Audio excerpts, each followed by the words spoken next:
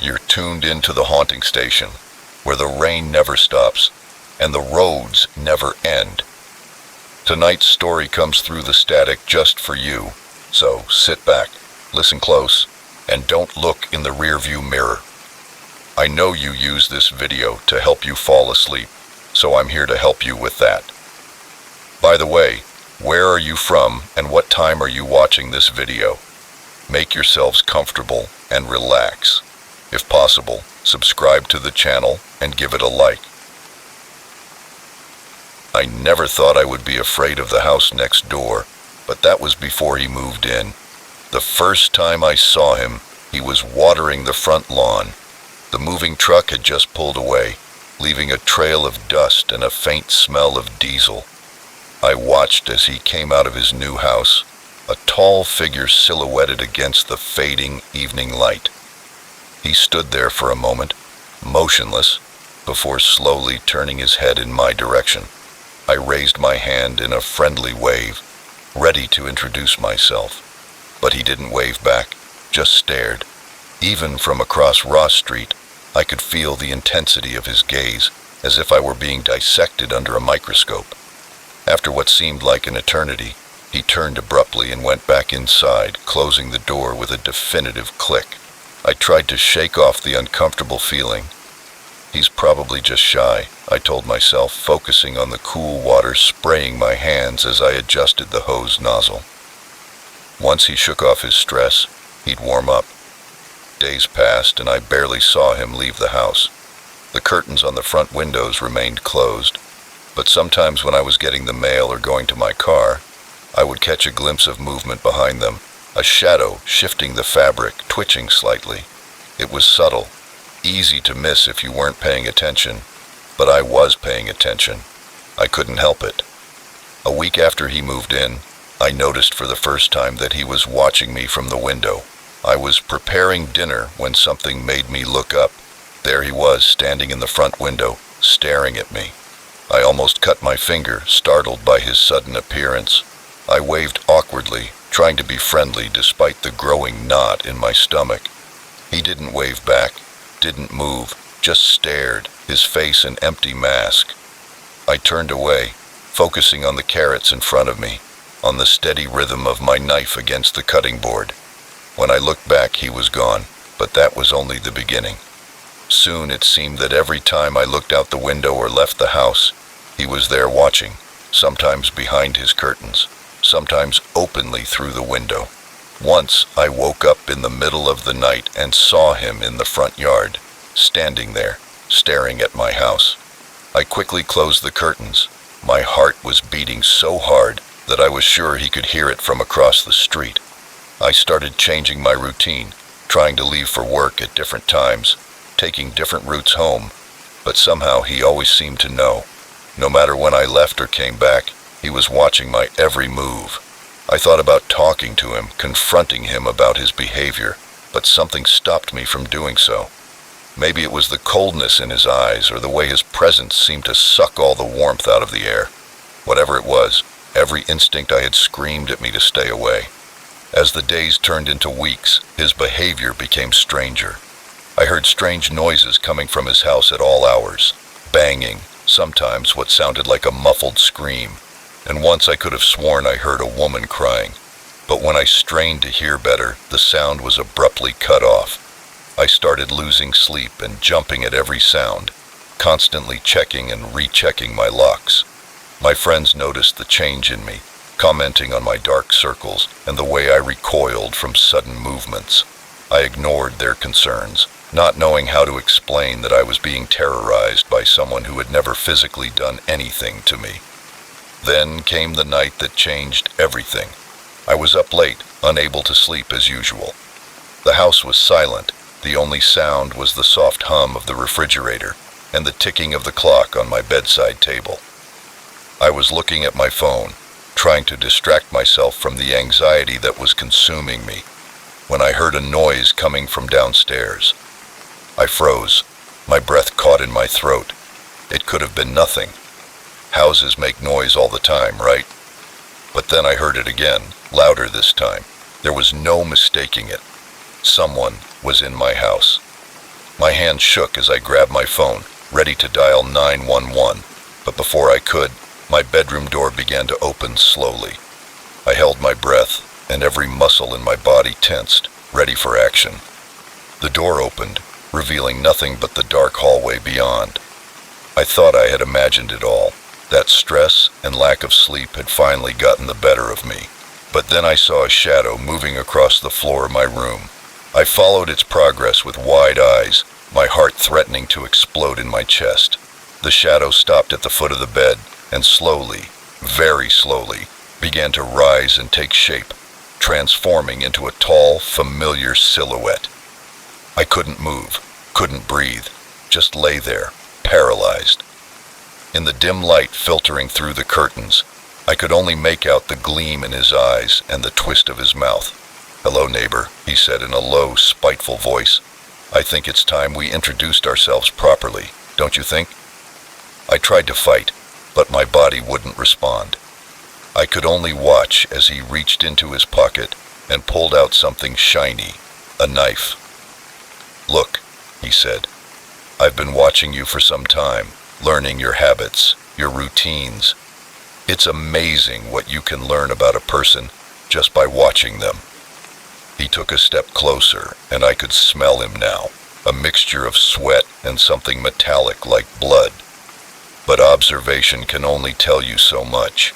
To really know someone, you have to get closer.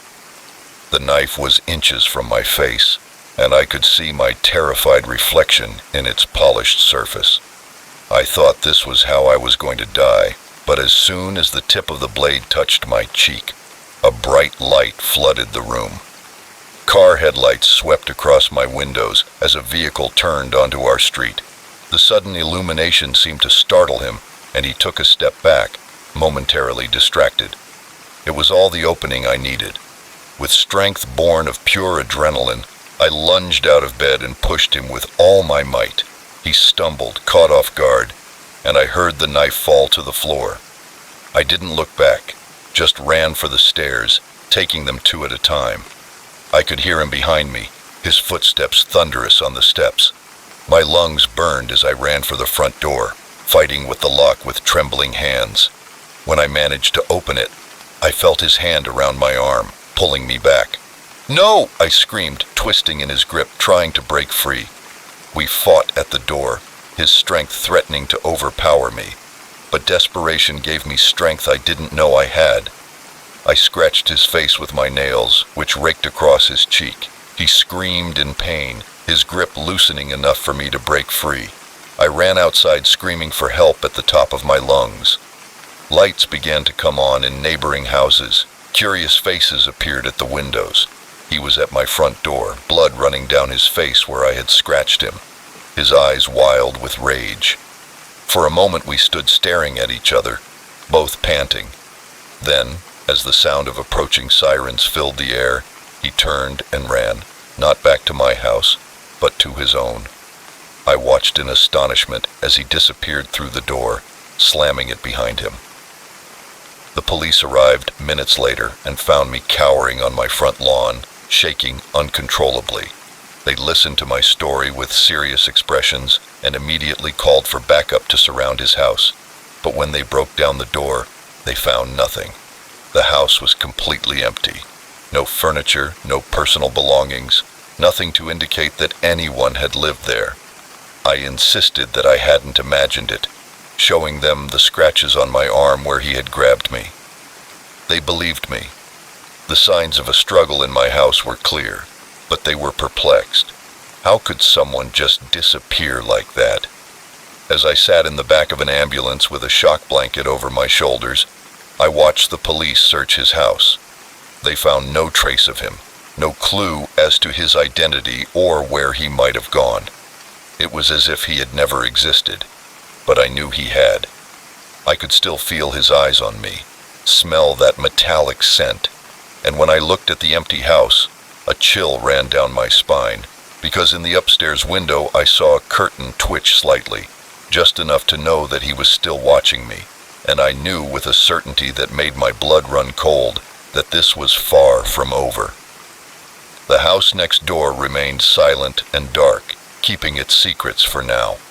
But somewhere out there, my neighbor was waiting, watching, and I knew that one day, when I least expected it, he would be back to finish what he started. Next story. The forest was supposed to be my escape, but it became my prison. I've always been a lonely person, preferring the company of trees and wildlife to the chaos of city life. When the stress of my job began to overwhelm me, I knew exactly what I needed. A solo camping trip deep into the wilderness, just me, my tent, and the great outdoors. If only I had known what was waiting for me out there. The hike was beautiful. Autumn had painted the forest in a profusion of reds and golds, and the fresh air filled my lungs with every breath. As I ventured deeper into the forest, the sounds of civilization faded away, replaced by the rustling of leaves and the occasional song of birds. I found an ideal spot to set up camp just as the sun began to sink below the tree line. A small clearing next to a babbling brook, sheltered by a cluster of ancient pine trees. I pitched my tent with ease, gathered some firewood, and settled in for the night. I sat by my campfire, watching the flames dance and listening to the nighttime sounds of the forest. The moon was full, casting an ethereal glow through the branches above me. I felt the tension of the last few months melt away, and thought this was exactly what I needed. Little did I know how wrong I was. The first sign that something was wrong came shortly after midnight. I was dozing lightly in my tent when a sound woke me up. At first it was hard to identify, a kind of scraping mixed with what almost sounded like whispers. I sat up, straining my ears, and there it was again, closer this time. My heart raced as I opened the flap of the tent and looked out into the moonlit clearing. At first, I saw nothing out of the ordinary, just shadows and silver light. But then a movement caught my eye. Something was moving among the trees at the edge of the clearing. Something large. It seemed to detach itself from the shadows, moving in a wrong way, not quite human, not quite animal, just wrong. In an instant, it disappeared, returning to the darkness of the forest. I stood there for hours, my eyes fixed on that spot, barely daring to breathe, but nothing else happened. Finally, exhaustion overcame my fear, and I fell into a restless sleep. I told myself it was just an animal, maybe a bear or a deer, nothing to worry about. After all, the forest plays tricks on you at night. But when I woke up the next morning, I knew it hadn't been my imagination. First was the smell, a strong odor of mold that hadn't been there the night before. It reminded me of wet skin and something rotting.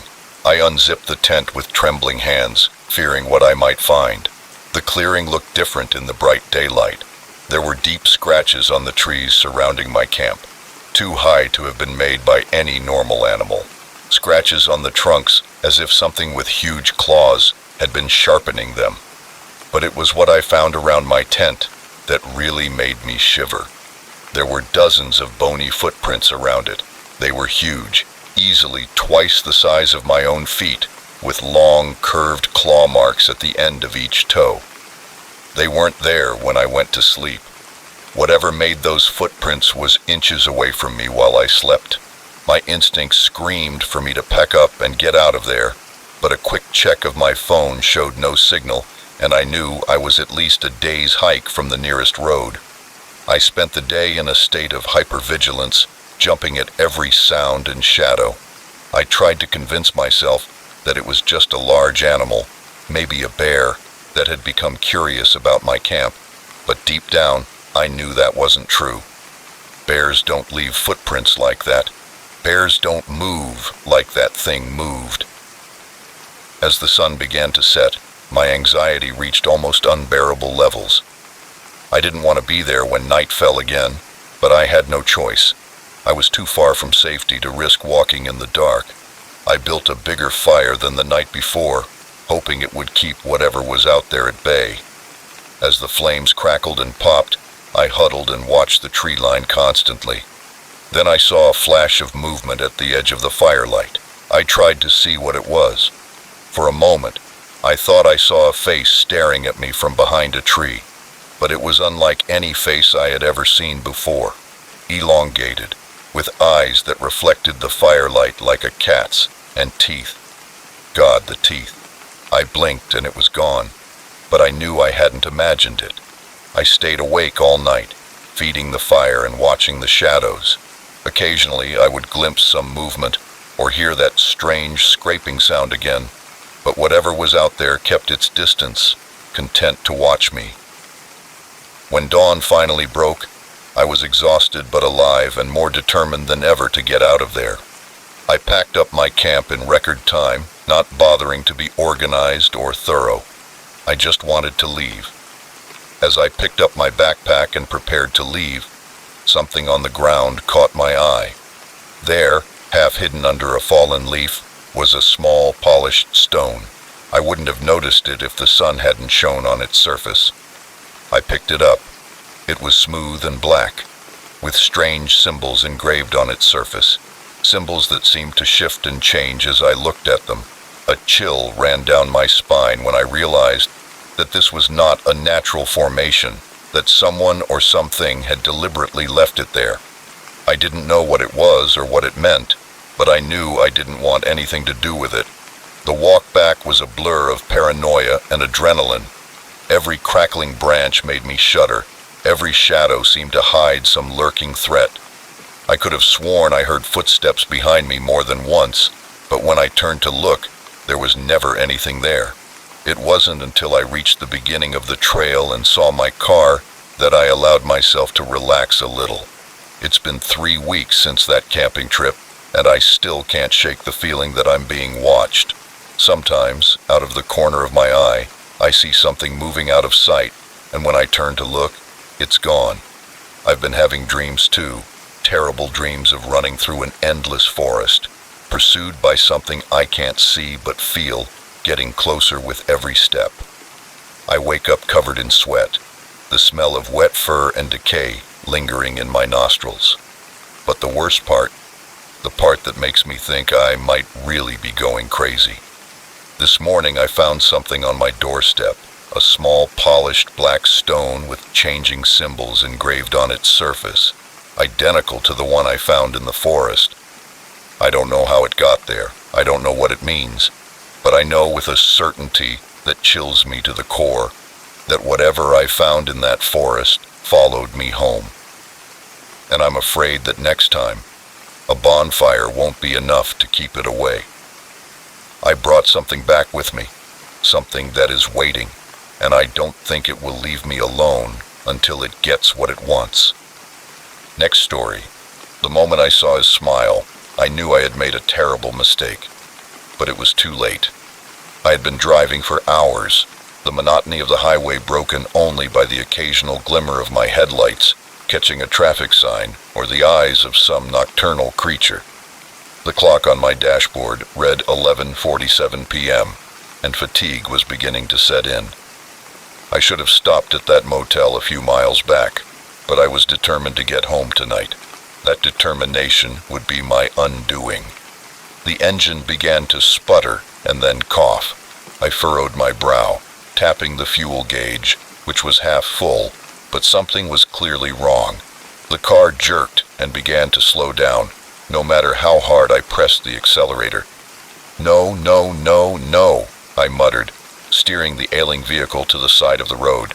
With one last pathetic hiss, the engine died. I sat there for a moment, my hands still gripping the steering wheel, as if sheer willpower could restart the car. The silence was oppressive, broken only by the ticking of the cooling engine and my own irregular breathing. I grabbed my cell phone, no signal of course. I opened the hood and got out of the car, the cool night air sending shivers down my arms. I pointed my cell phone flashlight at the engine compartment, but it might as well have been written in hieroglyphics for all the sense it made to me. That's when I saw headlights approaching in the distance. A sense of relief washed over me. Another car meant help, or at least the possibility of a ride to the nearest town. I waved my arms in the hope of getting the driver's attention. The vehicle, an old pickup truck that I could now see, slowed down as it approached, stopped behind me, and its headlights bathed my broken car in bright light. I squinted to try to make out the driver, but all I could see was a silhouette. The driver's door opened and a man got out. He was tall, broad-shouldered, wearing a flannel shirt and worn jeans. As he approached, I could see that he was older, perhaps in his 50s, with gray hair and a scruffy beard. "Car trouble?" he asked. I nodded, gesturing helplessly toward the open hood. "I suppose you don't know anything about engines." He laughed and stepped past me to look at the engine compartment. "I'm known for tinkering with engines from time to time. Let's take a look." I watched as he leaned over, and his hands moved with the confidence of someone who knew what he was doing. After a few minutes, he straightened up, wiping his hands on his jeans. "I have good news and bad news," he said, turning to me. "The good news is that I think I know what's wrong. The bad news is that it's not something I can fix here on the side of the road. What do I do?" He seemed to think for a moment, then said, "I can give you a ride to my place. I have a workshop there and we can take a good look at it in the morning. It's not far." All my instincts told me to be cautious with strangers, especially out here in the middle of nowhere, but what choice did I have? "That's very kind of you," I said slowly. "Are you sure it's not too much trouble?" That's when he smiled, and something in my gut twisted. It wasn't an unkind smile, not exactly, but there was something strange about it, something that didn't quite reach his eyes. "No trouble at all," he said, still wearing that unsettling smile. "Always happy to help a stranger in need." Before I could respond, he was already moving to hook my car up to his truck. I stood there torn between relief at his offer of help and a growing sense of unease. As we drove down the dark road, me in the passenger seat of his truck, my car behind us, I tried to shake off my nervousness. "He's just being nice," I told myself. "Not everyone has bad intentions." We drove in silence for a while, the only sound being the rumble of the truck's engine and the occasional crackle of the old radio. I watched the trees pass by outside the window, trying to gauge how far we had traveled. "What brings you out here so late?" he said suddenly, making me jump slightly. I swallowed, trying to keep my voice steady. I was coming home from a business trip. I probably should have stopped for the night, but I was eager to get back. He nodded, keeping his eyes on the road. "Was your family waiting for you?" "No," I replied, and immediately regretted it. Why had I told him that? "I mean, not right away. My parents live nearby." He made a non-committal sound, and we fell silent again. I found myself looking at him more often, watching the way his hands gripped the steering wheel, the shape of his jaw. Everything about him seemed tense, coiled like a spring ready to snap. We left the main road and turned onto a narrow, unpaved trail. My uneasiness grew with every passing minute. "It's really remote out here," I said, trying to keep my voice light. He looked at me, and the unsettling smile returned to his face. "I like my privacy." Finally, we pulled up to a small, run-down house with a separate garage next to it. Old car parts and rusty tools were scattered across the property. The house was lit by a single flickering light on the porch. "We're here," he said, turning off the engine. As we got out of the truck, I couldn't shake the feeling that I had made a terrible mistake. Everything about this situation felt wrong. "This way," he said, motioning for me to follow him. "Let's get your car out of here. Then you can spend the night in bed. I have a spare room." I followed him reluctantly toward the house, my heart beating so hard I was sure he could hear it. As we turned the corner, I saw not a garage, but a basement door built into the ground. He must have noticed my hesitation because he turned, fixing me with those cold eyes. I swallowed hard and took a step back. "I think maybe I should call a tow truck. If you could let me use your phone." His hand shot out and grabbed my arm with surprising strength. Now," he said, his voice low and dangerous. "Don't be rude. The least you could do is come take a look at my garage." I tried to pull away, but his grip was like iron. He let go for a moment and I saw the glint of a knife. My blood ran cold. "It's a shame," he said, almost sadly. "The polite ones are so much easier. They just go along. But you had to be difficult." I acted on pure instinct, jamming my knee hard between his legs. He grunted in pain, his grip loosened enough for me to break free. I ran without caring which direction I was going, just needing to get away. I could hear him behind me, crashing through the undergrowth and shouting obscenities. I ran through the forest, branches hitting my face, roots threatening to trip me at every step. It felt like hours, my lungs burning, my legs aching, but I didn't dare stop.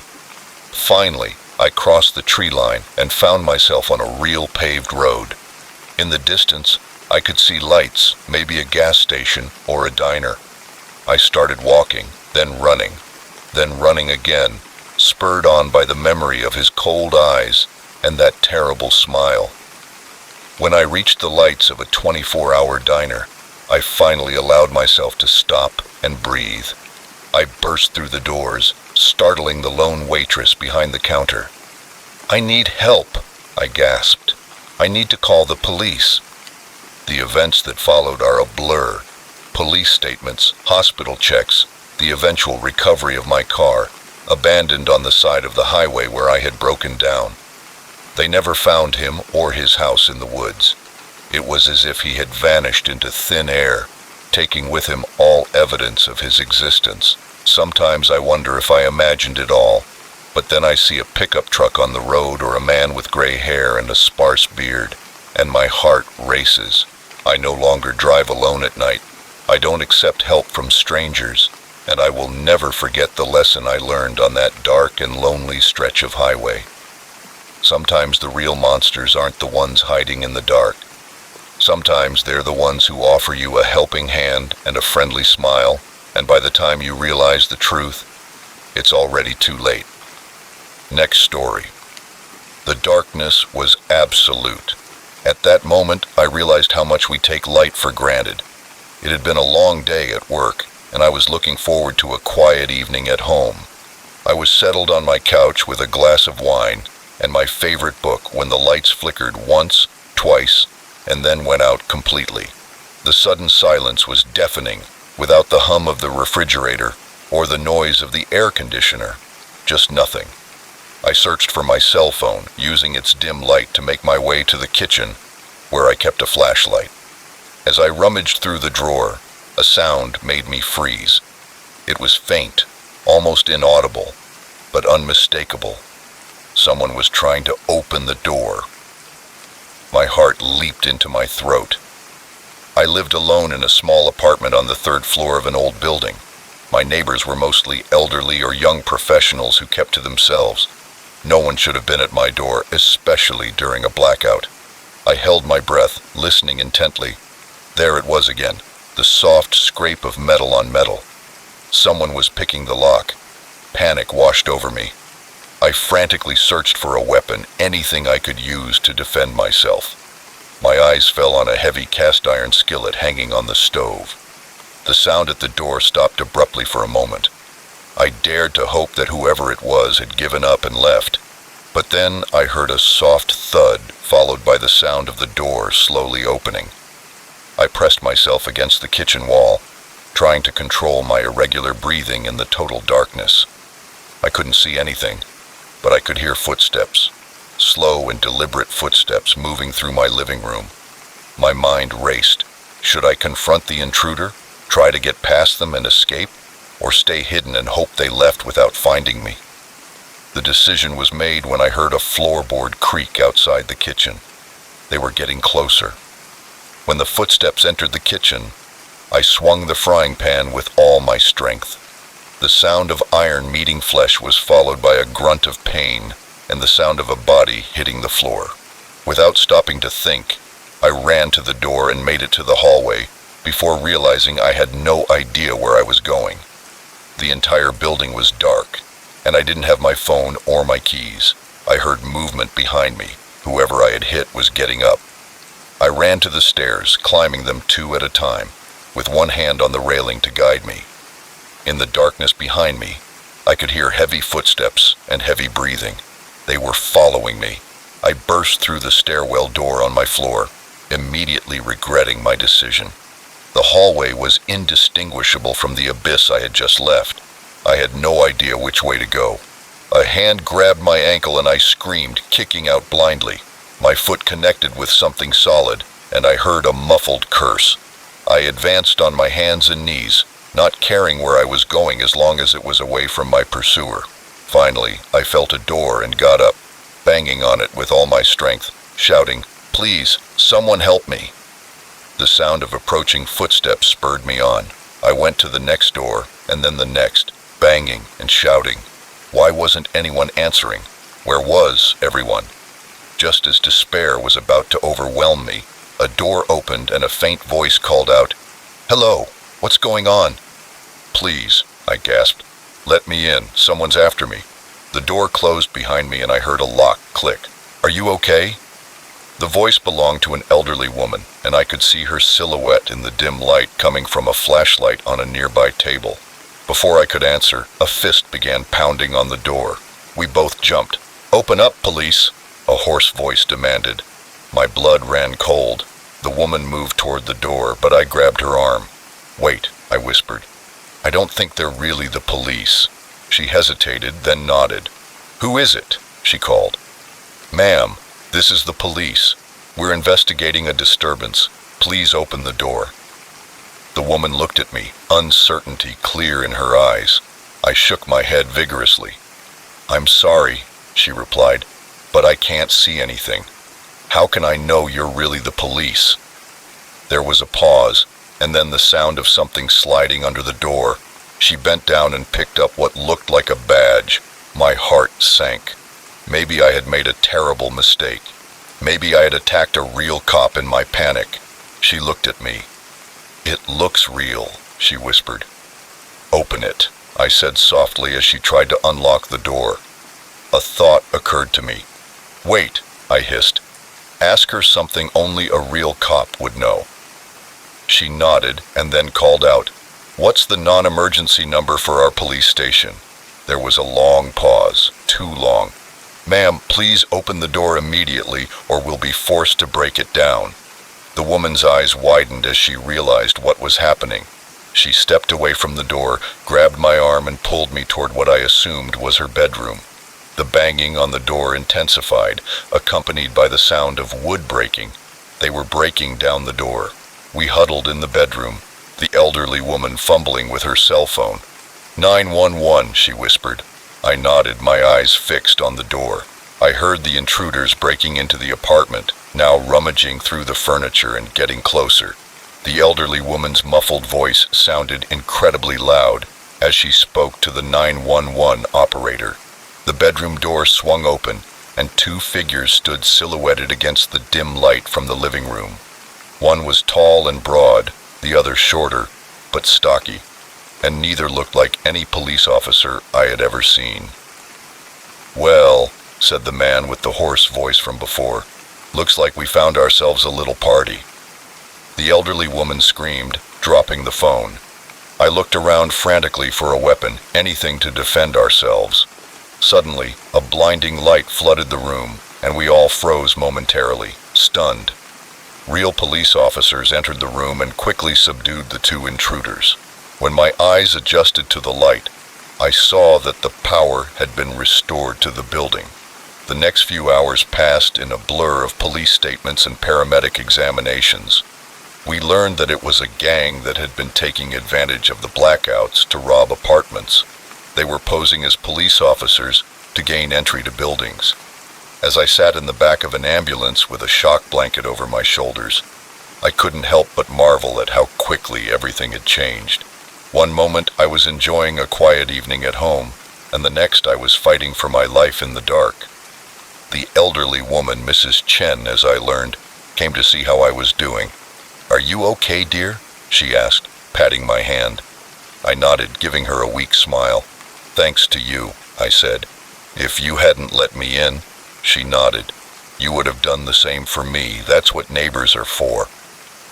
As I watched the police cars, their lights painting the street with flashes of red and blue, I realized something. The darkness wasn't just the lack of light, it was the fear, the uncertainty, the feeling of being completely alone. But even in that darkness there was a glimmer of light, the kindness of a stranger, the courage to fight, the hope that help would come. I may never feel completely safe in the dark again, but I will always remember that even in the darkest moments, there is always a chance for light to shine through. You just have to be brave enough to look for it. Next story. The camera was so small I almost didn't see it, but when I did, I couldn't help but see how my dream vacation had turned into a nightmare. It was supposed to be the trip we'd always dreamed of. After months of overtime and saving, my wife Sarah and I had finally saved enough for a week at an exclusive beachfront property. The photos online were breathtaking. Crystal clear white sand and a modern villa that looked like something out of a magazine. When we arrived, it looked even better than the photos. The property manager, a friendly local named Miguel, gave us a tour, pointing out all the amenities: the infinity pool, the state-of-the-art kitchen, the huge master bedroom with a private balcony. Sarah squeezed my hand and her eyes sparkled with excitement. We were both thinking the same thing. This is paradise. The first few days were ecstatic. We swam in the warm ocean, relaxed by the pool, and watched spectacular sunsets from our balcony. We dined together in the gourmet kitchen, laughing and talking like we hadn't in years. The stress of our daily lives seemed a million miles away. We had just finished dinner and were cleaning up when Sarah stopped with a strange look on her face. "Did you hear that?" she asked, tilting her head to one side. At first, I heard nothing but the soft hum of the air conditioner. Then, faintly, I noticed a low mechanical hum, so quiet that I might not have heard it if the house hadn't been so quiet. "It's probably just the refrigerator," I said, but even as the words left my mouth, I knew that wasn't it. "It sounds like a camera," Sarah whispered, her eyes meeting mine. I tried to laugh, but the sound disturbed me too.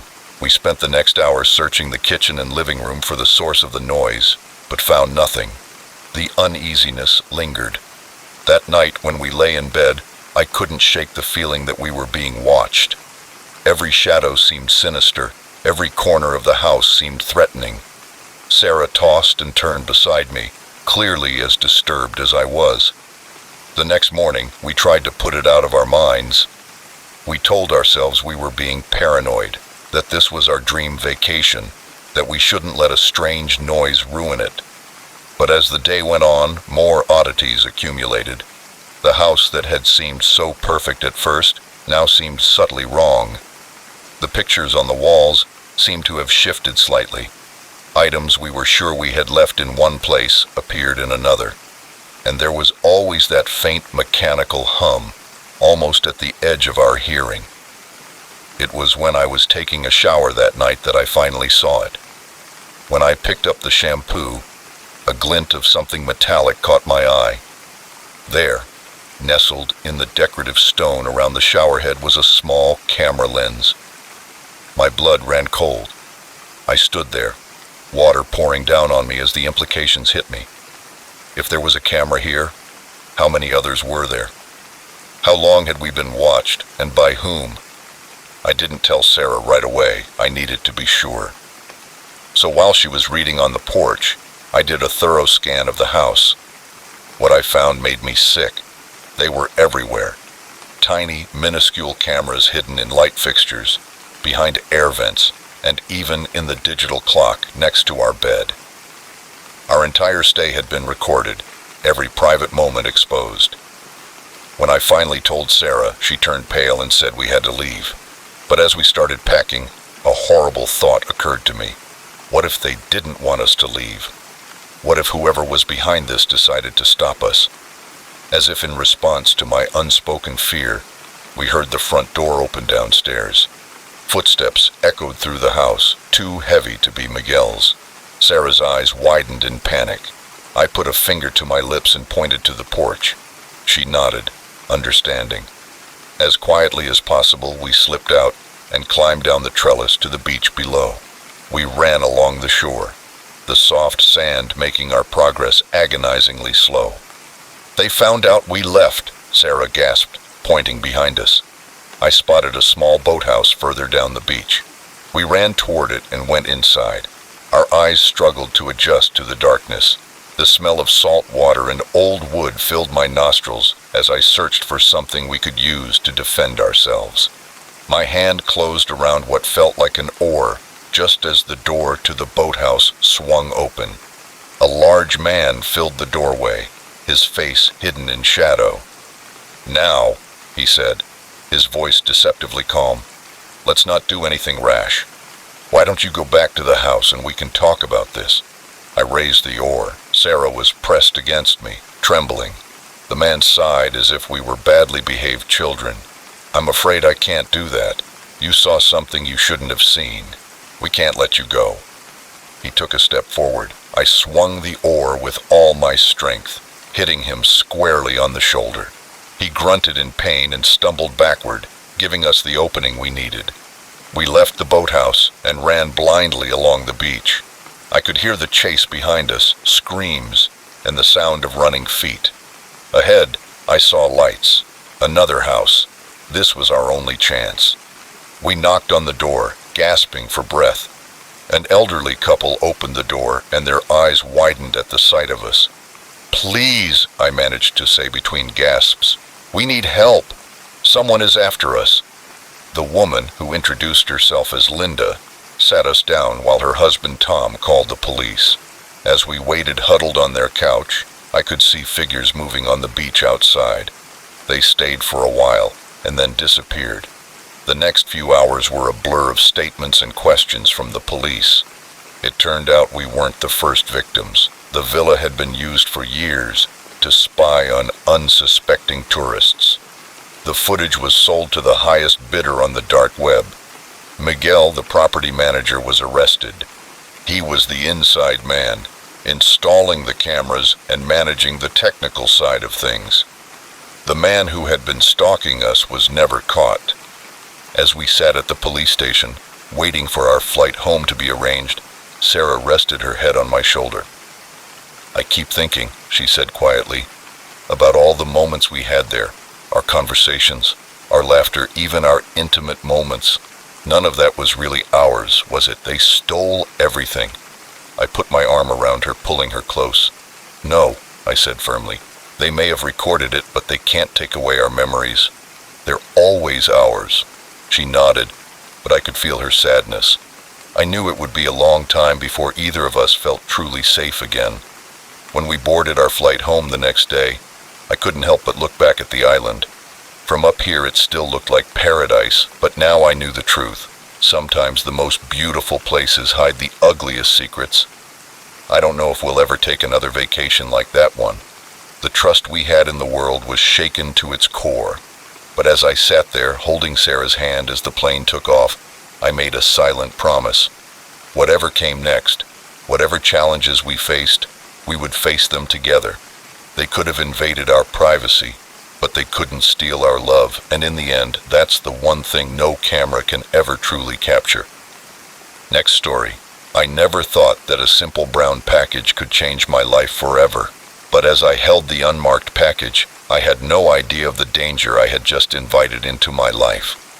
It was supposed to be a routine business trip, 3 days in a mid-range hotel, attending a conference I had been to a dozen times before. Nothing exciting, nothing out of the ordinary, just another dot in the monotony of my corporate existence. I checked in late. The sun was already setting as I dragged my suitcase down the carpeted hallway to my room. The key card beeped, the lock clicked, and I opened the door, ready to collapse into bed and order room service.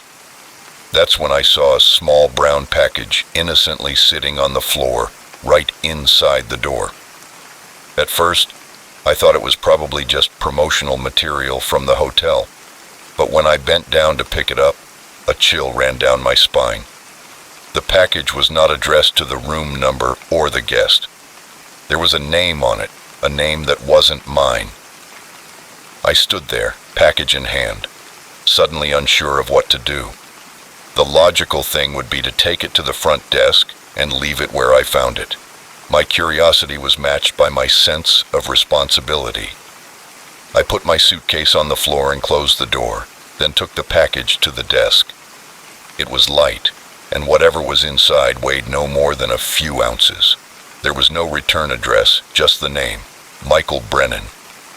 I don't know what made me open it. Maybe it was the long day of traveling, or the 3 cups of coffee I had on the plane. Maybe it was just that uncomfortable feeling of wanting to know, of solving the mystery. I carefully tore open the brown paper, revealing a plain white envelope underneath. I slid my finger under the flap, breaking the seal, and inside was a single sheet of paper and a small USB drive. The paper was covered with what appeared to be random sequences of numbers and letters, some kind of code I couldn't decipher.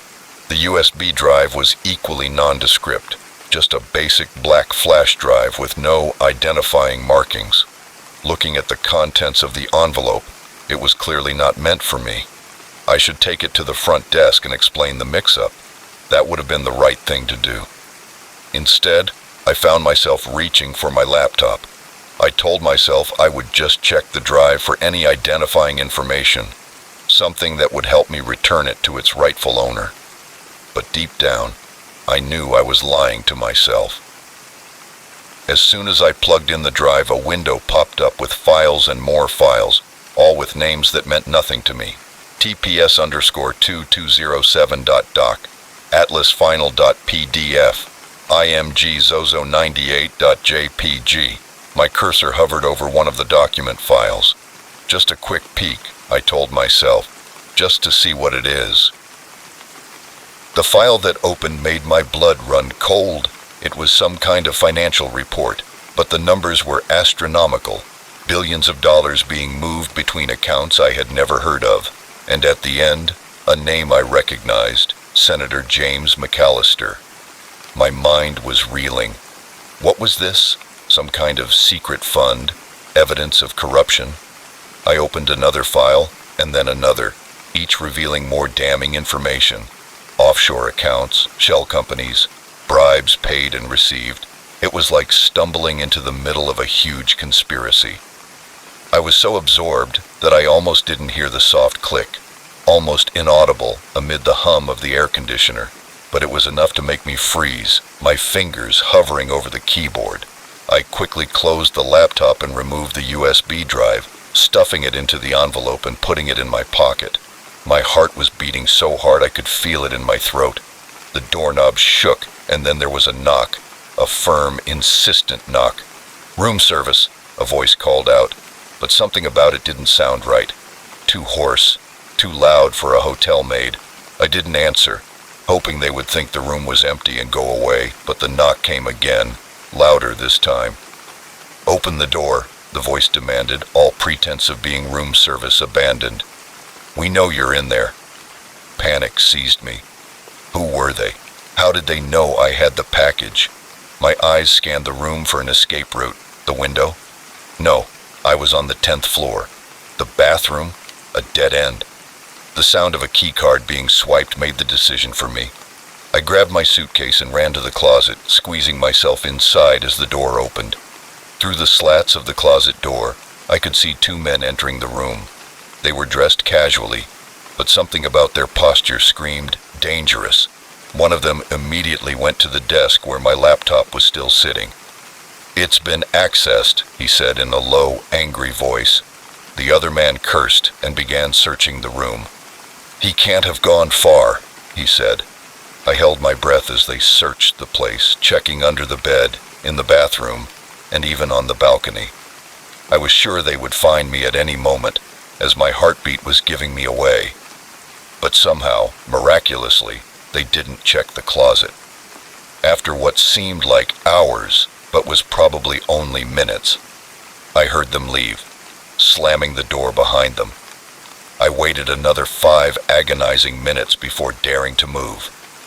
When I finally came out of the closet, my legs were shaking so badly that I could barely stand. I knew I couldn't stay here. Whoever those men were, they would come back. I had to get out of there. I had to find a safe place.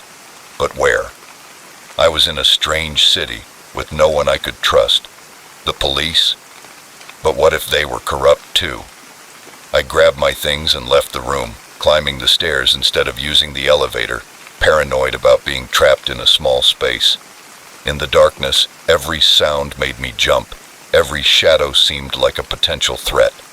I reached the lobby without incident, trying to look casual as I walked quickly toward the exit. I was almost there when I heard a scream behind me. There he was, one of the men from the room. I ran into the street, dodging pedestrians and ignoring the angry honking of cars as I ran through traffic. I had no plan, no destination in mind.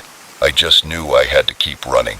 I ran until my lungs burned and my legs felt like jelly. Finally, I stopped, leaning against a wall, breathing heavily.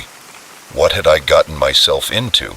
I still had the flash drive and the coded paper in my pocket. Whatever was on there was big enough that people were willing to kill for it. I couldn't go home. That would be the first place they'd look. Then it occurred to me that my college roommate, Alex, worked in cybersecurity. If anyone could figure out what was on that drive, it was him. I found a 24-hour internet cafe and sent Alex an encrypted message using a code we had invented in college. Then I bought a disposable cell phone and a bus ticket to his city. Sitting on the bus, watching the city lights fade into the distance, I couldn't help but wonder how my life had changed so drastically in just a few hours. This morning I was a normal guy on a business trip. Now I was on the run, carrying secrets that people would kill for. I didn't know if I could ever go back to my old life, but I knew one thing. I was in this now, for better or for worse, and I had to see it through to the end. The package that wasn't meant for me had become my responsibility, and somehow I would have to figure out what to do with it. As the bus rolled on into the night, I clutched my bag tightly, feeling the weight of the USB drive in my pocket as if it weighed a ton. One thing was certain, nothing would ever be the same again. Next story. The moment I realized we weren't going to my destination, I knew I had made a terrible mistake, but by then it was too late. It had been a long day at the office, one of those soul-crushing shifts where everything that could go wrong did. It was almost midnight, and I was exhausted. The idea of navigating the labyrinthine public transportation system at that hour was too much to bear. So I did what any sensible person would do in 2023. I opened my ride-sharing app and requested a car. The app cheerfully informed me that my driver, a man named Carlos, would arrive in a blue sedan in just 3 minutes. I waited at the curb. The cool night air helped clear some of the fog from my brain. The car that matched the description pulled up. I double-checked the license plate on the app, and it matched. So far, so good. "Good evening," the driver said as I slid into the back seat. "Long night," I muttered, an affirmative, too tired for small talk. He nodded understandingly and pulled away from the curb. I leaned my head against the window and watched the city lights go by, eager to get to my bed. But after only 10 minutes of driving, I began to feel that something was wrong. The route we were taking didn't seem familiar. I sat up straighter, looking out the window and trying to get my bearings. "Excuse me," I said, my voice sounding strangely loud in the quiet car. "I think we might be going the wrong way." He glanced at me in the rearview mirror. In the dim light, I couldn't make out his expression. "Don't worry," he said softly. "I know these streets like the back of my hand." Something in his tone made the hairs on the back of my neck stand on end. I reached for my phone with the intention of checking the route on my map app. That's when I realized I had no signal. I tried to stay calm, telling myself I was just being paranoid, but as we drove down unfamiliar streets, my unease grew.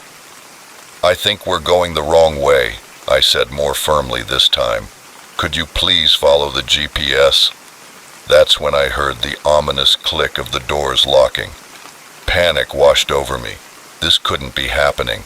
This was the stuff of urban legends, not real life, not my life. "Stop the car now," I demanded. trying not to let my voice shake despite my efforts to sound authoritative. He laughed, a low, disturbing sound that made my blood run cold. "I'm afraid I can't do that," he said, and all pretense of cordiality disappeared from his voice. "We have to go somewhere, you and me."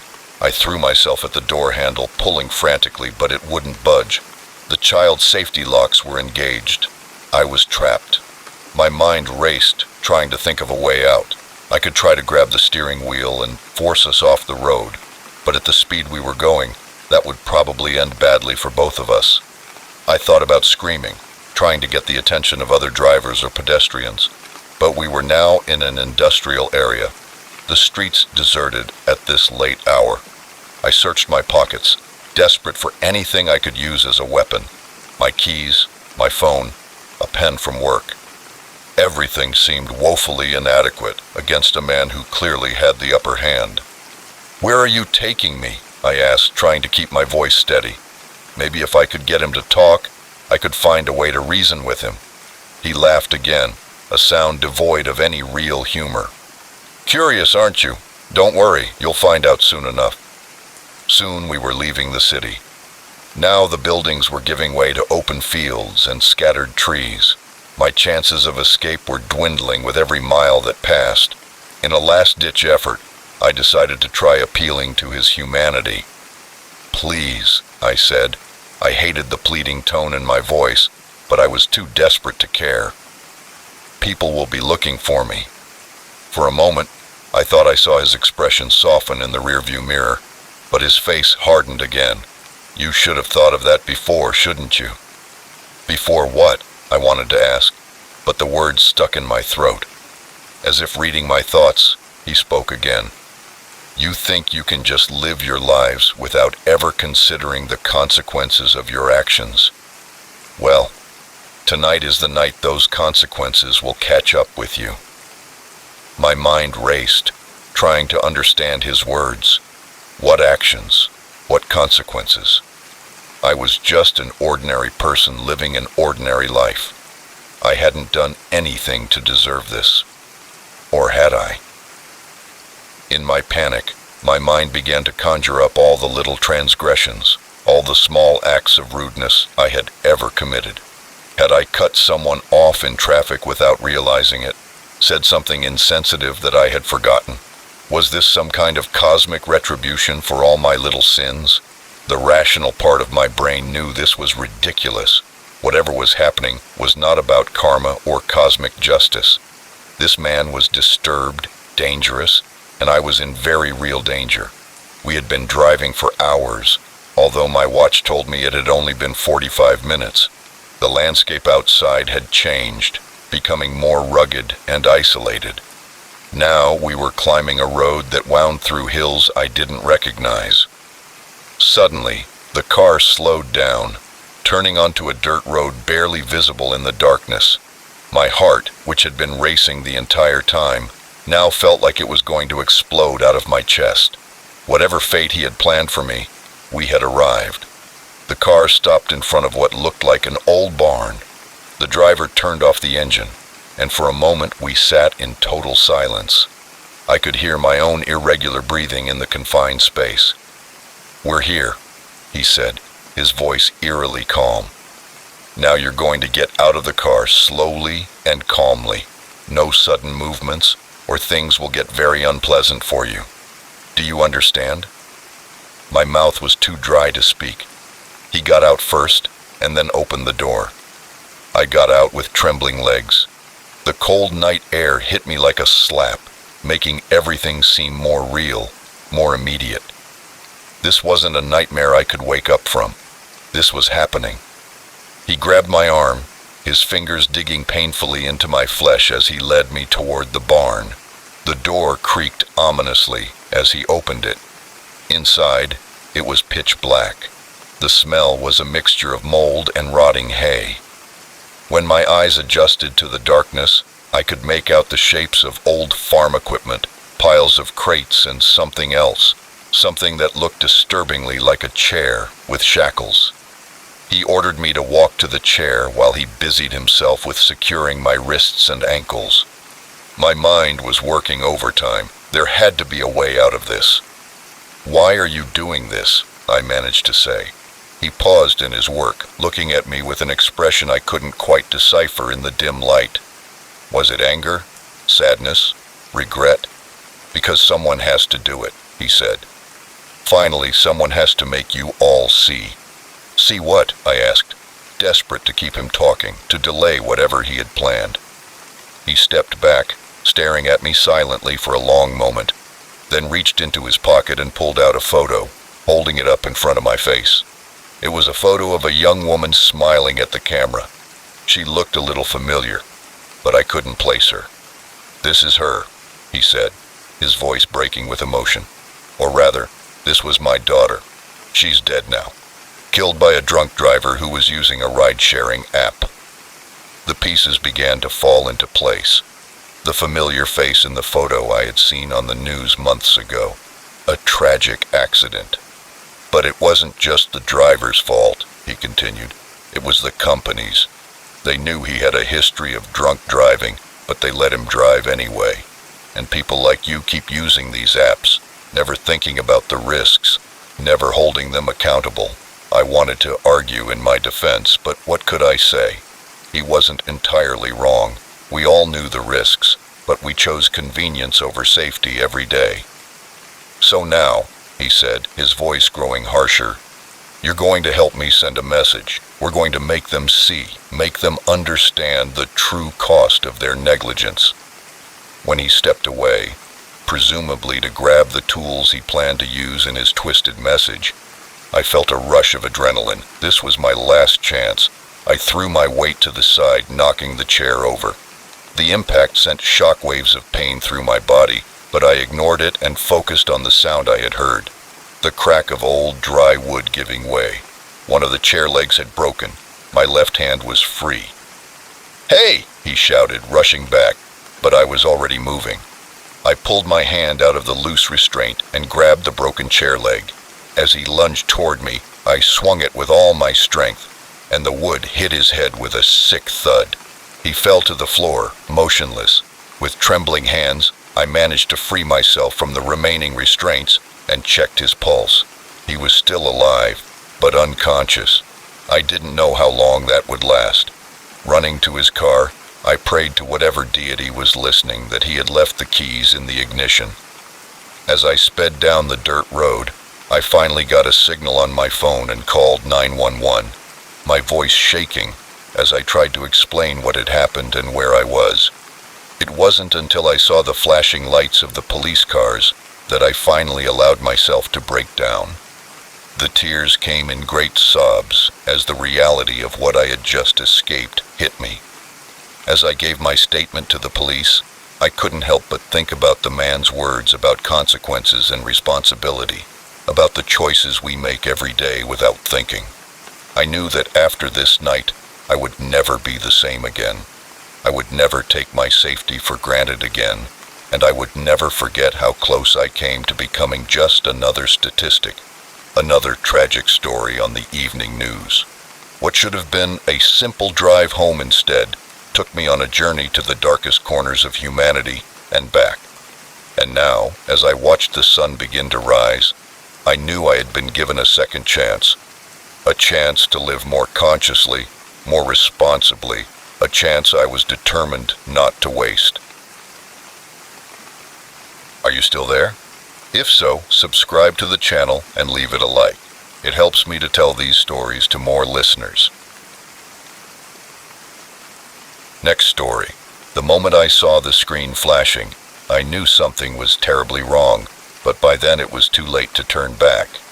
It was just another night at the office, or so I thought. As a junior analyst at Crimson Global, a multinational corporation with its fingers in every industry from technology to pharmaceuticals, burning the midnight oil was practically part of my job description. But tonight was different. Tonight would change everything. I had been poring over quarterly reports for hours, my eyes tired and my brain foggy from the endless numbers. The office was eerily quiet. The usual hustle and bustle of the day had been replaced by the soft hum of computers. and the occasional distant sound of the cleaning crew. I decided to take a break, stretching my arms above my head and yawning widely. That's when I noticed a faint, irregular flash coming from the security office at the end of the hallway. Curious and happy for any distraction from my mind-numbing task, I decided to investigate. The door to the security office was ajar, which was strange in itself. As I approached, I could see the bank of monitors inside, each showing a different part of the building, but one screen was flashing rapidly, alternating between different camera images.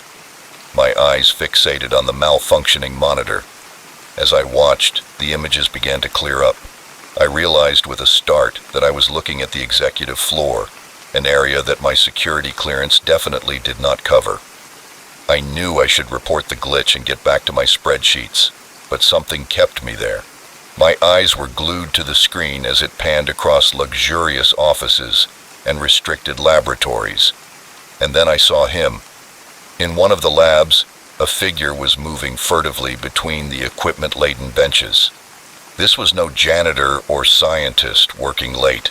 His movements were too hurried, too secretive. My heart began to race. Was I witnessing a corporate espionage break-in? I reached for the phone. The figure on the screen turned, and I saw his face. I felt the blood drain from my face when I recognized him. It was Dr. Emerson, head of our biotechnology division. What was he doing in his own lab in the middle of the night? Dr. Emerson took something out of a locked cabinet, a small vial filled with a dark liquid. He put it in his pocket and began typing rapidly on one of the computers. I was so absorbed in the scene that I almost didn't hear the footsteps approaching behind me. I spun around, my heart in my throat, and found myself face to face with Dave, one of the night security guards. "What are you doing here?" he asked suspiciously. I stammered an explanation about seeing the screen flashing, trying to keep my voice steady. Dave's eyes narrowed as he looked at the monitors beyond me. "There shouldn't be any feed from the executive floor from this terminal," he muttered, stepping past me to examine the system. As Dave fiddled with the controls, I saw Dr. Emerson finish what he was doing and rush out of the lab. The evidence of what he had been doing disappeared. Dave finally managed to reboot the system, and the executive floor camera disappeared from the screens. He turned to me with a stern expression. "You shouldn't be here," he said. "These systems are restricted for a reason." I nodded, trying to look suitably chastened, while my mind raced. Should I tell him what I had seen? But what exactly had I seen? A senior executive accessing his own lab wasn't exactly a smoking gun, and if I was wrong, if there was an innocent explanation, reporting it would be professional suicide.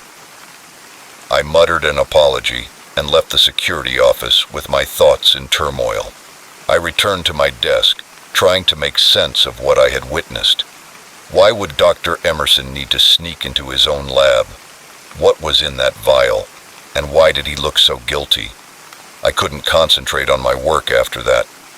The numbers on my screen blurred as my mind replayed the scene I had witnessed. Over the next few days, I began to pay more attention to office gossip, especially anything related to the biotechnology division. I casually asked colleagues about Dr. Emerson, considering my questions to be mere curiosity about the company's upper management. What I discovered only deepened the mystery. Dr. Emerson had been acting strangely for weeks, canceling meetings, speaking ill of his subordinates, and appearing dejected and stressed. Some speculated that he was succumbing to the pressure of an important project deadline. Others whispered about personal problems, a messy divorce in progress, but none of that explained what I had seen that night. A week later, I was working late again when I heard a heated conversation in a nearby conference room. "You can't do that," Dr. Emerson said angrily. "Do you have any idea what's at stake?" A colder voice replied, one I recognized as belonging to Victoria Hardwick, our CEO. "I know exactly what's at stake, Richard. That's why you've already gone too far." There was the sound of something hitting a desk, perhaps a hand, and then Dr. Emerson left the room, He was so preoccupied that he didn't even notice me cowering in the shadows of my cubicle. My curiosity was now raging. What was going on? What had Dr. Emerson done that was so terrible that even our notoriously ruthless CEO was putting a stop to it? I made a decision that I knew could cost me my job, or worse, I was going to find out the truth. Over the next few weeks, I threw myself into my work with renewed vigor, making sure to volunteer for any task that could give me access to more confidential information. I started arriving early and staying late, using the quiet hours to investigate. It was during one of these nighttime investigations that I finally discovered what was going on. I had managed to access the biotech division's file server thanks to a password carelessly scribbled on a post-it note. I was sifting through recent reports when I came across the Lazarus Project. The file was highly encrypted, but from what I could gather, it was some kind of radical life extension therapy. The applications and potential profits were staggering, but as I dug deeper, my excitement turned to horror. The tests had gone wrong, terribly wrong. The test subjects had experienced rapid aging, cognitive decline, and in some cases, death. But instead of shutting down the project, Dr. Emerson continued to falsify data and cover up the failures. And worse, he began testing on humans, vulnerable people, the homeless, undocumented immigrants, people who wouldn't be missed, people who died horrible deaths in the name of scientific progress and corporate greed. It was a crime against humanity. I was so horrified by what I was discovering that I didn't hear the door open behind me. It wasn't until I felt a hand on my shoulder that I realized I wasn't alone. I turned around and found myself face to face with Dr. Emerson himself. "I hoped it wouldn't come to this," he said, his voice strangely calm. "I really thought I could perfect it, save lives, change the world." I opened my mouth to speak, but no words came out. Dr. Emerson's eyes were desperate and wild. I saw his hand move, saw the glint of a syringe. "I'm sorry," he said, and I felt a sharp sting in my neck. "But I've gone too far to stop now, and you'll be helping science after all." As the world began to fade away around me, my last coherent thought was about the flashing security screen that had started it all. I should have left. I should have taken care of my life. But now it was too late for that. When I woke up, I was strapped to a cold metal table in a room I didn't recognize. Dr. Emerson was watching me with a vial of dark liquid in his hand, the same vile liquid I had seen him take on that fateful night. "Don't worry," he said, his voice sounding distant and distorted. "You won't remember any of this, and who knows, maybe you'll be the one to change everything." As the world began to fade away around me, my last coherent thought was about the flashing security screen that had started it all. I should have left. I should have taken care of my life. But now it was too late for that. When I woke up, I was strapped to a cold metal table in a room I didn't recognize. Dr. Emerson was watching me with a vial of dark liquid in his hand, the same vile liquid I had seen him take on that fateful night. "Don't worry," he said, his voice sounding distant and distorted. "You won't remember any of this, and who knows, maybe you'll be the one to change everything."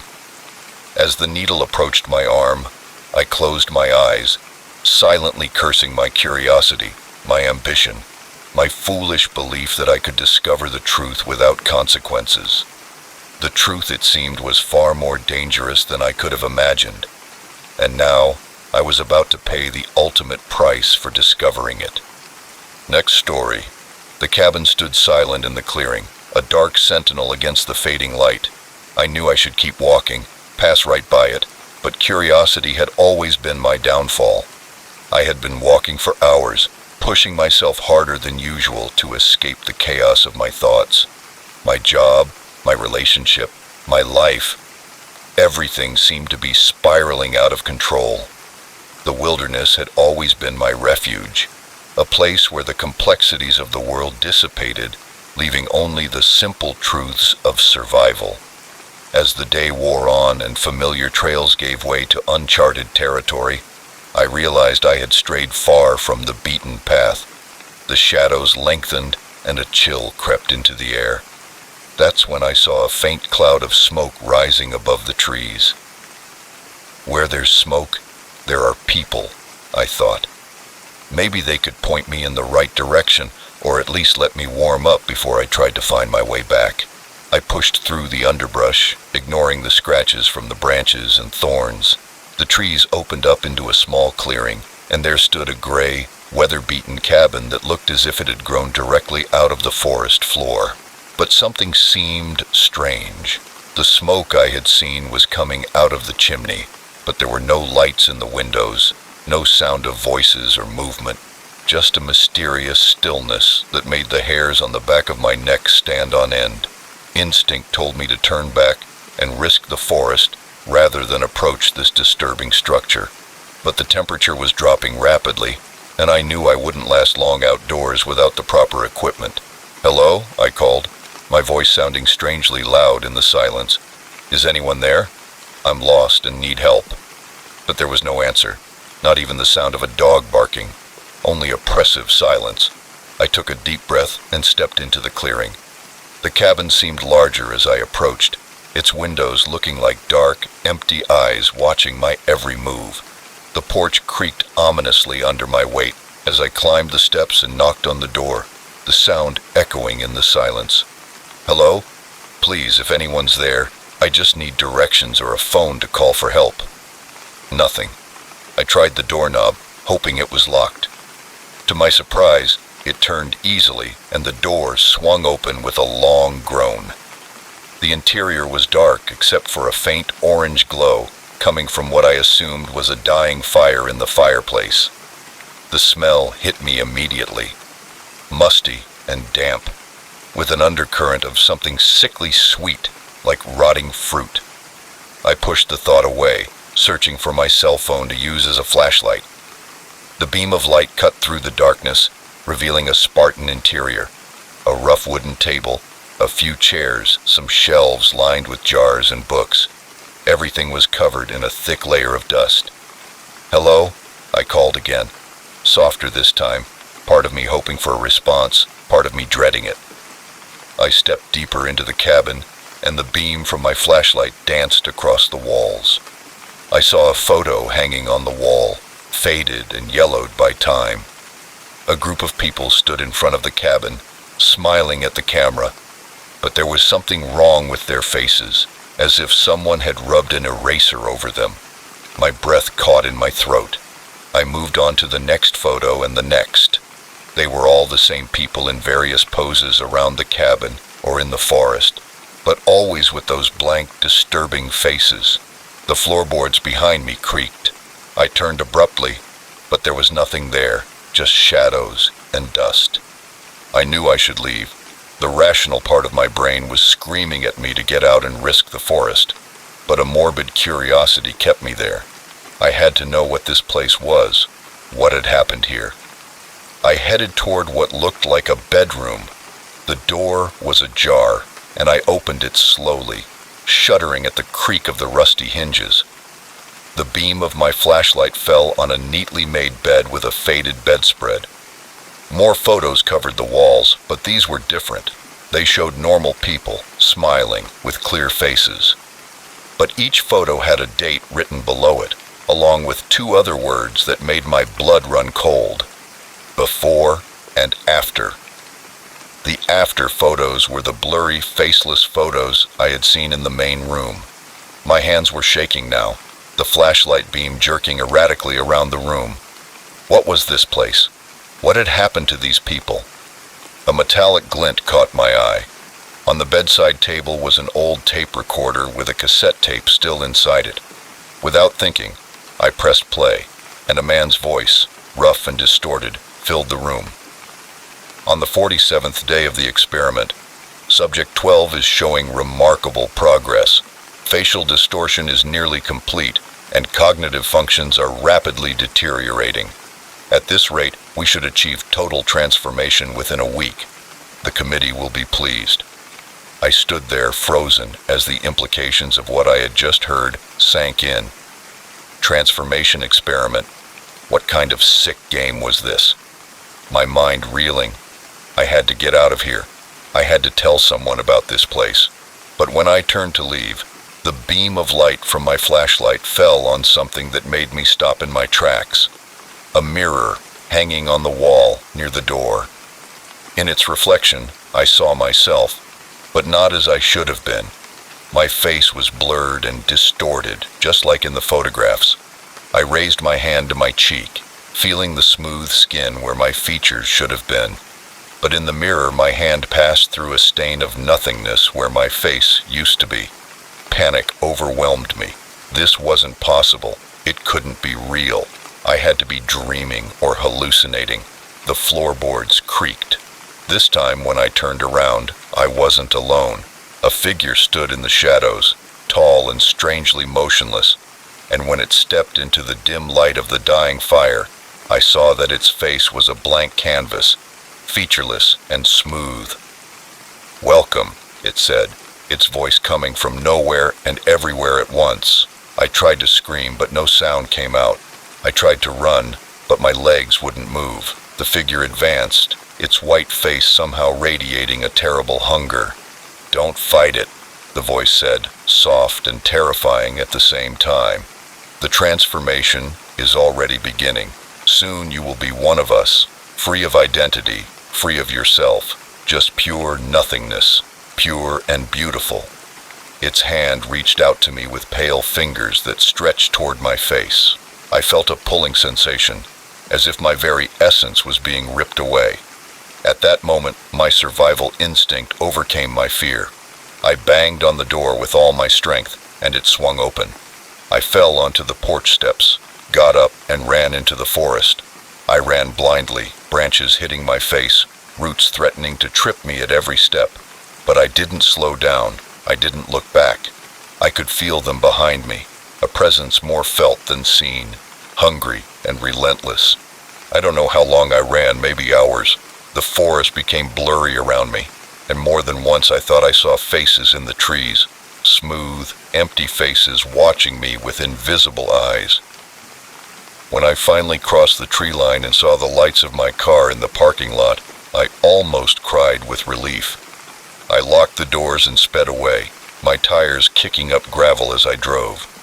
I kept looking in the rearview mirror, half expecting to see a horde of faceless figures chasing me, but there was nothing, just the dark road and the sky slowly brightening as dawn approached. Exhausted and trembling, I dared to look at myself in the mirror again. My face was there, normal and unchanged. Had it all been a hallucination, a vivid nightmare brought on by exhaustion and stress? But as I stared at my reflection, I noticed something, a slight blur around the edges of my features, almost imperceptible.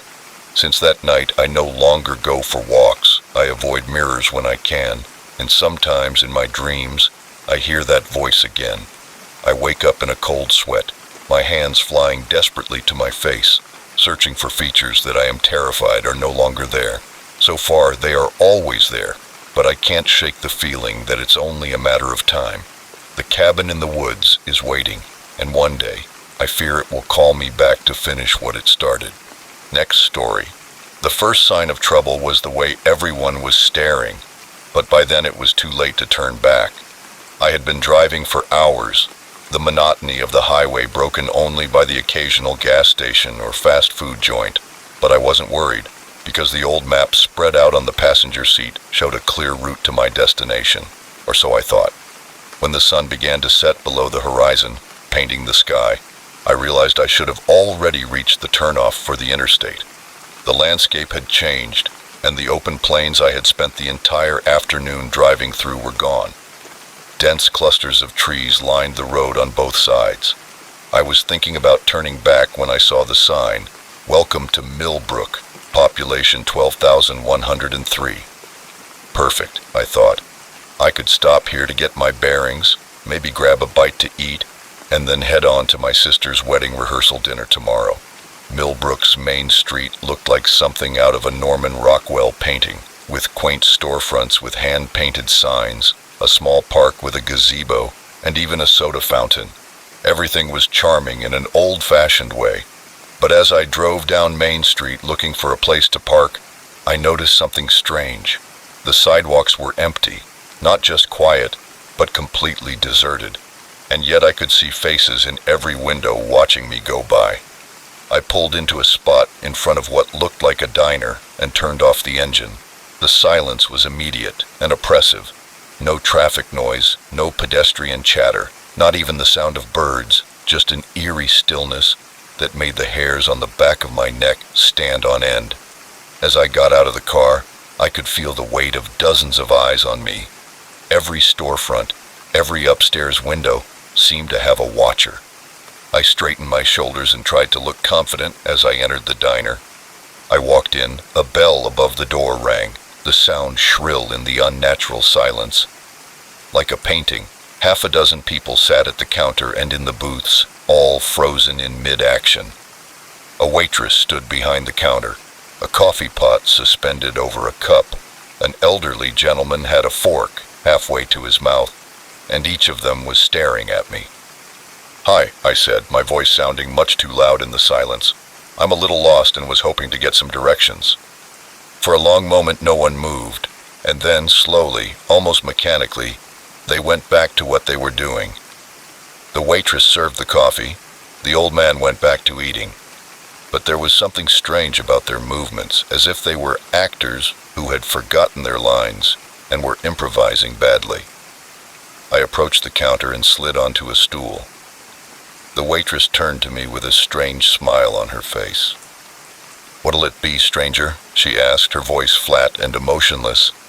"Just coffee, thank you," I replied, trying to keep my voice steady. "And if you could point me to the interstate, I'd really appreciate it." She poured the coffee without looking at the cup, her eyes fixed on my face. "Interstate," she repeated, as if the word were foreign to her. "There are no interstates around here. You're in Millbrook. Why do you want to leave?"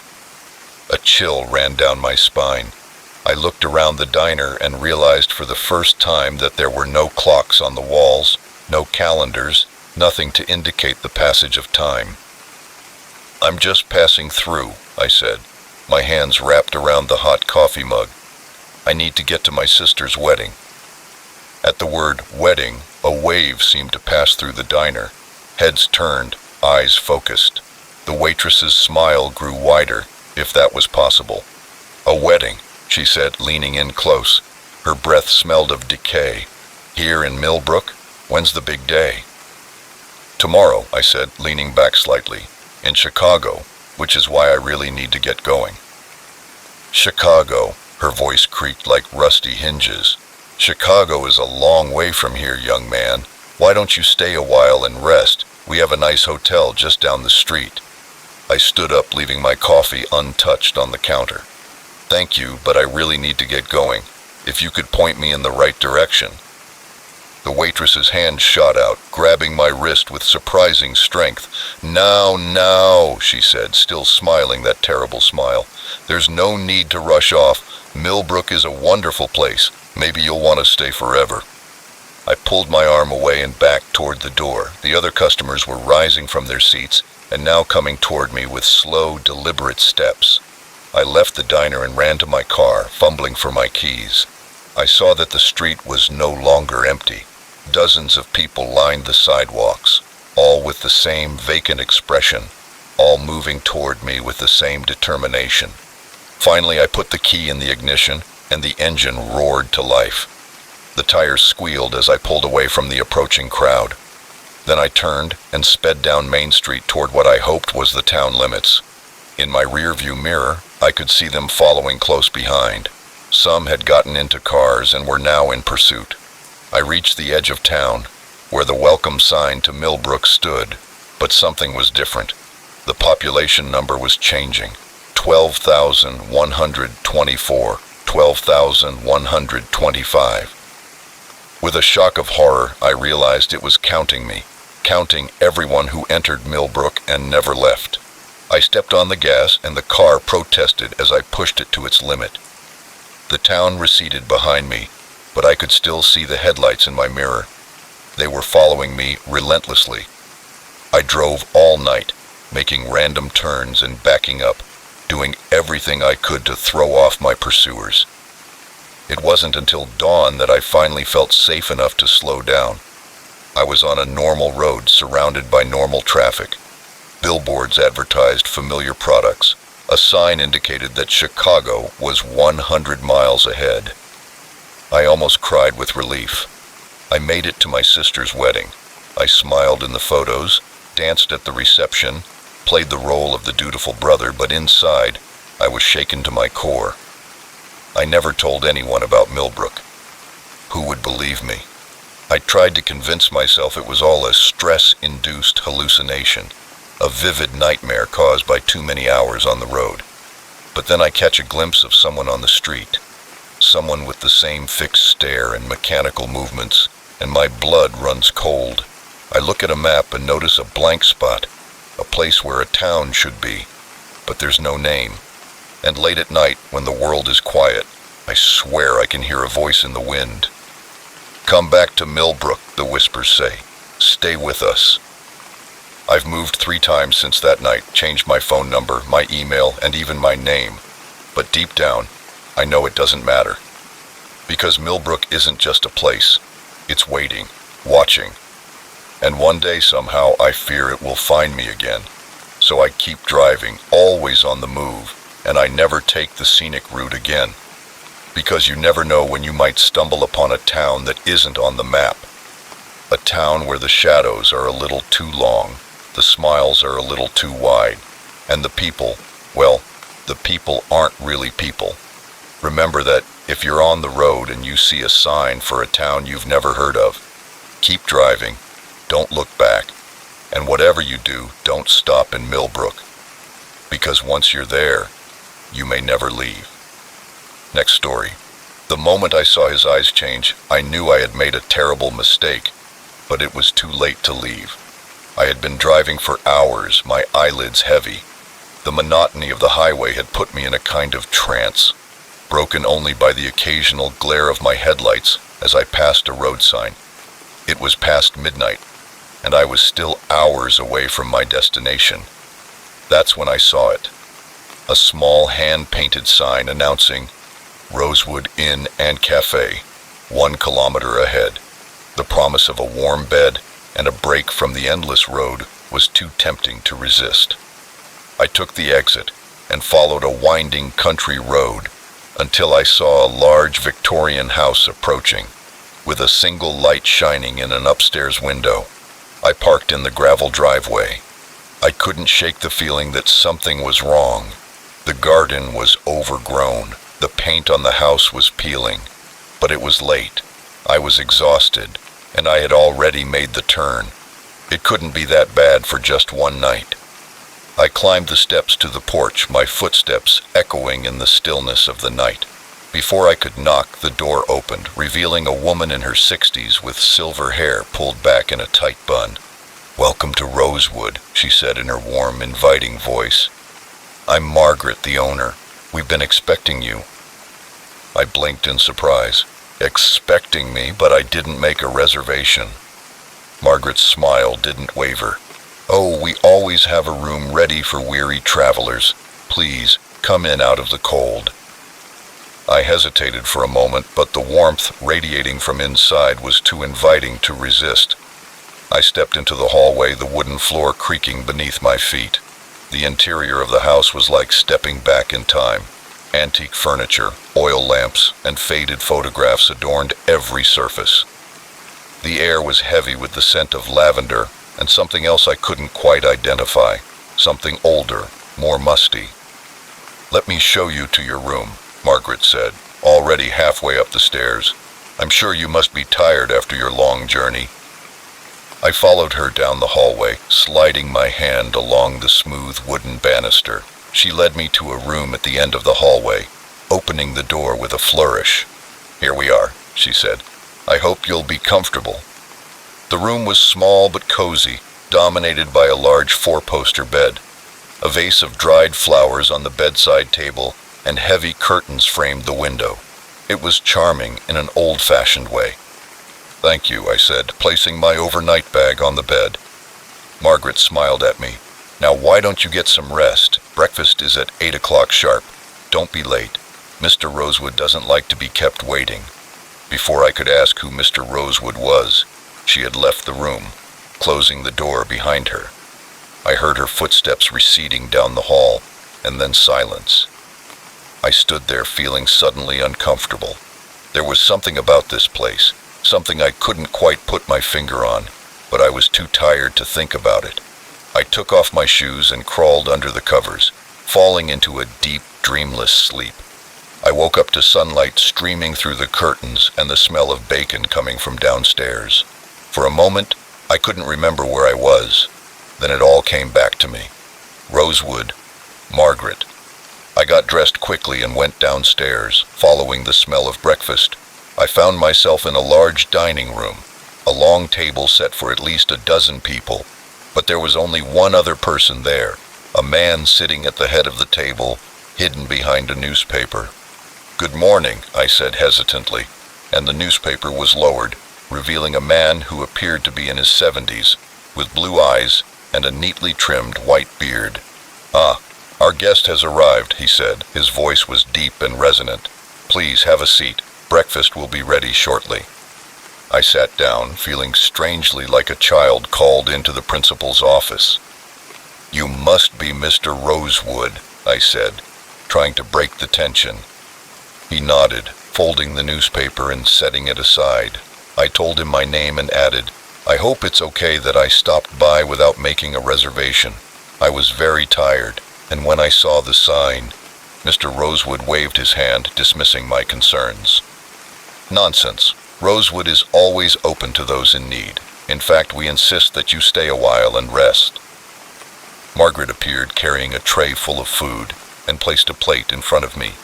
Eggs, bacon, and toast, all perfectly prepared.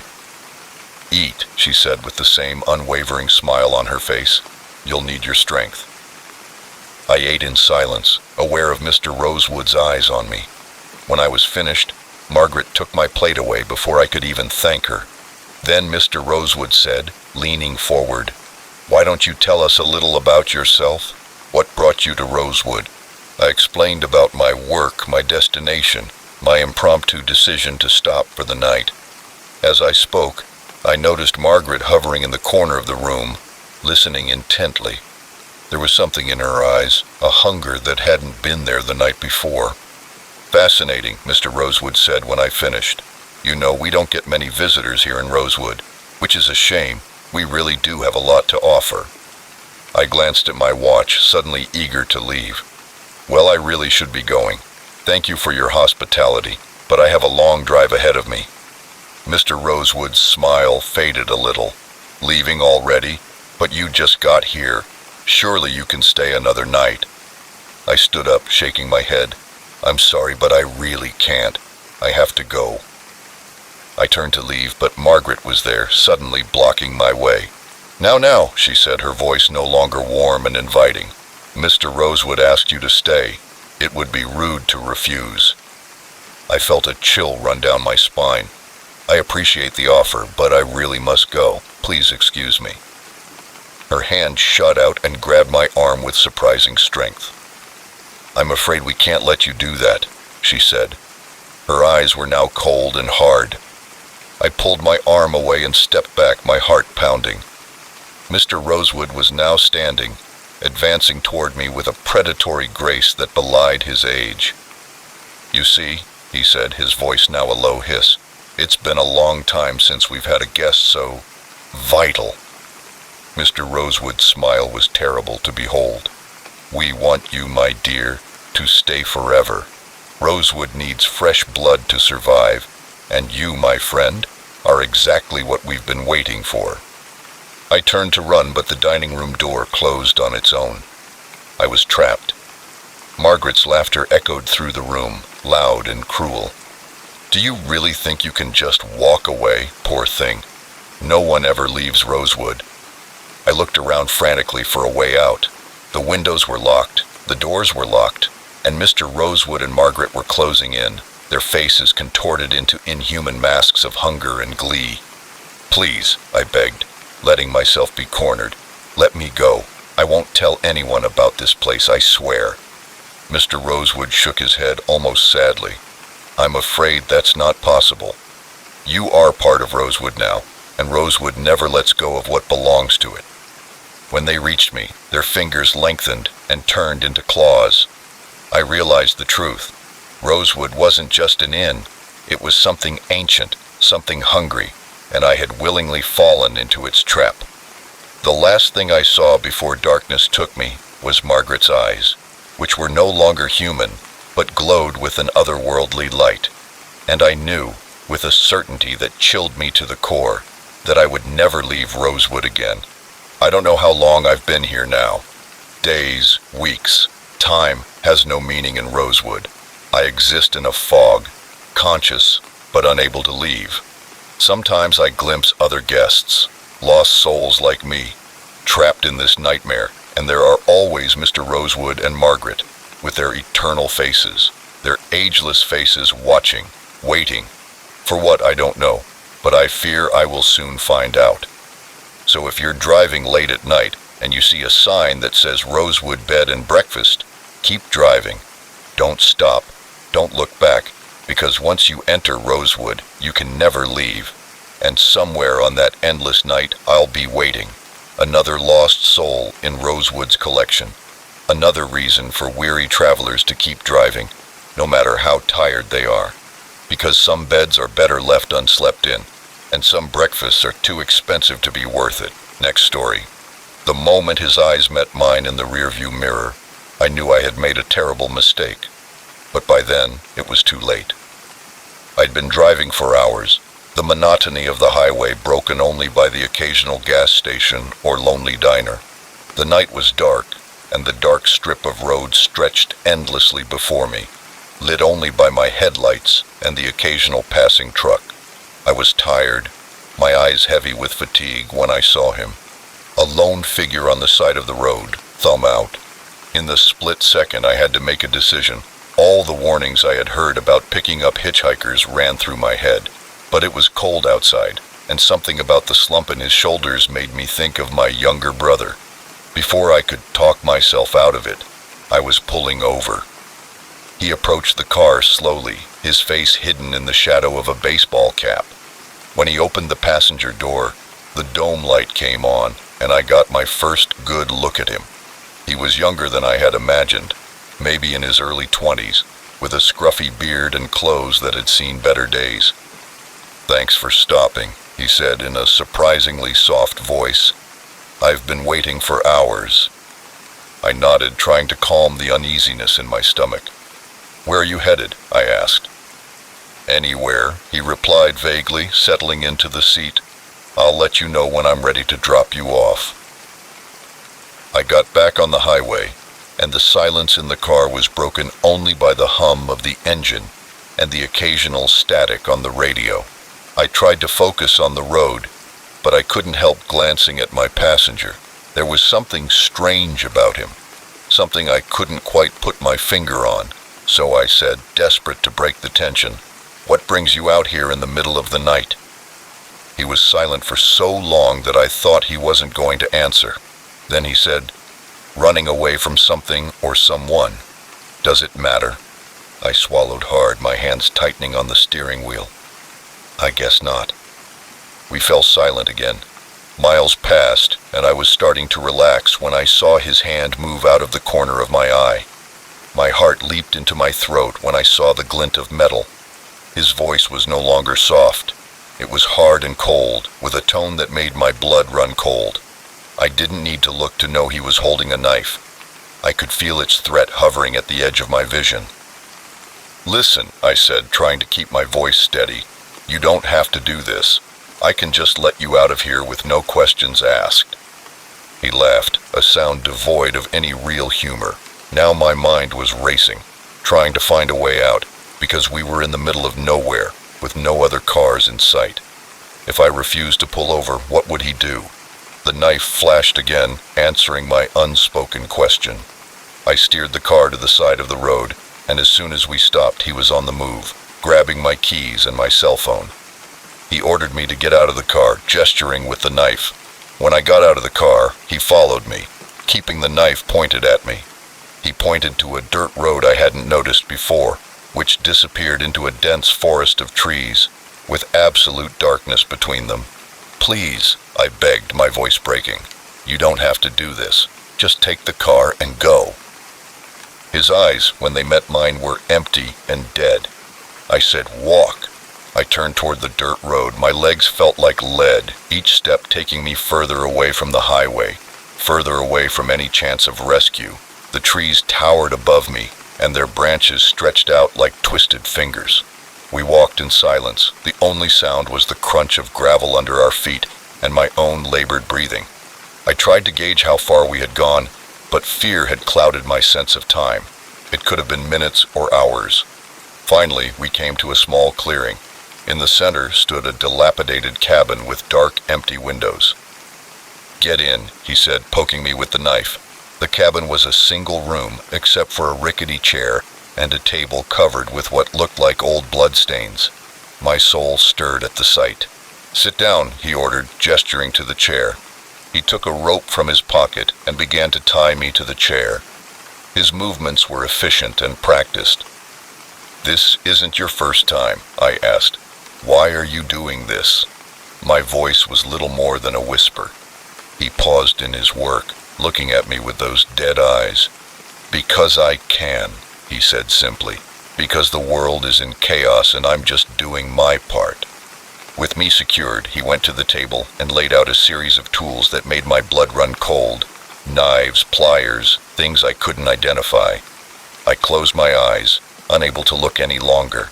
He said, "Open your eyes." When I didn't obey, I felt the cold pressure of metal against my cheek. I forced my eyes open, meeting his gaze for a moment, and thought I saw something, a hint of doubt, maybe even remorse, but it disappeared as quickly as it appeared, replaced by that terrible emptiness. "Please," I tried one last time. "I have a family, people who will miss me." He took a knife and turned it in his hands. "Everyone has a family," he said. "Everyone misses someone. That's what makes it interesting." As he approached me with the knife in his hand, time seemed to slow down. I saw every detail with painful clarity. The way the blade caught the moonlight coming through the dirty window, the dried blood under his fingernails, the slight tremor in his hand as he raised the knife. At that moment, something snapped inside me. The fear that had paralyzed me turned into something desperate and animalistic. With a strength I didn't know I had, I threw myself backward. The chair shattered when it hit the floor. He stumbled backward, surprised by my sudden movement. Ignoring the pain of the splinters digging into my skin, I managed to free one of my hands from the loose ropes. He reacted quickly, attacking me with the knife. I grabbed his wrist, and the blade was inches from my face. We fought, breathing heavily. I could feel my strength waning as the knife got closer. In desperation, I hit him hard in the stomach. He doubled over, and the knife fell to the floor. I struggled to pick it up, my fingers closing around the handle as he grabbed my ankle. I remember swinging the knife wildly, feeling it connect. He let go of my ankle, a strangled gasp escaping his lips, and then silence. I lay there for hours, my heart pounding in my ears. When I finally had the courage to move to look, I saw him lying motionless beside me, a dark stain on his chest. My hands trembled as I finished freeing myself from the ropes and stood up, my legs unsteady. Looking at the man who had almost ended my life, in death, he looked younger, almost vulnerable. I felt a wave of pity that was soon replaced by revulsion for what he had tried to do and what I had been forced to do. I found my phone and keys in his discarded jacket. When I stepped outside, the cool night air felt like a blessing on my skin. I wanted to run to put as much distance between myself and this place as possible, but I knew I couldn't. With trembling fingers, I dialed 911. While waiting for the police to arrive, I sat on the porch of the cabin, watching the first signs of dawn color the sky. I reflected on the fine line between victim and survivor, between life and death. When the police finally arrived, lights flashing and sirens blaring, it felt like I was waking up from a nightmare. But when I looked at my blood-stained hands, I knew the real nightmare was just beginning. Because even though I had survived, a part of me had died in that cabin. The part that believed in the basic goodness of people, that trusted strangers, that thought the worst could never happen to me. As I was led to a police car, a shock blanket was placed over my shoulders. I caught a glimpse of my reflection in the window. The person staring back at me was a stranger, older and harder, with eyes that had seen too much. I knew then that the hitchhiker had taken something from me after all, not my life but my innocence, and I wasn't sure I would ever get it back. The road stretching out ahead of the police car was no longer a path to adventure, but a reminder of how quickly life can change, how a simple act of kindness can turn into a fight for survival, and how sometimes the real monster isn't the stranger you pick up on the side of the road, but the one you become when you're pushed to the limits of human endurance. Next story. The moment I saw him in the background of our family photo, I knew our perfect vacation had turned into a nightmare, but by then it was too late. It was supposed to be the trip of a lifetime. 2 weeks in a picturesque beach town, just me, my wife Sarah, and our 2 kids, Tommy and Lily. We planned for months, poring over brochures and travel websites, planning every detail. The quaint beach house we rented looked like something out of a postcard, with its weathered blue shutters and wraparound porch. The first few days were idyllic. We built sand castles, swam in the waves, and explored the charming town center with its ice cream parlors and souvenir shops. Sarah and I even managed to sneak out for a romantic dinner one night, leaving the kids with a local babysitter recommended by our rental agency. It was on the 4th day that I first noticed something strange. We were having lunch at a seaside cafe, and I had a sudden, inexplicable feeling that I was being watched. I looked around but saw nothing out of the ordinary, just other tourists enjoying the sun and sea breeze. "Is everything okay, honey?" Sarah asked, noticing my distraction.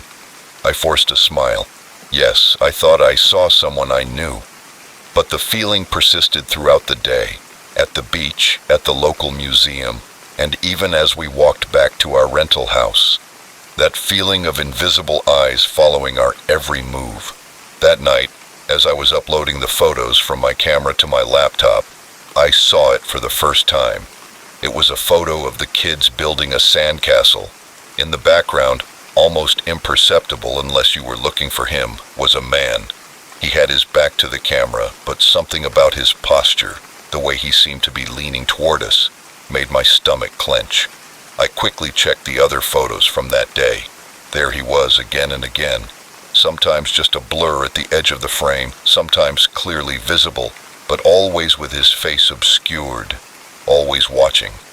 "Sarah," I called, my voice more shaky than I intended. "Can you come here for a second?" She appeared at my side, looking at the screen over my shoulder. "What's going on?" That uncomfortable feeling of unease turning into full-blown anxiety. "Do you see him?" Sarah looked at the screen and shrugged. "It's probably just a coincidence. There are a lot of people on the beach, and it's likely there's someone in the background of our photos." I wanted to believe her, to dismiss it as paranoia, an overactive imagination fueled by too many crime documentaries. But I couldn't shake the feeling that something was very, very wrong. The next day I found myself constantly scanning the surroundings for that familiar silhouette. And there he was, across the street as we left our rental house, looking at a shelf of seashells 2 aisles down in a gift shop, sitting at a table across from us in the restaurant during dinner. I pointed him out to Sarah, trying to keep my voice down so as not to alarm the children who were near the window. "That guy over there, in the baseball cap, that's him." Sarah looked at him and frowned. "I'm telling you, it's the same guy who's been following us." She put her hand on my arm, her voice gentle but with a hint of concern. "Honey, I think you might be a little paranoid. Why would anyone be following us?" I wanted to explain so she would understand the certainty I felt, but looking at her worried face, at Tommy and Lily coloring the children's menus. I hesitated. Was I overreacting, seeing patterns where there weren't any? I tried to push it out of my mind and focus on enjoying our vacation, but with each passing day, the sightings became more frequent, more brazen. He no longer tried to hide. He stood openly on street corners, watching us from the patios of cafes. And then came the note we found under the door of our rented house. A simple white card with 4 words written in capital letters. I am always watching you. Sarah's face paled as she read the note. Maybe it was just a prank by the local kids playing with tourists. But we both knew it wasn't, that it was real, and that it was happening to us. We went to the local police, but they were frustratingly unhelpful. With no clear threat or evidence of a crime, there was little they could do, but they advised us to remain vigilant and report any further incidents. We tried to carry on and salvage what we could of our vacation, but the carefree joy of those first few days was gone, replaced by a constant nagging fear that gnawed at us. We stuck together the whole time, rushing from place to place, always looking over our shoulders. The children sensed our anxiety and became clingy and irritable. Why can't we go to the beach this afternoon? You promised we could go every day. I knelt down and forced a smile. Listen, buddy, the weather isn't good for going to the beach today. How about we play a game instead? He walked away, clearly dissatisfied with my lame excuse. I felt a pang of guilt. This was supposed to be a happy time, full of memories we would cherish for years to come. Instead, it had turned into a nightmare. The final straw came 3 days before we left. We decided to take one last family outing, a picnic at the park near our rental home. As I was arranging the blanket, Lily tugged at my sleeve. "Daddy," she said in a low, frightened voice, "that man is taking pictures of us." I spun around, my heart in my throat, and there he was, less than 2 meters away, with a camera with a long lens pointed directly at us. When he saw me looking, he lowered the camera and smiled, a cold, empty smile that sent a chill down my spine. I was on my feet in an instant, running toward him, but he was faster and blended into the crowd before I could reach him. I stood there panting and frustrated when Sarah came after me. "Let's go home," I said. "I don't care about the money we'll lose on rent. It's not safe here." Her face was grim. For the first time, I saw real fear in her eyes. We packed our bags in a frenzy, throwing clothes haphazardly into suitcases, leaving books and toys behind in our haste. The children were confused and upset, but we didn't have time to explain. As we were loading the car, I saw a white smudge on the windshield. Another note. With trembling hands, I unfolded it. "You can't escape me. I'll find you wherever you go." I crumpled the paper and shoved it into my pocket, hurrying everyone into the car. We drove through the night, stopping only to fill up and use the restroom. I expected to see headlights following us, to hear the click of a camera shutter in the darkness, but there was nothing. It wasn't until we got home, our own front door securely locked behind us, that we began to relax. We put the kids to bed while I checked all the windows and doors. "Do you think it's over?" Sarah asked as we collapsed on the couch, exhaustion finally catching up with us. I wanted to reassure her and say yes, that we were safe now, but the memory of that cold smile, those endless photos with the figure watching, was still too fresh. "I don't know," I admitted, "but we'll be more careful from now on. We won't post our plans on social media anymore. We won't geotag our photos. We'll be fine." She nodded, resting her head on my shoulder, and we sat there in silence, both lost in our own thoughts. A week passed, then 2. Slowly, life began to return to normal. We explained our abrupt return to the children as a family emergency, promising to make it up to them with outings and special treats. I was beginning to believe that it was all over when the envelope arrived, with no return address, just our names in that familiar block lettering. Inside was a single photo of our family smiling on the beach, and in the background, clearer than ever, was the man. For the first time I could see his face. He was smiling directly at the camera, directly at us. On the back of the photo were 2 words, "See you soon." I looked at those words and my blood ran cold, because I knew with a certainty that shook me to my core that this wasn't over. Our perfect vacation had turned into a nightmare, and that nightmare had followed us home. Now every knock on the door makes us jump. Every unfamiliar car on our street makes my heart race. We have become prisoners in our own home, always watching fearfully because, somewhere out there, he is also watching, planning his next move. And all we can do is wait, wondering when and if he will strike again. Next story. The moment we heard footsteps echoing through the abandoned corridors, we knew our urban exploration had taken a terrifying turn, but by then it was too late to turn back. It had all started as just another adventure for our small group of urban explorers. Jake, his girlfriend Mia, and our newest member, a guy named Chris, who had joined our online forum a few weeks earlier. We had been eyeing this old abandoned hospital on the outskirts of town for months, waiting for the perfect opportunity to check it out. The hospital had been closed for years, its windows boarded up and its once pristine walls now covered in graffiti. Local legends spoke of strange noises, ghostly apparitions, and missing people. We didn't believe any of that nonsense, of course. To us, it was just another cool place to explore and document. We arrived just after sunset. The fading light cast long shadows across the overgrown parking lot. The air was thick with the smell of decay and stagnant water. As we approached the main entrance, I felt a chill run down my spine, which I dismissed as excitement, but looking back, I wonder if it was a warning I should have heeded. "Remember," Jake said as we set up our equipment, "we're staying together. No one goes in alone, no matter what we find inside." We all nodded in agreement. It was our cardinal rule, one we had never broken before. How could we have known that tonight would test that rule to its breaking point? Getting inside was easier than we expected, as a back door had been forced open long ago, its lock rusted and useless. When we entered, the smell hit us like a wall. Dust, mold, and something else, something sickly sweet that made my stomach churn. Our flashlights cut through the darkness, revealing peeling paint, twisted faucets, and abandoned medical equipment. It was like we were stepping into a post-apocalyptic movie set. Our voices echoed in the empty corridors, our cameras clicking as we documented everything we saw. "Look at this," Chris called, shining his light on a faded sign in the psychiatric ward. A collective silence fell over the group.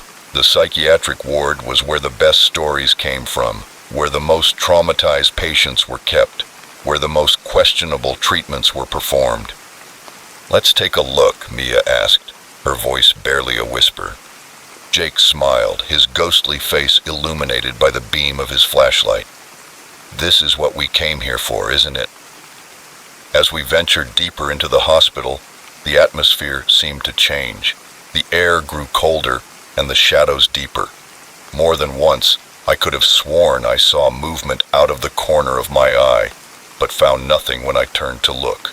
The psychiatric ward was a maze of narrow corridors and small cell-like rooms. Many of the doors were still locked, their small windows revealing nothing but darkness.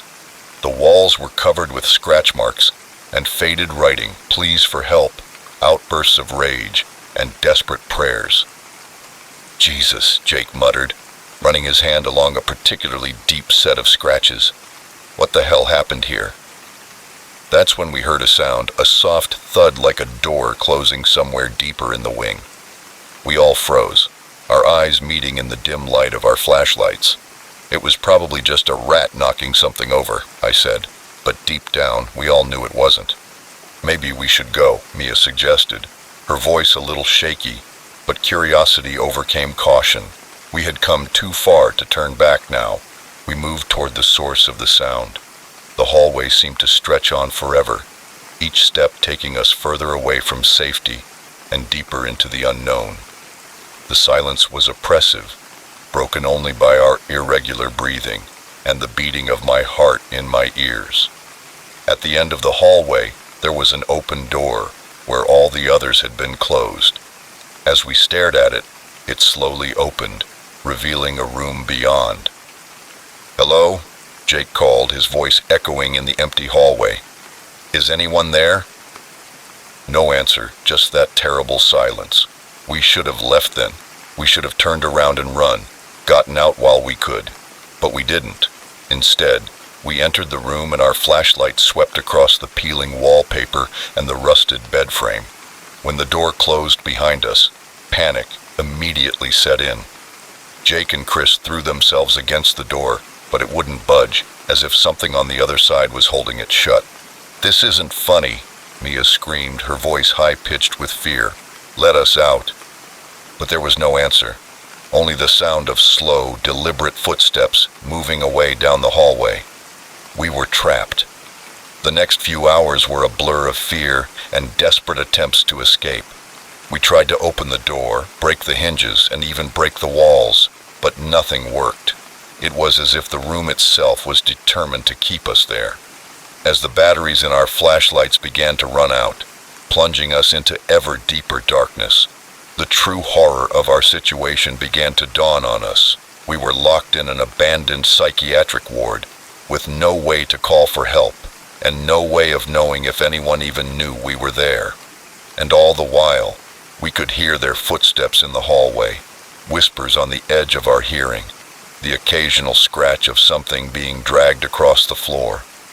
We weren't alone in this place, and whatever was out there didn't want us to leave. When the last of our flashlights went out, plunging us into total darkness, I felt a hand grab my arm.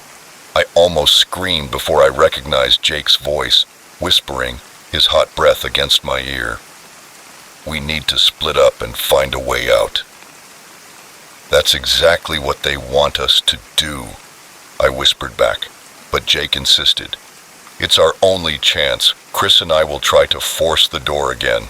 You and Mia see if you can find a weak spot in the wall. Anything." I wanted to argue, to remind him of our fundamental rule of never separating. But when other footsteps echoed outside our room, I realized he was right.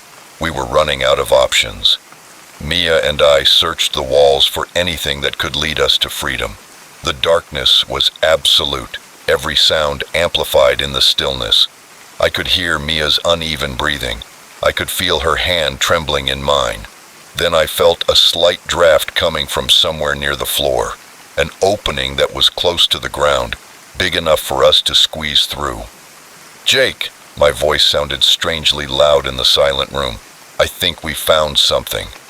But there was no answer, no sound of movement coming from where Jake and Chris were trying to force the door open.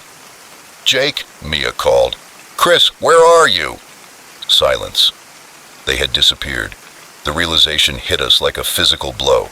They had left us, or something had taken them. Either way, we were alone. With trembling hands, I removed the cover from the vent, and we looked into the darkness beyond. The smell that wafted out was putrid, like rotting flesh and stagnant water, but we had no choice. It was our only way out. Crawling on our stomachs through the narrow space, the metal was cold against my skin, and more than once I felt something brush against my hand in the darkness. We crawled for what seemed like hours.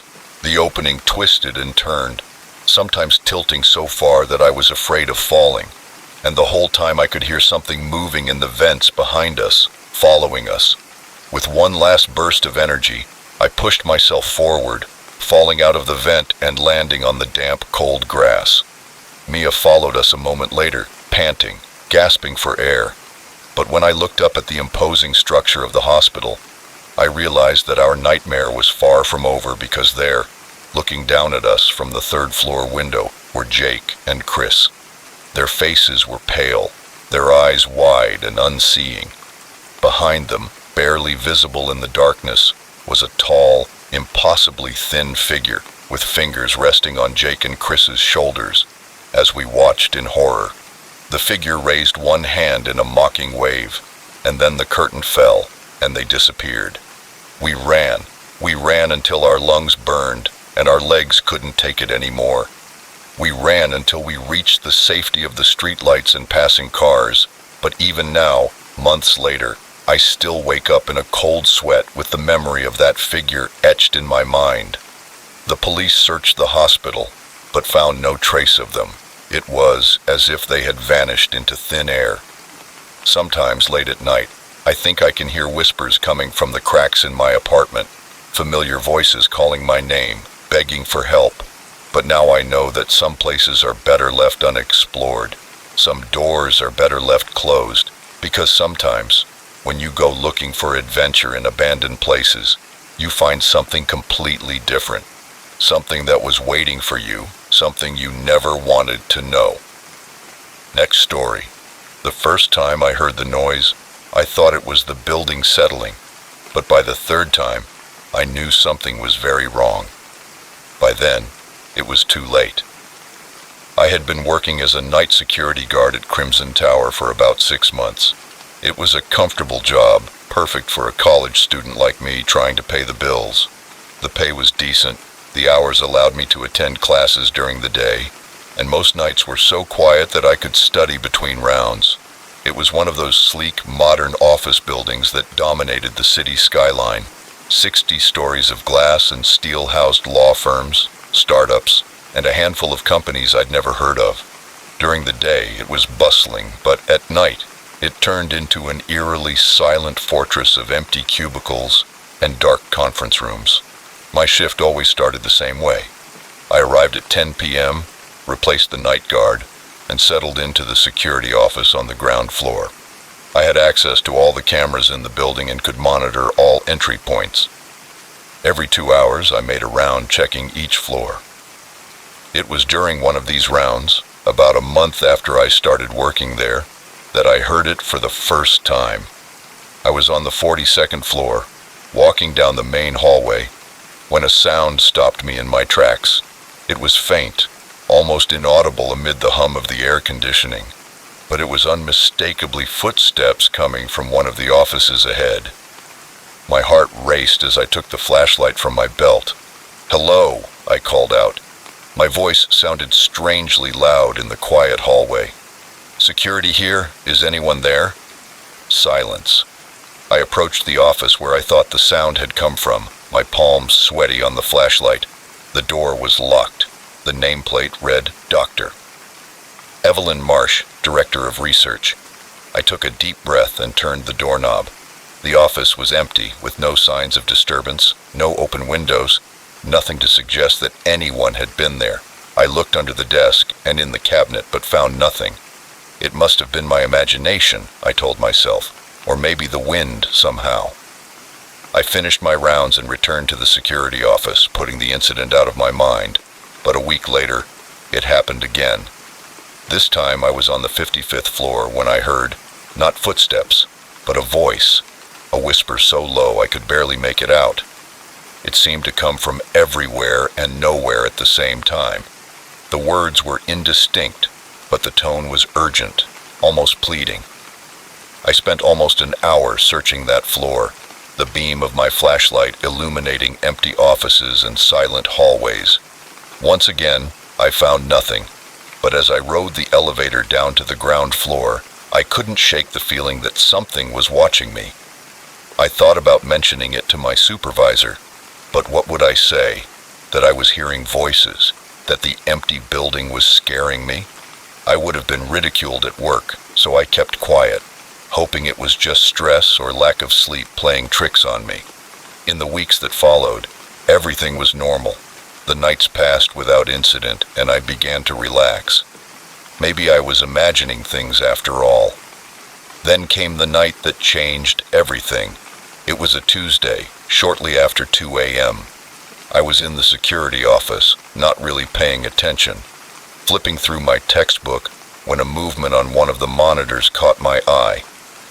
It was a transmission from the 60th floor, the executive level that was normally off limits, even during the day.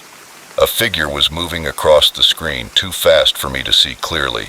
It disappeared from view and reappeared on another camera, heading toward the stairs.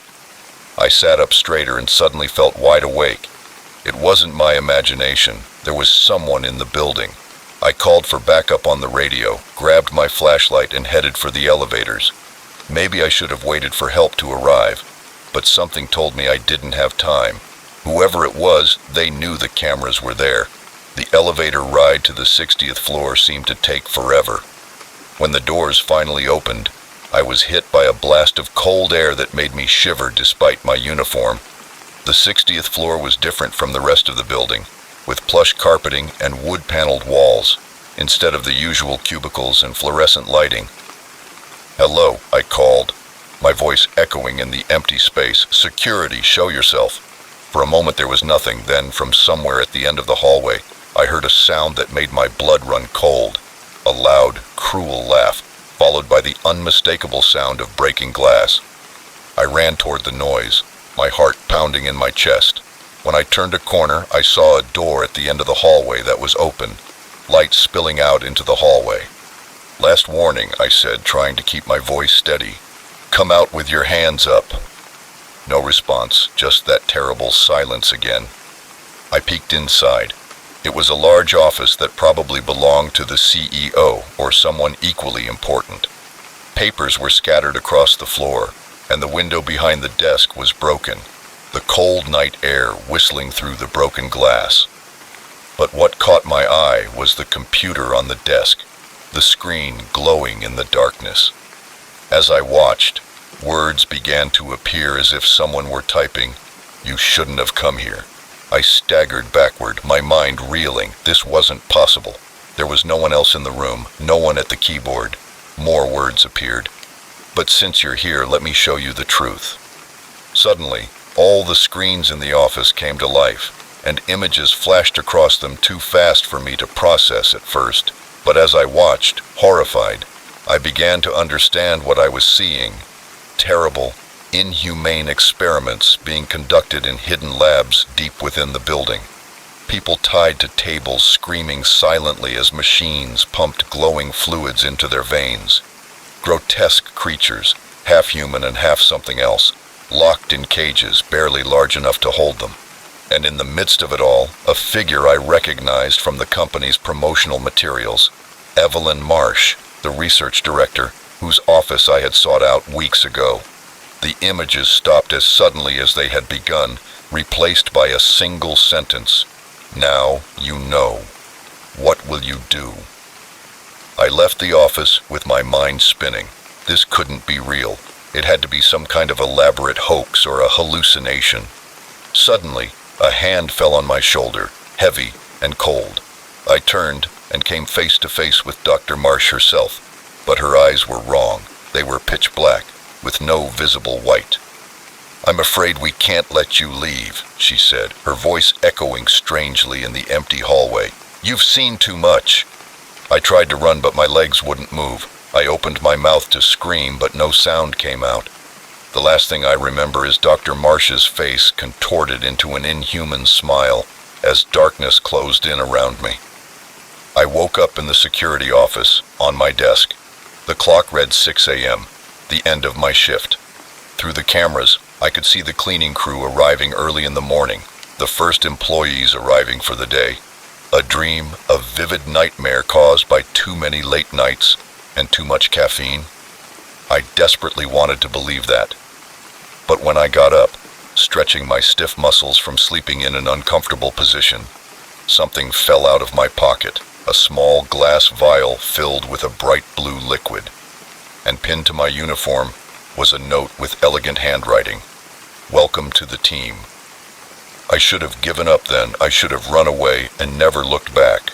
But curiosity, that damn curiosity that had gotten me into this mess in the first place, wouldn't let me.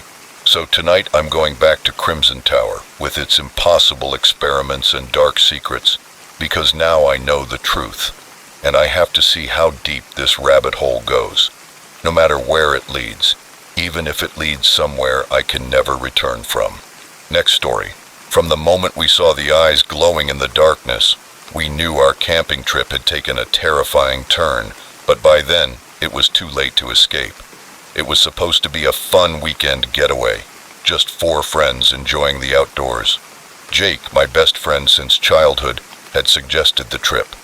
His girlfriend Mia and my girlfriend Sarah were eager for an adventure, and I was happy to get away from the stress of work for a few days. We chose a remote location deep in the national forest, far from the usual campgrounds and hiking trails.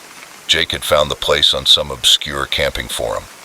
"It'll be perfect," he said, his eyes sparkling with excitement.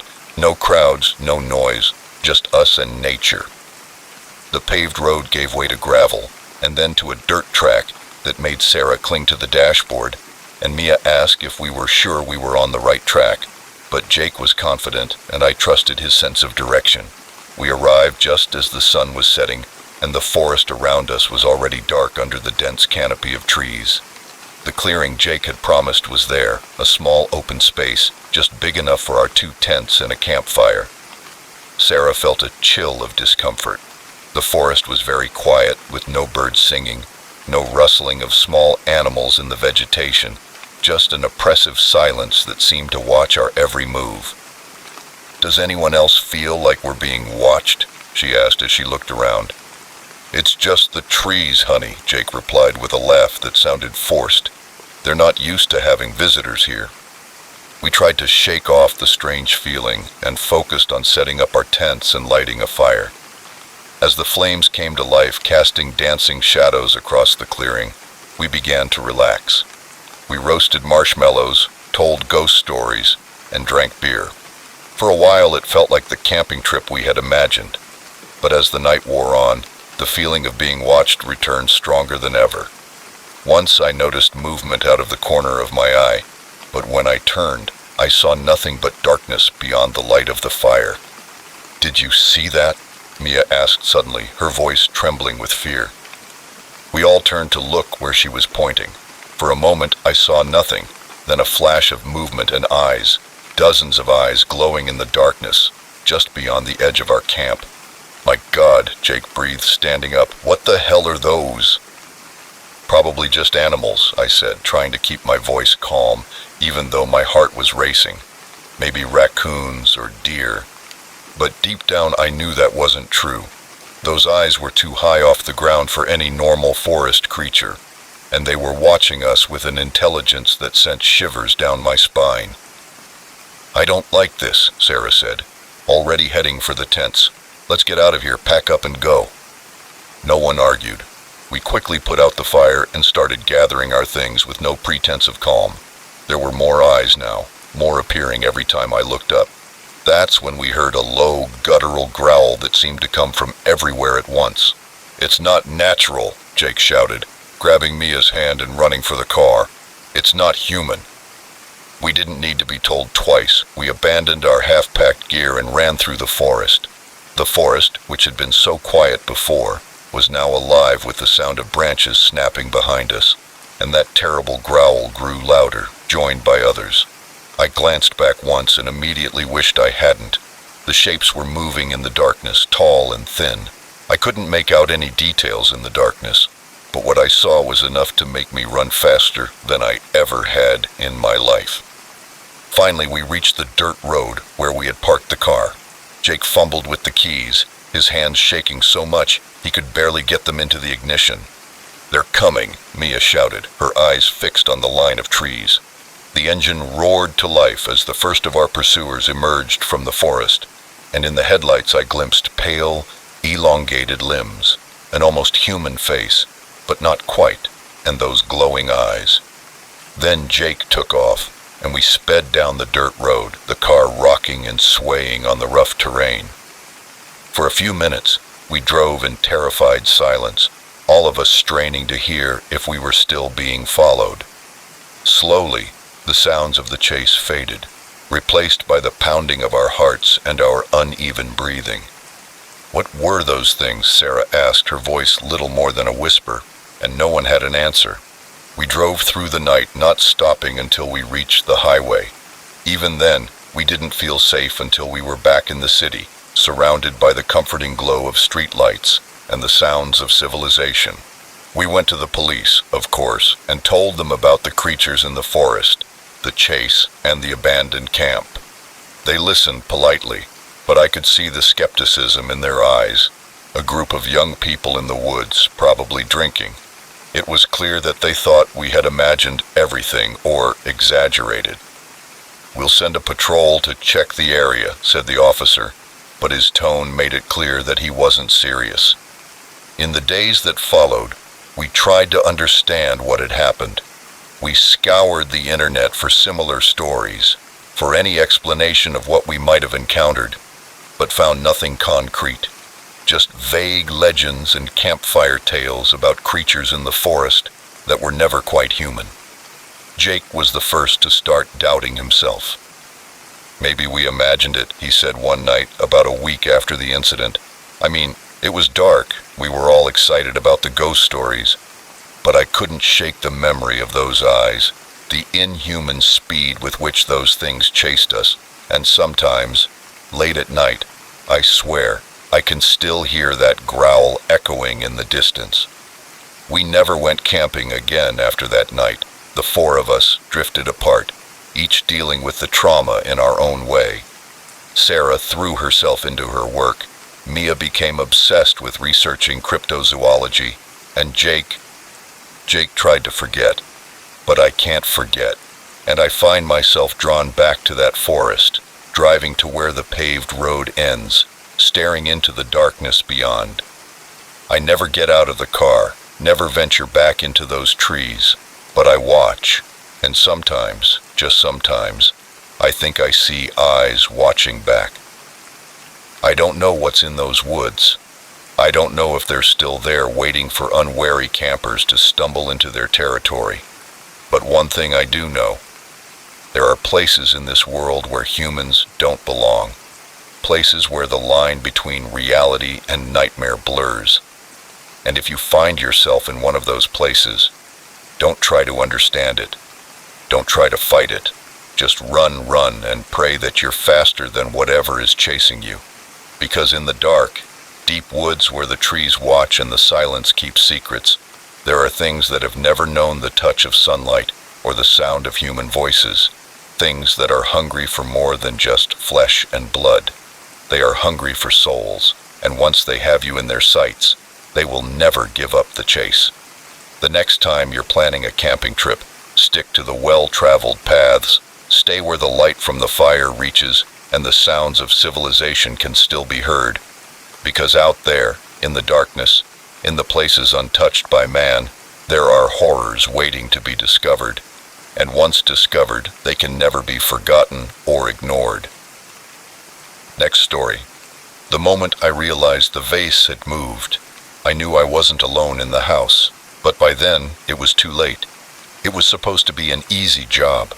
My college buddy Alex had asked me to house sit for his parents while they were on a month-long European cruise. The house was a beautiful Victorian in a quiet suburb, and all I had to do was water the plants, feed the cat, and make sure nothing burned. Plus, I would have the place all to myself, a welcome change from my cramped apartment. The first few days were uneventful. I was enjoying the spacious kitchen and trying not to feel too envious of the life Alex had grown up in. The cat, a fat orange tomcat named Mr. Whiskers, ignored me except at mealtimes. It was on the fourth night that I first noticed something strange.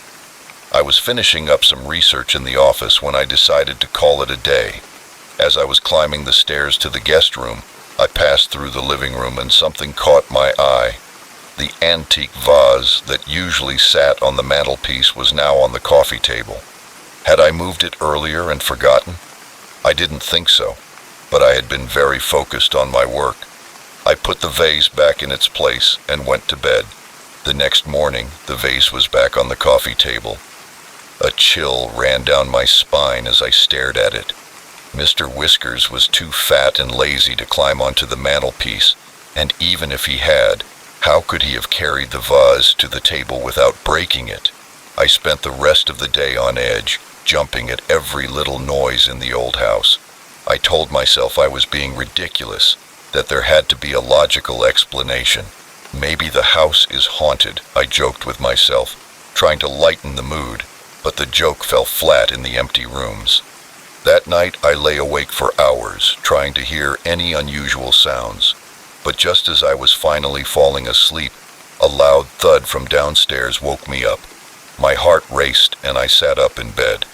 The house was silent again, but I knew I hadn't imagined the noise. I got up and went to the door, grabbing a tennis racket from my bag as a makeshift weapon. The hallway was dark and empty. As I went down the stairs, I turned on the lights, not wanting to be surprised by whatever or whoever had made that noise. When I reached the living room, I stopped in my tracks. The vase was broken on the floor with pieces scattered across the wood, and on the wall above the fireplace, written in what looked horribly like blood, were the words, "Get out." I didn't bother packing. I didn't stop to think. I just grabbed my keys and my phone and ran for the door. It wasn't until I was in my car, tires screeching as I pulled out of the driveway, that I realized I had left Mr. Whiskers behind. Guilt joined fear as I drove aimlessly through the quiet suburban streets. I couldn't just abandon the cat, could I? But the thought of going back to that house made my skin crawl. In the end, duty won out over fear. I took a deep breath, controlled my nerves, and turned the car around.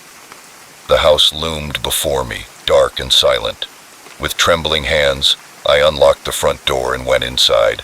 I called Mr. Whiskers softly, not wanting to alert anyone or anything that might be there. A meow from upstairs made me jump. Cursing under my breath, I started up the stairs and with my eyes alert for any sign of movement, found Mr. Whiskers in the guest room, curled up on the bed as if nothing was wrong. I picked him up. He meowed in protest but didn't struggle. As I turned to leave, something on the dresser caught my eye. It was a photograph I hadn't seen before, showing a family standing in front of the house. But it wasn't Alex's family. The people in the photo were strangers, with somber faces staring at the camera. The house in the background looked older, more run down than it did now, and the clothes the family wore looked outdated, like something from the 1950s. I felt a growing sense of unease. A floorboard creaked behind me. I spun around, my heart in my throat. The door was empty, but I could have sworn I saw a shadow move in the hallway. "Hello," I called out, hating how my voice trembled. "Is anyone there?" No answer, just the oppressive silence of the house.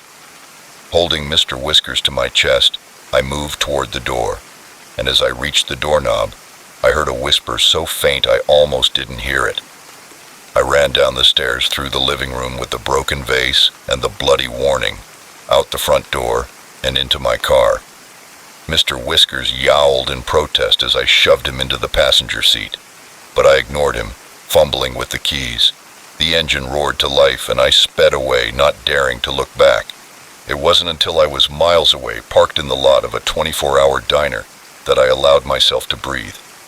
With trembling fingers, I grabbed my phone and called Alex. "Dude, what the hell?" he answered in his groggy voice.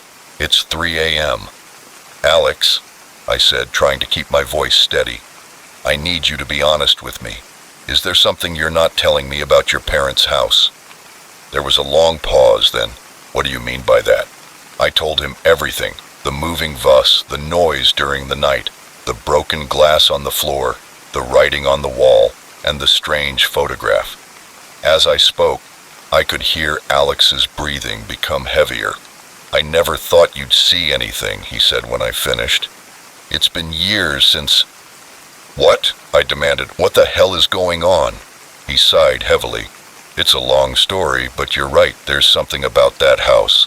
Something my parents never told anyone outside the family." Over the next hour, Alex told me a story that made my blood run cold. The house had a dark history. In the 1950s, it belonged to a family called the Millers. One night, for reasons never explained, the father murdered his wife and children before taking his own life. After that, the house stood empty for years and gained a reputation for being haunted. Alex's parents bought it cheaply in the 1980s, attracted by its Victorian charm and skeptical of ghost stories. But it wasn't long before strange things began to happen. Objects moved on their own. unexplained noises in the night, glimpses of figures that disappeared when looked at directly, and always a feeling of being watched. "Why the hell didn't you tell me?" I asked, furious now. "I'm sorry," Alex said, and I could hear genuine remorse in his voice. "It's been so long since anything bad happened that we hoped it was over." I looked over at Mr. Whiskers, who was now sleeping peacefully in the passenger seat, oblivious to the terror of the night. "What should I do now?" I asked. "Stay away from the house," Alex said. "I'll call my parents and explain everything. We'll figure something out." I hung up, feeling drained.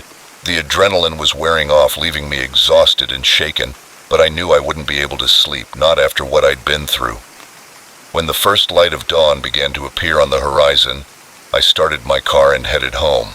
I didn't know what would happen to the house or how Alex and his family would deal with their supernatural tenants. All I knew was that I didn't want to be a house sitter forever. But as I drove, I couldn't shake the feeling that something had followed me from that house. I glanced in the rearview mirror, expecting to see a figure sitting in the back seat, its dead eyes meeting mine. And sometimes, late at night, I swear I can still hear that whisper, a cold wind from a place beyond death. "Stay with us," it says.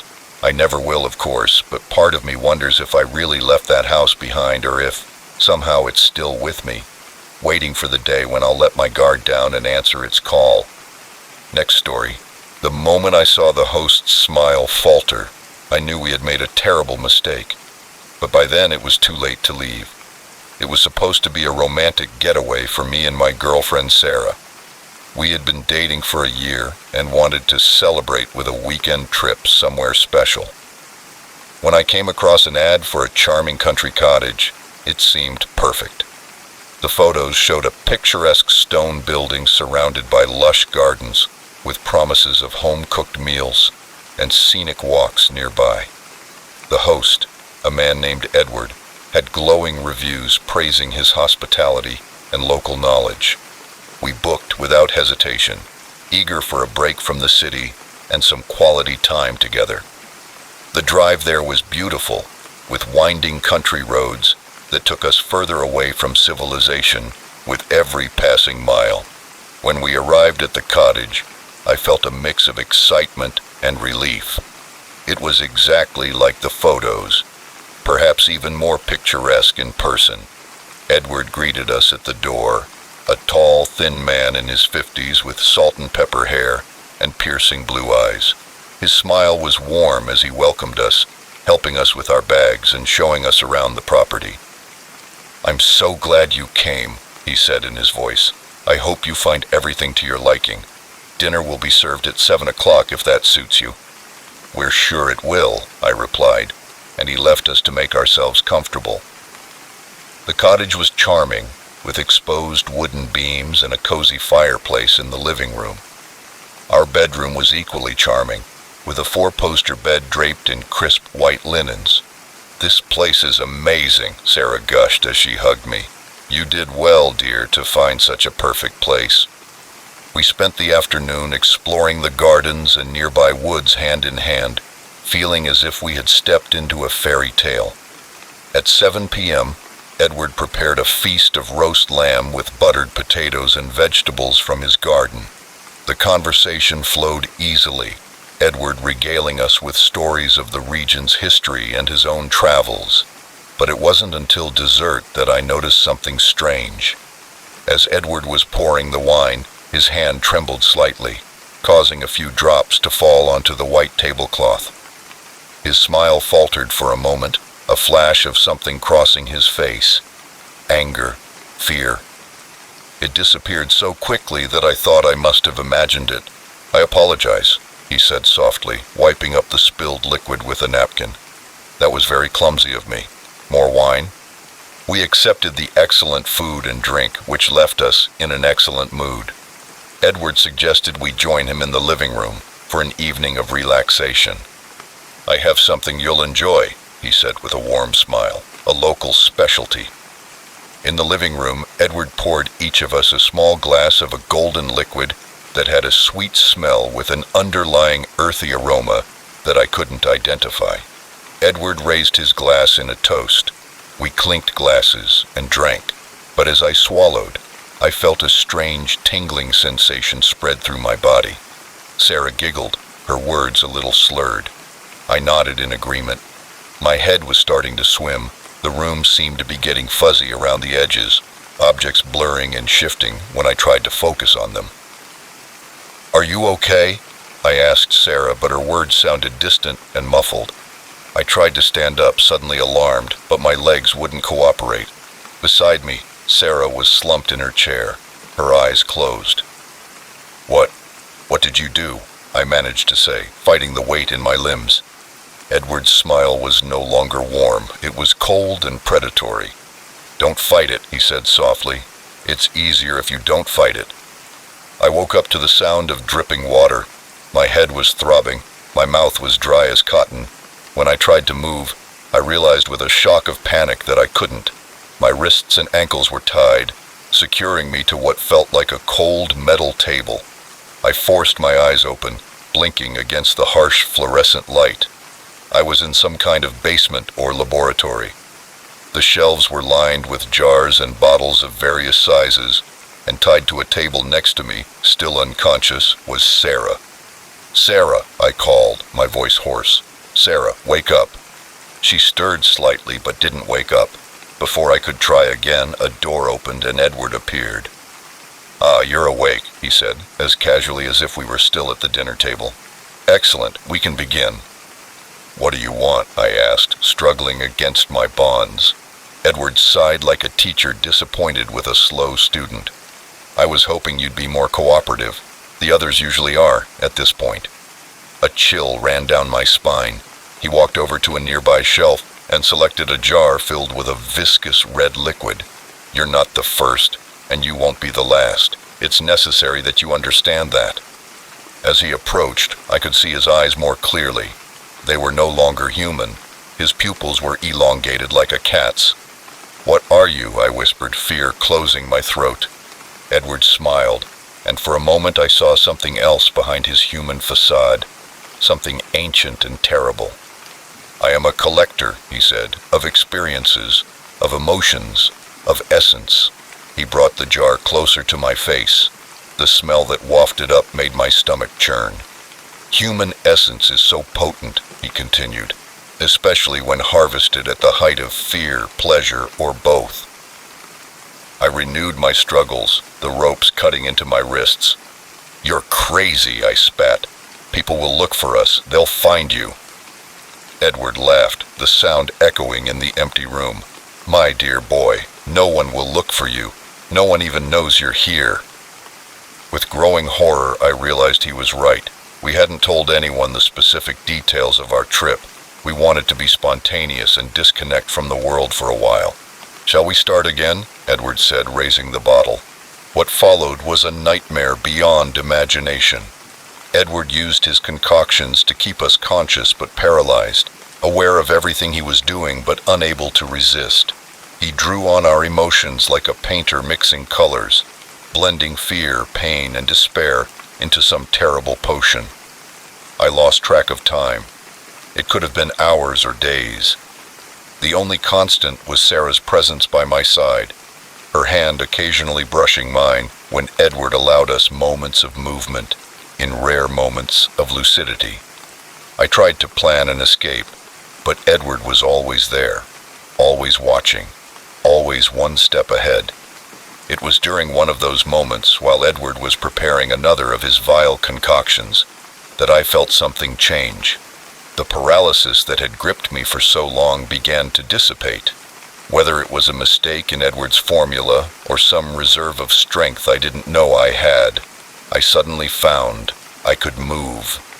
I stood still, every muscle tense, waiting for Edward to turn his back.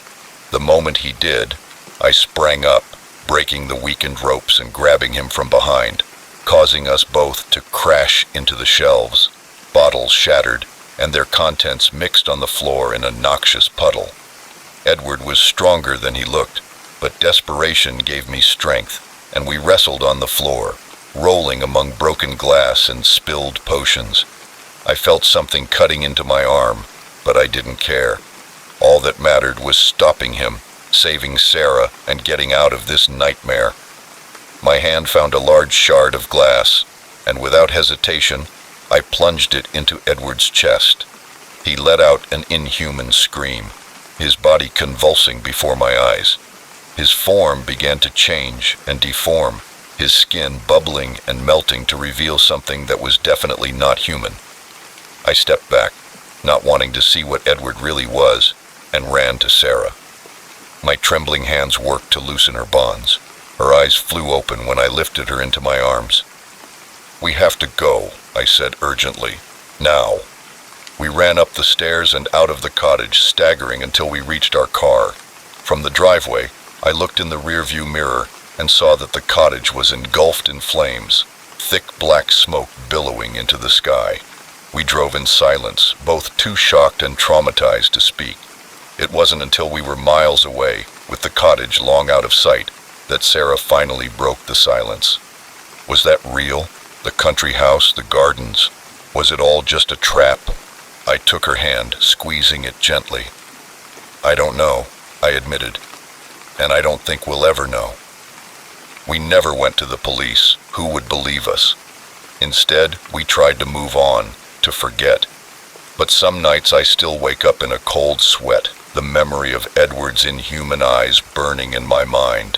And sometimes, when I pass a quaint cottage or see an advertisement for a country retreat, I feel a chill run down my spine, because now I know the truth. Sometimes the most picturesque facades hide the darkest secrets, and that there are things in this world that prey on unsuspecting travelers, things that wear human skin but are anything but human underneath. And if you come across a charming country house with an owner named Edward, keep driving, because some getaways are best not taken. Next story. The moment I realized I wasn't alone at the gym, I knew my night workout had turned into a nightmare, but by then it was too late to leave without being noticed. I've always been a night owl, preferring the quiet solitude of the late hours to the hectic energy of the day, which is why I love my 24-hour gym. There was something strangely peaceful about lifting weights or running on the treadmill at 2 a.m. when the rest of the world was asleep. That night started out like any other. I arrived at the gym around midnight, nodding to the bored-looking attendant at the front desk as I swiped my card. The place was empty, as usual, just the way I liked it. I started with some cardio, the rhythmic thud of my feet on the treadmill echoing in the cavernous space. Then I headed to the weight area, planning to finish with some strength training before heading home. That's when I first felt that twinge in the back of my neck, the feeling of eyes on me. I put the weights away and sat down, looking around. The gym seemed empty, just as it had been when I arrived, but something seemed strange. I decided I was being paranoid, letting the late hour and empty building get to me. I went to the squat rack determined to finish my workout. As I was setting up the bar, I heard a soft sound, like a shoe tapping on the floor. I spun around, my heart suddenly racing. "Hello?" I called out, my voice sounding strangely loud in the quiet gym. There was no answer, just the hum of the fluorescent lights and the faint noise of distant treadmills in standby mode. I took a deep breath, trying to calm myself. It was probably just the building settling or maybe the air conditioning turning on. Nothing to worry about. I returned to the squat rack, but the uncomfortable feeling lingered. I managed to do a few sets, but I couldn't shake the feeling that I was being watched. Every time I thought I saw movement out of the corner of my eye, I turned to look, but found nothing there. The mirrors lining the walls seemed to mock me, reflecting the empty space where I could have sworn I had seen a figure moments before. When I finished my squats, I was a nervous wreck and decided to stop my workout and go home. As I was drying myself off with a towel, I saw something in the mirror that made my blood run cold. A shadow moving behind one of the weight machines, a shadow that was human in shape. I turned around, but there was nothing there. My breath came in short gasps. When I scanned the gym, everything looked normal. but I knew what I had seen. Someone was here with me, hiding, watching. I grabbed my gym bag and headed for the exit, trying to keep my pace normal, even though every instinct was screaming at me to run. As I passed the row of treadmills, I saw a figure reflected in the dark screen of one of the machines again. It was only for a split second, but this time I clearly saw a tall, thin man, wearing dark clothes and a baseball cap covering his eyes. I started running, no longer caring about appearances. I just needed to get out, get to my car, and go home, where I would be safe. I rushed out the gym door and ran across the parking lot. It wasn't until I was in my car, with the doors locked and the engine running, that I allowed myself to breathe.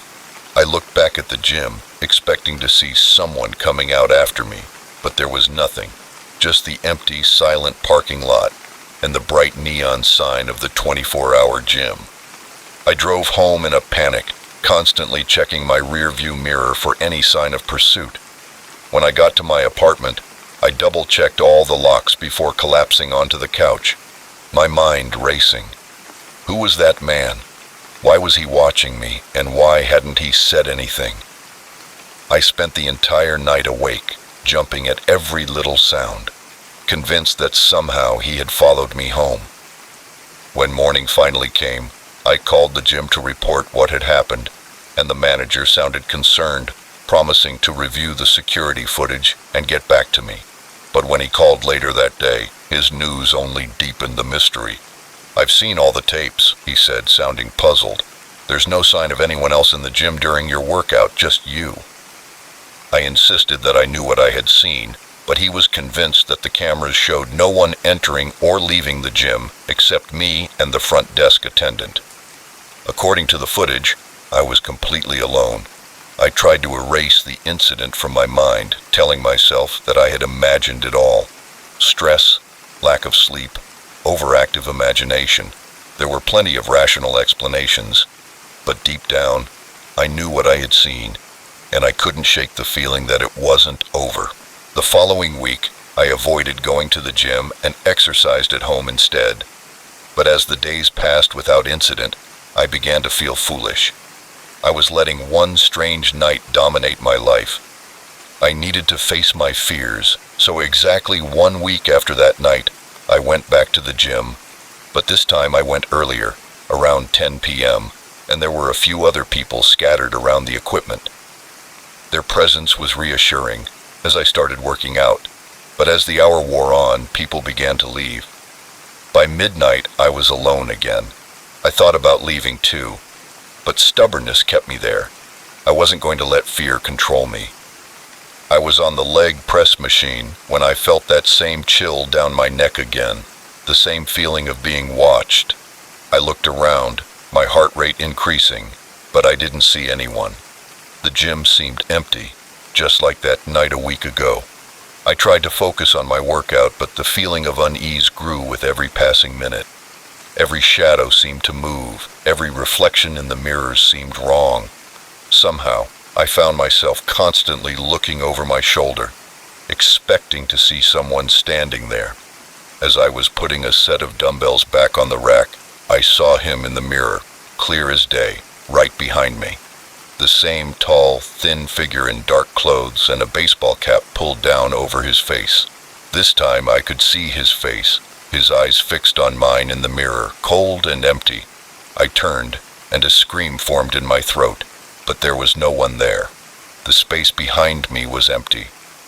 I looked back at the mirror, but the reflection showed only me, pale and trembling. That was it. I couldn't take it anymore. I grabbed my things and ran for the exit, not even bothering to change out of my workout clothes. When I walked out the gym door, I collided with someone coming in. We stumbled, and I looked up to apologize, but my words died in my throat. It was him, the man from the mirror, from the reflections. He steadied himself and looked at me with those cold, empty eyes. "Leaving so soon?" he asked, his voice low and strangely familiar. I couldn't speak, couldn't move, just stood there frozen in terror as he smiled. It wasn't a kind smile, but the smile of a predator who knows his prey is trapped. "You should be more careful," he said, moving a little closer. "You never know who might be watching." I finally found my voice. "Who are you? What do you want?" His smile widened, revealing teeth that looked too sharp and too numerous. "I want what I've always wanted," he said. "A good workout." I don't remember much of what happened next, but I know I screamed. I know I fought. And I know that somehow, miraculously, I managed to escape. I ran to my car and drove home. I left that city the following week, found a new job, a new apartment, a new gym. But no matter where I go, no matter how fast I run, I can't shake the feeling that he's still out there. Sometimes late at night, I catch a glimpse of a tall, thin figure wearing a baseball cap reflected in a window or a car mirror, and I know with a certainty that chills me to my core that he has found me again. So if you find yourself alone in a gym late at night and get the feeling you're being watched, don't ignore it. Don't try to rationalize it. Just leave, because sometimes the monsters we fear in the dark are real, and sometimes they wear baseball caps and hang out in 24-hour gyms, waiting for the perfect workout partner, a partner they may never see again. Next story. The moment we saw each other's eyes, we knew we had made a terrible mistake, but at that point, it was too late to turn back. It was supposed to be a quick pit stop, nothing more. My wife Sarah, our kids Tommy and Lily, and I were on our way to my parents' house for Thanksgiving when the storm hit. It came out of nowhere, a wall of rain so thick I could barely see the road. The wind howled, rocking our minivan, and I knew we needed to find shelter fast. That's when we saw an old farmhouse, its porch light a beacon in the darkness. "Let's pull over there," I said, turning into the muddy driveway. I was relieved when I turned off the engine. "Let's wait out the storm," I assured Sarah, who was looking fearfully at the dilapidated building. Little did I know what was in store for us, if I had known then what I know now. We ran to the porch and the rain drenched us in seconds. I knocked on the door praying someone was home. After what seemed like an eternity, it opened and an elderly couple stood there. Their faces were wrinkled, their eyes bulging with age. The woman smiled, revealing teeth that were very white and perfect for someone her age. Come in, get out of this terrible rain," she said. We went inside, grateful for the warmth. The interior was like stepping back in time, with lace doilies on every surface and a huge fireplace dominating one of the walls. The air was heavy with the smell of mothballs and something else I couldn't quite identify. "I'm Martha," said the woman, "and this is my husband, George. We don't get many visitors here." George nodded silently, his eyes fixed on us, while Martha took care of the children, bringing towels and offering hot chocolate. "Thank you for your hospitality," I said, trying to ignore the uneasiness rising up my spine. "We won't impose for long, just until the storm passes." Martha waved her hand dismissively. "Don't be silly. We insist you stay for dinner. I have a roast in the oven that's almost ready." Before we could protest, she was leading us into the dining room. The table was already set for 6, as if she had been expecting us. I exchanged glances with Sarah, who looked as uneasy as I felt. There was something strange about Martha and George. The meal was delicious. The meat was tender and flavorful, unlike any roast I had ever eaten. But as we ate, I couldn't shake the feeling that we were being watched. Every time I looked up, I saw George staring at one of us with an unreadable expression. Martha kept up a steady stream of conversation, asking about our lives, our jobs, our children, but her questions seemed intrusive, and she never answered our questions about them or about this place. The storm outside seemed to intensify, the wind howling louder, tree branches scraping against the windows like skeletal fingers. "Looks like things have gotten pretty bad out there," Martha said, peering out the window. "I think you'll have to spend the night here." My stomach clenched at the idea. The thought of spending the night in this strange house sent shivers down my spine, but one look outside told me we had no choice in the torrential rain. "We have plenty of room," Martha continued, maintaining that perfect smile that never left her face. George will show you to your rooms." As we followed George up the creaky stairs, I couldn't help but notice how quiet the children had become. Tommy hadn't said a word since dinner, and Lily was clutching Sarah's hand, her eyes wide with fear. The room George led us to was large but sparsely furnished. A massive four-poster bed dominated the space, its sheets yellowed with age.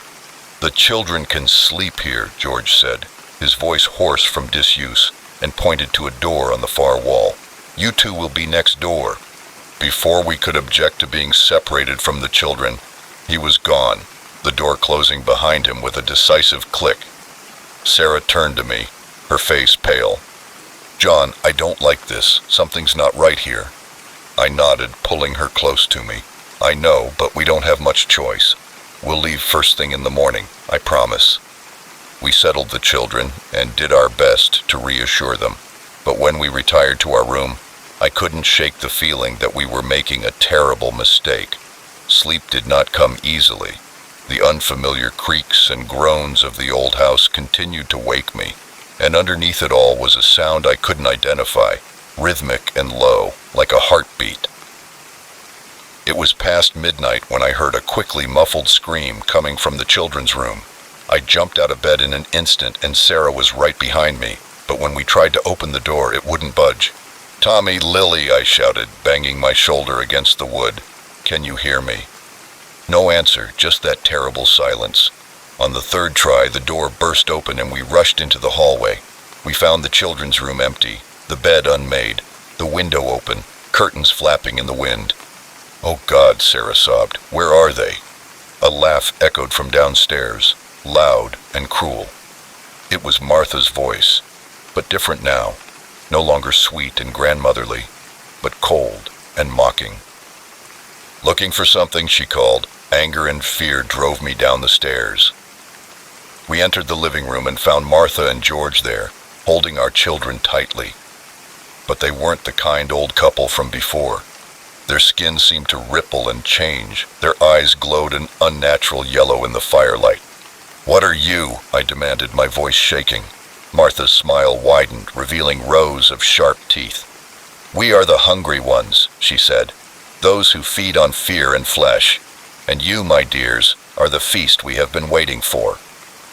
As she spoke, her form began to change, her skin peeling away to reveal something ancient and terrible. Beside her, George was undergoing a similar transformation. I grabbed the fire poker and swung it with all my strength, catching the thing that used to be Martha in the face, freeing Lily, who ran to Sarah. George growled and grabbed Tommy tighter, but Tommy, brave little Tommy, bit down hard on the creature's hand. George roared in pain, loosening his grip just enough for Tom to break free and run. I screamed, swinging the poker again to keep the monsters at bay. The car was behind us. I could hear inhuman screams of rage. I fumbled with the keys, my hands shaking so badly I could barely get them into the ignition. When the engine started, something hit the side of the van. Martha's distorted face appeared in the window, her claws scraping the glass. I stepped on the gas, the tires spinning in the mud before we finally found the right direction. The creature's howls faded into the distance. We drove through the night without stopping until we were miles away and the storm had passed. When the sun began to rise, we pulled into a rest stop, all of us shaken and exhausted. "What were those things?" Sarah asked, her voice little more than a whisper. I shook my head, unable to find the words to explain the horror we had just escaped. How could I make sense of creatures that defied everything I thought I knew about the world? We didn't make it to my parents' house that Thanksgiving. Instead, we stayed at a motel, needing time to process what had happened. But who would believe us? In the days that followed, I scoured the internet for any information about the farmhouse or its occupants. I found nothing, no records, no history, not even an address. It was as if the place had never existed, but I know it did. We all do. The nightmares that haunt us, the way we jump at shadows, those are the scars left by our encounter with something beyond human comprehension. Now, whenever we drive at night and see a lonely farmhouse in the distance, With the porch light shining invitingly, we keep driving, no matter how bad the storm is, no matter how tired we are. We don't stop because we know the truth now. Sometimes monsters aren't hiding under the bed or in the closet. Sometimes they're waiting behind a kind smile and an offer of shelter. And by the time you realize the danger, it's too late. So if you're caught in a storm and see a light in the distance promising safety and warmth, think twice before stopping, because you never know who or what might be waiting behind that door. And once you cross the threshold, there's no guarantee you'll ever come out. Are you still awake? If so, comment station to show you're still here. The headlights behind me hadn't moved in the last hour. After all, how many roads lead out of town at 2 a.m.? Looking in the rearview mirror, a chill began to run up my spine. I gripped the steering wheel tighter, and my knuckles turned white. The monotonous hum of the road had long since disappeared, replaced by the thunder of my own heart in my ears. I tried to focus on the road ahead, but my eyes always returned to the mirror, watching those unmoving lights. It had been a long day. I had stayed late at the office, finishing a project that couldn't wait until the next morning. When I left, the city streets were almost empty, except for the occasional taxi or a late-night driver. I had enjoyed the quiet drive home, eager to lie down in bed and forget about deadlines and demanding clients. Now that solitude felt oppressive, the darkness pressing in on me from all sides, broken only by the glow of my dashboard and those persistent headlights behind me. I fumbled for the radio, desperate for some noise to fill the silence. Static crackled through the speakers, punctuated by fragments of late-night talk shows and country music. I left the radio on, preferring the static to the silence. I considered pulling over and letting them pass, but something stopped me. What if they didn't pass? What if they stopped too? The thought sent a new wave of panic through me, and I pressed the accelerator harder. The speedometer climbed to 70, 75, 80 miles per hour. The headlights kept pace effortlessly. My hands were slippery with sweat, now sliding across the steering wheel as I took a turn too fast. The tires squealed in protest, and for a moment I thought I might lose control, but the car stayed on the road. I needed to calm down. I was letting my imagination run wild. There was a perfectly reasonable explanation for this. Maybe they were going the same place as me. Maybe they were as scared of me as I was of them. A flash of red and blue in my rearview mirror cut through my rationalizations, and my stomach dropped. It wasn't just a car behind me. It was a police car. Relief and embarrassment washed over me in equal measure. Of course, it was the police. They had probably seen me speeding and were waiting for a safe place to pull me over. Looking for a good place to pull over, I saw a sign for a rest area. Perfect for stopping. I'd pull in there, get my ticket, and continue on my way. This whole ordeal would make a funny story tomorrow. The rest area was deserted when I pulled in, my tires crunching on the gravel. I parked near the entrance under the bright glare of a flashing streetlight. In my mirror, I saw the police car pull up behind me, blocking my exit. I took a deep breath and grabbed my driver's license and registration, but the police car door didn't open. The lights remained on, casting sinister shadows across the empty lot. I waited, my heart racing again. Why weren't they getting out? I turned around in my seat to get a better look. That's when I saw it, or rather, didn't see it. There was no one in the driver's seat of the police car. The cab was empty. Ice flooded my veins. This couldn't be happening. I closed my eyes, certain that I must be seeing things, but when I opened them, the scene remained unchanged. Empty police car, lights flashing, blocking my only exit. I tried to make sense of what I was seeing. Had the cop left without me noticing? Were they approaching my car now? I scanned the area, but saw no movement in the shadows. I grabbed my cell phone to call for help, but when the screen lit up, my heart sank. There was no signal, of course. I was miles from anywhere. alone at a deserted rest stop with a ghost car. A noise to my left made me jump. I turned my head to look for the source. There, at the edge of the light, I saw a tall, broad-shouldered figure dressed in what looked like a police uniform. Relief flooded me. There was a cop after all. It was all just a misunderstanding. I rolled down my window ready to explain, but as the figure approached, the words died in my throat. It wasn't a cop. The uniform was right, but everything else was wrong. The face was hidden in the shadows, but I could see that the proportions were wrong. The arms were too long. The shoulders were too broad and unnatural. I searched for the window control, desperate to close it, but before I could, a hand reached out and grabbed the frame. It was pale, almost translucent, with long fingers ending in sharp, blackened nails. A low, guttural sound emerged from the figure, something between a growl and a laugh. Panic seized me, and I put the key in the ignition, not caring about the consequences. The engine roared to life, and I put the car in reverse. The tires spun on the gravel, kicking up stones.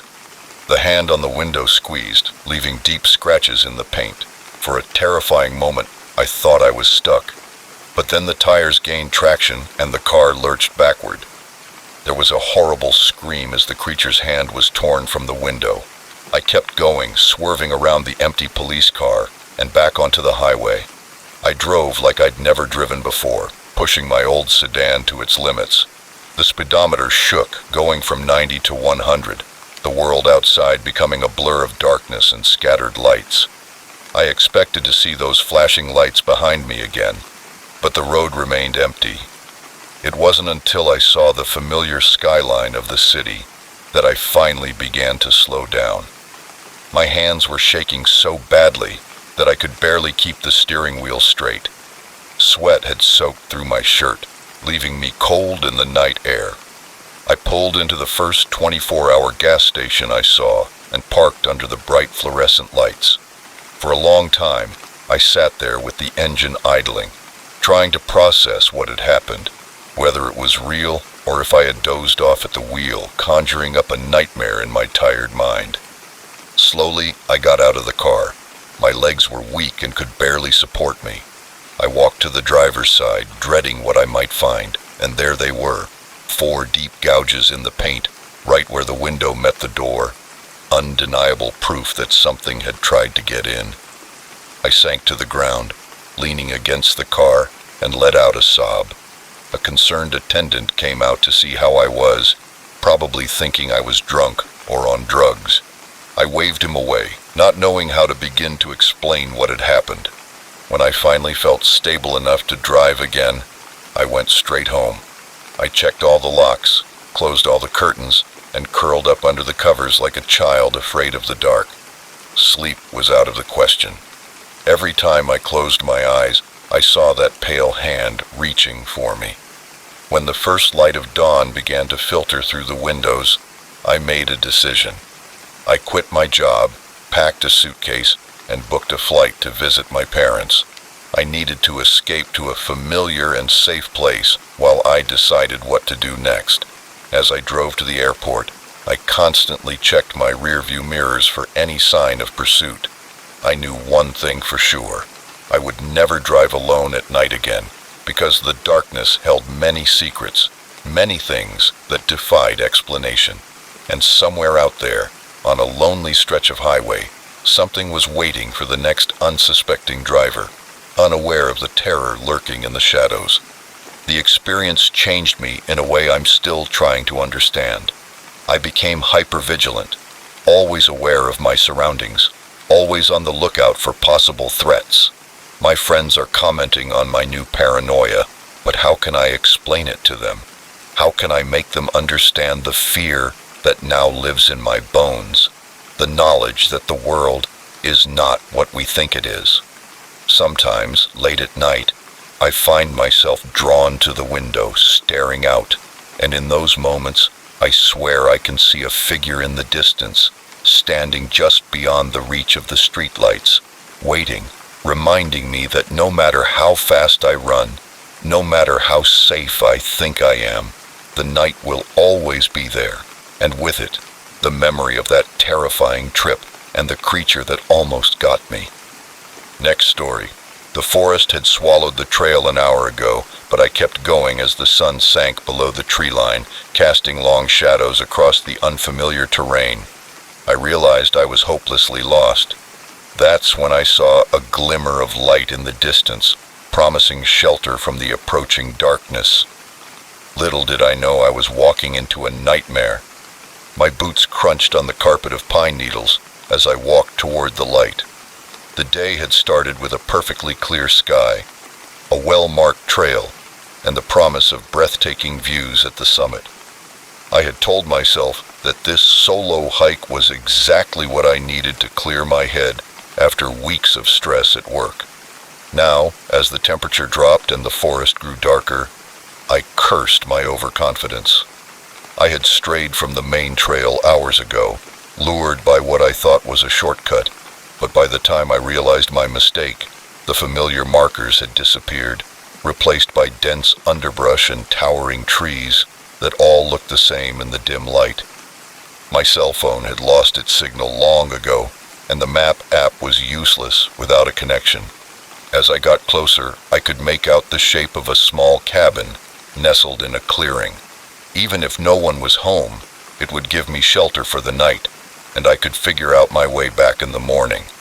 As I drew nearer, details emerged from the darkness. Aged gray wooden walls, a small porch slightly bowed by the weight of the years, but warm light spilled from the windows, and I could see smoke rising from the chimney. Someone was home. I stopped at the edge of the clearing, suddenly hesitant. There was something strange about the scene, though I couldn't quite put my finger on it. Perhaps it was the absolute silence. No birds, no insects, not even the whisper of the wind in the trees. Or perhaps it was the way the light from the window seemed to flicker and dance, as if from a campfire rather than electric bulbs. My survival instincts fought with my desperation for shelter. In the end, desperation won. I took a deep breath and stepped into the clearing, heading for the front door. The porch creaked under my weight. As I raised my hand to knock, before my knuckles could touch the wood, the door swung open and a man stood there, illuminated by the warm glow from inside. He was tall and thin, with a shaggy beard and piercing eyes that seemed to see right through me. "Hello, stranger," he said. His voice was rough as if from lack of use. I swallowed hard, fighting a wave of unease. "Sorry to bother you," I said, trying to keep my voice steady. "I was hoping I could use your phone to call for help, or maybe get directions back to the main road." The man's eyes narrowed slightly, but then his face broke into a broad smile. "No fellow traveler should be out in the cold," he said. "Come in." He stepped back, gesturing for me to enter. I hesitated for a moment, then stepped over the threshold. The interior of the cabin was small but cozy, dominated by a large fireplace where flames danced merrily. A few pieces of rustic furniture were scattered about, and I could see a small kitchen in one corner. "Sit down," the man said, pointing to a worn armchair near the fireplace. "Warm yourself. I'll take care of the phone for you." I sat down, gratefully feeling the warmth of the fireplace drive away the chill that had settled in my bones. When the man disappeared into another room, I took the opportunity to take a closer look inside the cabin. There was something strange that I couldn't quite put my finger on. The furniture looked old, almost antique, but well maintained. There were no personal touches, no photos, no knickknacks, nothing to suggest that anyone actually lived here. My eyes settled on a small table near the door. There was a collection of strange items scattered across its surface. A stained pocket watch, a handful of what looked like old coins, a pair of stained glasses. They looked like the kind of things you'd find in someone's pockets. The smell of the cabin was also strange. A smell of mold and something else. Something that had nothing to do with the fresh night air outside. These were personal items, but they didn't belong to the cabin's owner. They were trophies. The sound of footsteps made me turn around. The man had returned, but he wasn't alone. 2 other men had joined him, entering the room, both with the same thin, hungry look as their first companion. "I'm afraid we don't have a phone," the first man said. His tone was casual, but his eyes were sharp. "It looks like last week's storm knocked down the lines, and they haven't been repaired yet." "I see," I said, struggling to keep my voice steady. "If you could point me in the direction of the main road, I'll be on my way." The 3 men exchanged glances. A silent communication passed between them. Then the first man spoke again, his voice dropping to a low growl. "Why would we do that? It's been so long since we've had a guest." I frantically searched for an escape route, but they had positioned themselves between me and the door. I was trapped. "What do you want?" I asked, hating the tremor in my voice. The man's smile widened, revealing teeth that looked too sharp and too numerous. "Why, we want you to stay, of course. Forever." They moved with inhuman speed, closing the distance between us in the blink of an eye. I lunged blindly and my fist connected with one of the men's jaws. He staggered backward, more surprised than hurt, and I took advantage of the moment of confusion to escape. I opened the door and plunged into the night. Behind me, I could hear angry shouts. I ran as I had never run before, branches slapping my face, roots threatening to trip me at every step. I had no idea where I was going, no plan other than to put as much distance between myself and the cabin as possible. The forest was completely dark now, the trees looming like silent sentinels on all sides. I stumbled more than once, only to get up and keep running. Eventually, the sounds of pursuit grew fainter, but I didn't slow down. My lungs burned, my legs ached, but terror kept me moving. When I finally couldn't run anymore, I collapsed against a tree, breathing in deep gasps of air as my racing heart began to slow. I listened to see if I was still being followed. The forest was silent except for the sound of blood pounding in my ears. Had I lost them, or were they still out there waiting? I lay there for what seemed like hours, too afraid to move, too afraid to make a sound. When the adrenaline began to wear off, leaving me exhausted and shivering in the cold night air, I knew I couldn't stay there. I had to keep moving. I had to find my way out of this forest before they found me again. With aching muscles protesting every movement, I got up. The sky was beginning to lighten, the first gray signs of dawn breaking through the canopy above. With the growing light came a wave of hope. I could do this. I could survive this. I chose a direction and started walking, keeping my ears alert for any sound of pursuit. My mind raced, trying to understand what had happened, who those men were, what they wanted with me. The questions piled up, each more terrifying than the last. Hours later, I finally broke free of the tree line, stumbling onto a paved road. A passing car took pity on me and gave me a ride to the nearest town, where I immediately went to the police. They listened to my story with skeptical expressions, but agreed to send a team to investigate the cabin. They returned empty-handed. There was no cabin, they said, no clearing, no sign that anyone had lived in that part of the forest for decades. I tried to forget that night and convince myself that it was all a stress-induced hallucination. But sometimes, when I close my eyes, I can still see those men, hear their voices, feel the terror of being hunted through the dark forest. And sometimes, when I look in the mirror, I swear I can see something in my eyes, something hungry, something that doesn't belong to me. And I wonder if I really escaped that night, or if a part of me was left behind in that cabin, replaced by something else, something that followed me home from those dark woods. Now I avoid forests, but no matter how fast I run, no matter how well I hide in the city streets, I can't shake the feeling that somewhere out there, deep in the wilderness, 3 men are waiting for me to get lost again, waiting to welcome me home. Next story. The first crash from upstairs made me pause the movie. The second sent shivers down my spine. And by the third, I knew something was terribly wrong in this house. I should have been taking care of the children, but now I wasn't sure they were safe. I had been working as a babysitter for the Millers for about 6 months. They were good people, always paid on time, and their children, Emma, 8, and Liam, 6, were usually well behaved. Tonight was supposed to be a night like any other. Mr. and Mrs. Miller had gone out for their monthly date night, leaving me in charge until around midnight. The evening had started out normally. I made macaroni and cheese for dinner, gave the kids their favorite supervised bath, and then tucked them into bed with a story. By 9 p.m., the house was quiet, and I had settled onto the couch with some homework and the TV on as background noise. That's when I heard a soft thud coming from upstairs, like something heavy falling onto the carpet. I turned off the TV and listened intently for a few moments, but there was nothing but silence. I was about to chalk it up to my imagination when I heard it again, this time louder.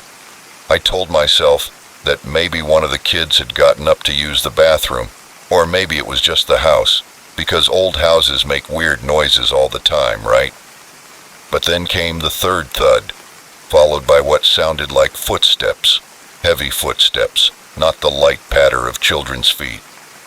I got up slowly and my textbook fell to the floor, forgotten. "Emma, Liam," I called, trying to keep my voice steady. "Is everything okay up there?" Just more silence. I took a deep breath, restraining myself, because I had to check on the children. After all, it was my job, but as I approached the stairs, every instinct told me to run, get out of the house, and call for help. I ignored the voice of fear and started climbing, each step creaking under my weight. The hallway was dark, with shadows stretching sinisterly from the nightlight connected to the wall. I went to Emma's room first, pushing the door open slowly. "Emma," I whispered, staring into the darkness. My hand searched for the light switch and I blinked when the room was suddenly illuminated. The bed was empty and the covers thrown back, as if she had left in a hurry. My breath caught in my throat when I noticed her favorite stuffed animal, a worn teddy bear she never slept without, on the floor. Panicked, I ran to Liam's room, which was next door. The same scene, an empty bed, rumpled sheets, no sign of the little boy who should have been fast asleep. "Emma, Liam," I shouted, no longer caring about keeping my cool. The house remained silent, mocking my growing fear. I checked the bathroom, which was empty, and the guest room, the closets, and even under the beds, nothing.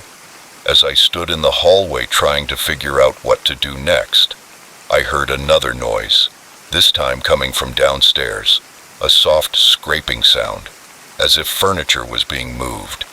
Had someone broken into the house and taken the children? I needed to call the police. But what would I tell the Millers?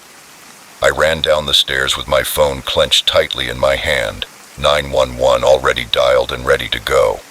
But now I could hear something else, a low, rhythmic hum coming from the kitchen. I crept closer, my heart pounding so loudly that I was sure whoever was in there would hear it. When I reached the door, I took a deep breath and peeked around the corner. Emma and Liam were there, but they weren't alone. They were holding hands with a figure I can only describe as wrong. It was very tall, its head almost grazing the ceiling. Its limbs were very long, very thin, curved at strange angles, and its face, God, its face where its features should have been. There was only smooth, pale skin, interrupted by a wide, toothy grin that stretched from ear to ear. The creature was humming that sinister song, and the children were swaying with it, their eyes glazed and unfocused. I must have made a sound, a sigh, a moan, I'm not sure, because suddenly that featureless face turned toward me. The smile widened, if that was possible, and he raised a long-fingered hand in a grotesque parody of a wave. I don't remember making the decision, but the next moment I was running, as I had never run before, out the front door and into the street, screaming for help. Lights came on in neighboring houses. Curious and concerned faces appeared at the windows, but I couldn't stop. I couldn't explain. All I could do was run and scream. I don't remember much of what happened next. I have vague memories of police cars, of trying to explain what I had seen to skeptical police officers, of the Millers rushing home, their faces pale with worry. of the frantic search of the house that found nothing, no creatures, no signs of a break-in, and, most disturbing of all, no Emma and Liam. The days that followed were a blur of questions and accusations. The police suspected me at first, the babysitter who conveniently lost the children she was supposed to be watching, but there was no evidence of foul play, no sign of a struggle. It was as if Emma and Liam had simply vanished into thin air. The Millers didn't blame me, at least not openly, but I could see it in their eyes, the unspoken question, how could you let this happen? Days turned into weeks, weeks into months. The search for Emma and Liam continued, but hope dwindled with each passing day. I tried to move on with my life, to forget that terrible night, but the memories haunted me. The sound of that buzzing, the sight of that smiling, featureless face, they followed me in my dreams, turning them into nightmares. I stopped babysitting. I couldn't bear the thought of being responsible for someone else's children, not after what had happened. I threw myself into my studies, trying to drown out the guilt and fear with academic activities. But late at night, when the house was quiet and the shadows lengthened, I found myself listening for that soft thud, that sinister buzzing, wondering if the creature would come for me too. It was almost a year later when it happened. I was home alone, studying for my final exams, when I heard that familiar sound coming from upstairs. My blood ran cold. For a long moment I sat there, frozen, unable to move. Then slowly I got up. I knew I should run. I should call for help, but part of me needed to know, needed to see. I started up the stairs, each step seeming to take an eternity. The upstairs hallway was dark as it had been that night, but this time there was a faint glow coming from under my bedroom door. With a trembling hand, I reached for the doorknob. I hesitated for a moment, then braced myself and pushed the door open. In the center of my room stood Emma and Liam, looking exactly as they had a year ago, not a day older, and behind them, with its long arms draped over their shoulders, stood the creature that raised its head when I entered, that terrible smile spreading across its featureless face, and then, in a voice that seemed to pass over my ears and speak directly into my mind, it said, "Welcome home, my dear. We've been waiting for you." Emma and Liam turned to me, their eyes still glassy and unfocused. They held out their hands, inviting me to join them, and despite every instinct screaming at me to run, to fight, to do anything but give in, I felt my feet move forward. When I took their hands, the creature's smile widened impossibly, and the room began to disappear, replaced by a swirling darkness. The last thing I remember is the sound of that sinister buzzing, growing louder and louder until it drowned out everything else. I woke up in my bed the next morning, convinced it had all been a terrible nightmare. But when I got up, I noticed something on my bedside table that made my blood run cold. A small, worn teddy bear, Emma's teddy bear. I'm no longer a babysitter. I don't sleep with the lights off, and every night I lie awake listening for that soft tapping, that sinister buzzing, wondering when the creature will return, wondering if next time I'll have the strength to resist its call. Because deep down, I know that the truth is not a question of if, but when. And when it comes, I'm not sure I'll be able to say no. Next story. The first sign of trouble was the gas station attendant's broad smile. The second was the way the whole town seemed to fall silent as we drove through. By the time we realized something was terribly wrong, it was too late. My wife Sarah and I had been on the road for hours. We were on our way to her sister's wedding, taking back roads to avoid highway traffic.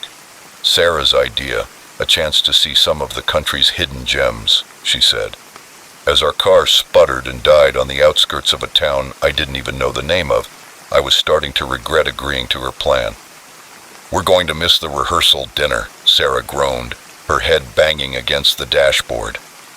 I tried to start the car again, but the engine just whined pathetically. "There's a town just up ahead," I said, trying to sound more confident than I was feeling. We'll get some help and be back on the road in no time."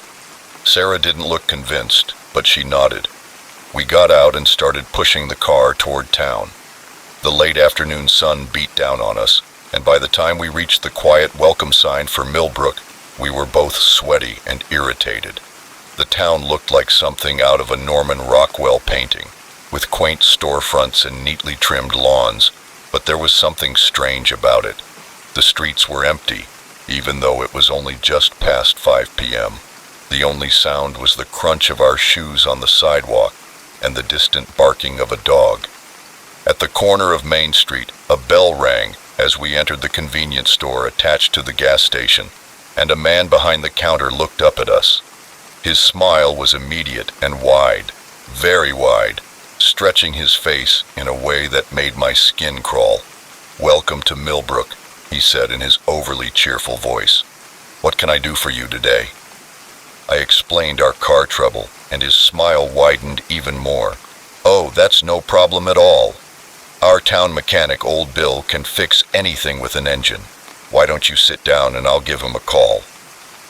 We sat down on plastic chairs near the window, watching as the attendant made his call.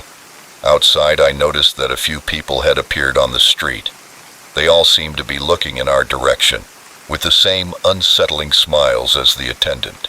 "Is there something strange about this place?" Sarah whispered. Before I could answer, the attendant returned. "Good news.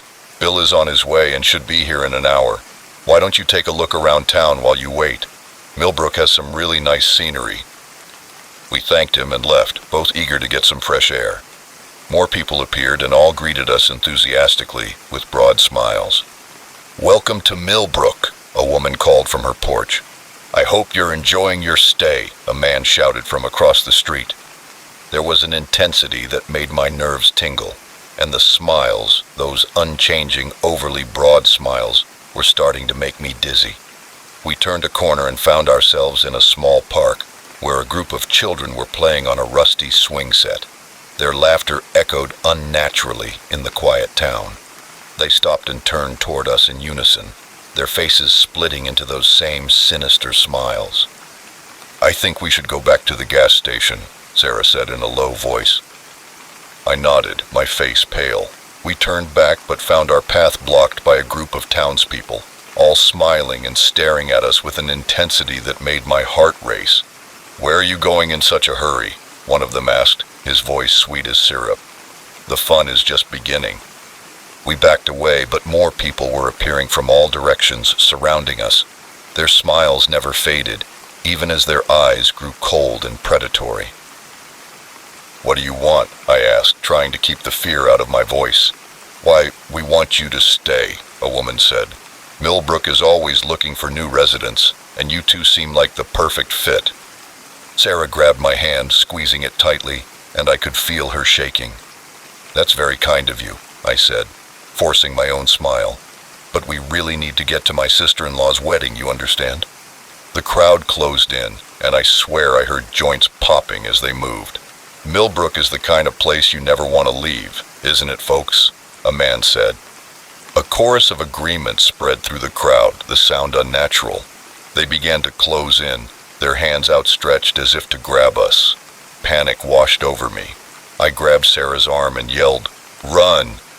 We pushed through the crowd, hands grabbed at our clothes, trying to hold us back, but somehow we broke free. We ran through unfamiliar streets, the sound of pursuit close behind us. The entire town seemed to have come alive, all of them chasing us with those horrible, unchanging smiles. We turned a corner and found ourselves back on Main Street. Our car was still at the gas station, and to my shock, it looked like it had been fixed. The hood was closed, and I could see the keys in the ignition. "We can make it," Sarah gasped, and we ran toward it, the sounds of the townspeople closing in behind us. As we reached the car, a hand grabbed my shoulder. I turned to see the gas station attendant, his smile now one of rage. "Trying to leave without saying goodbye," he growled. I pushed him away and dove into the driver's seat. Sarah was already inside, closing the door. I turned the key, and the engine started. The townspeople surrounded the car, banging on the windows, terrible smiles still plastered on their faces. I put the car in reverse, not caring if I hit anyone. As I pulled out of the gas station and onto the road, I could see them standing in the middle of the street watching us in the rearview mirror. Their smiles never faded, even as they grew smaller in the distance. We drove in silence for a long time, both too shaken to speak. It wasn't until we passed a sign welcoming us to the next county that Sarah finally spoke. "What was that place?" she asked, her voice little more than a whisper. I clenched my hands, still gripping the steering wheel tightly. "I don't know, and I never want to find out." We arrived at her sister's wedding as the rehearsal dinner was ending. We didn't tell anyone about our experience in Millbrook. Who would believe us? In the weeks and months that followed, I couldn't shake the memory of those smiles. I woke up in a cold sweat, the echo of their cheerful voices ringing in my ears. Sarah and I avoided talking about it, but I could see in her eyes that she was haunted by it too. We started taking longer trips when traffic was bad, and whenever we passed through a small town, I felt my heart race, half expecting to see those unnatural, wide smiles greeting us. Sometimes I wonder if Millbrook is still there, waiting for unsuspecting travelers, if there are others trapped behind those smiling faces, silently screaming for help, or if it was all some kind of shared hallucination caused by the heat and stress. But then I catch a glimpse of someone smiling a little too much, or hear a laugh that sounds a little too cheerful, and I feel the same panic rising in my chest.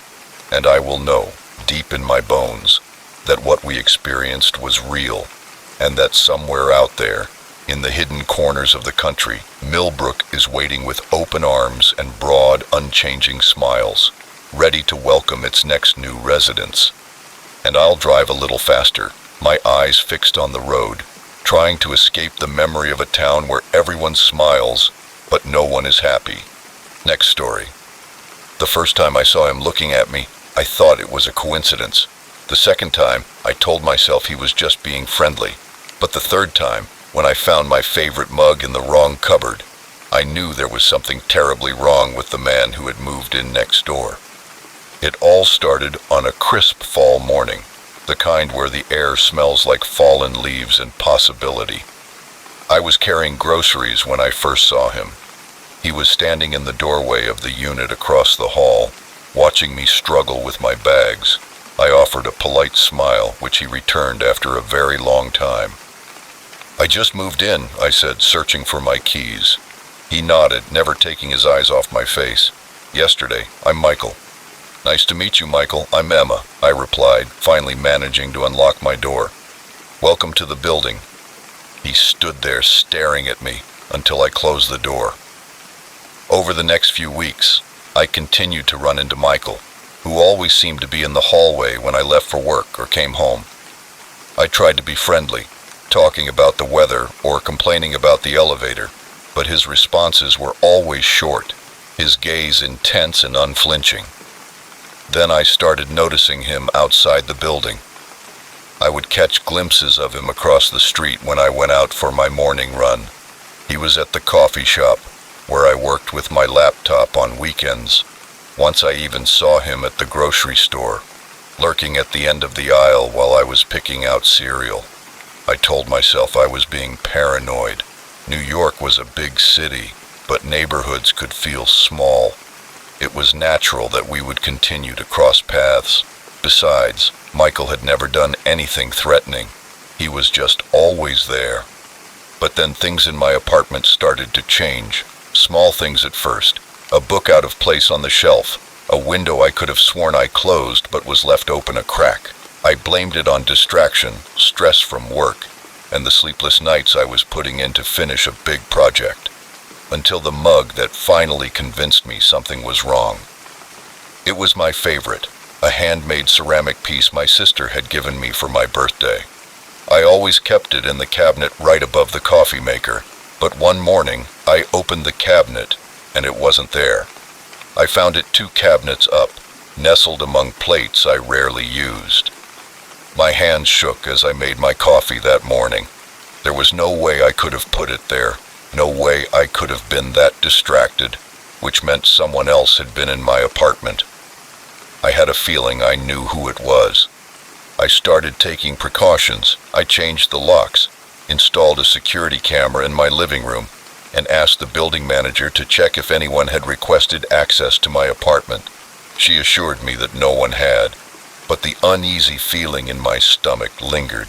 The camera footage showed nothing out of the ordinary, but items continued to move around my apartment. The pillows were arranged differently when I got home, and the books on my nightstand were in a new order. Once I even found a shirt I had never seen before mixed in with my dirty laundry. I couldn't sleep, jumping at every noise and creak in the old building.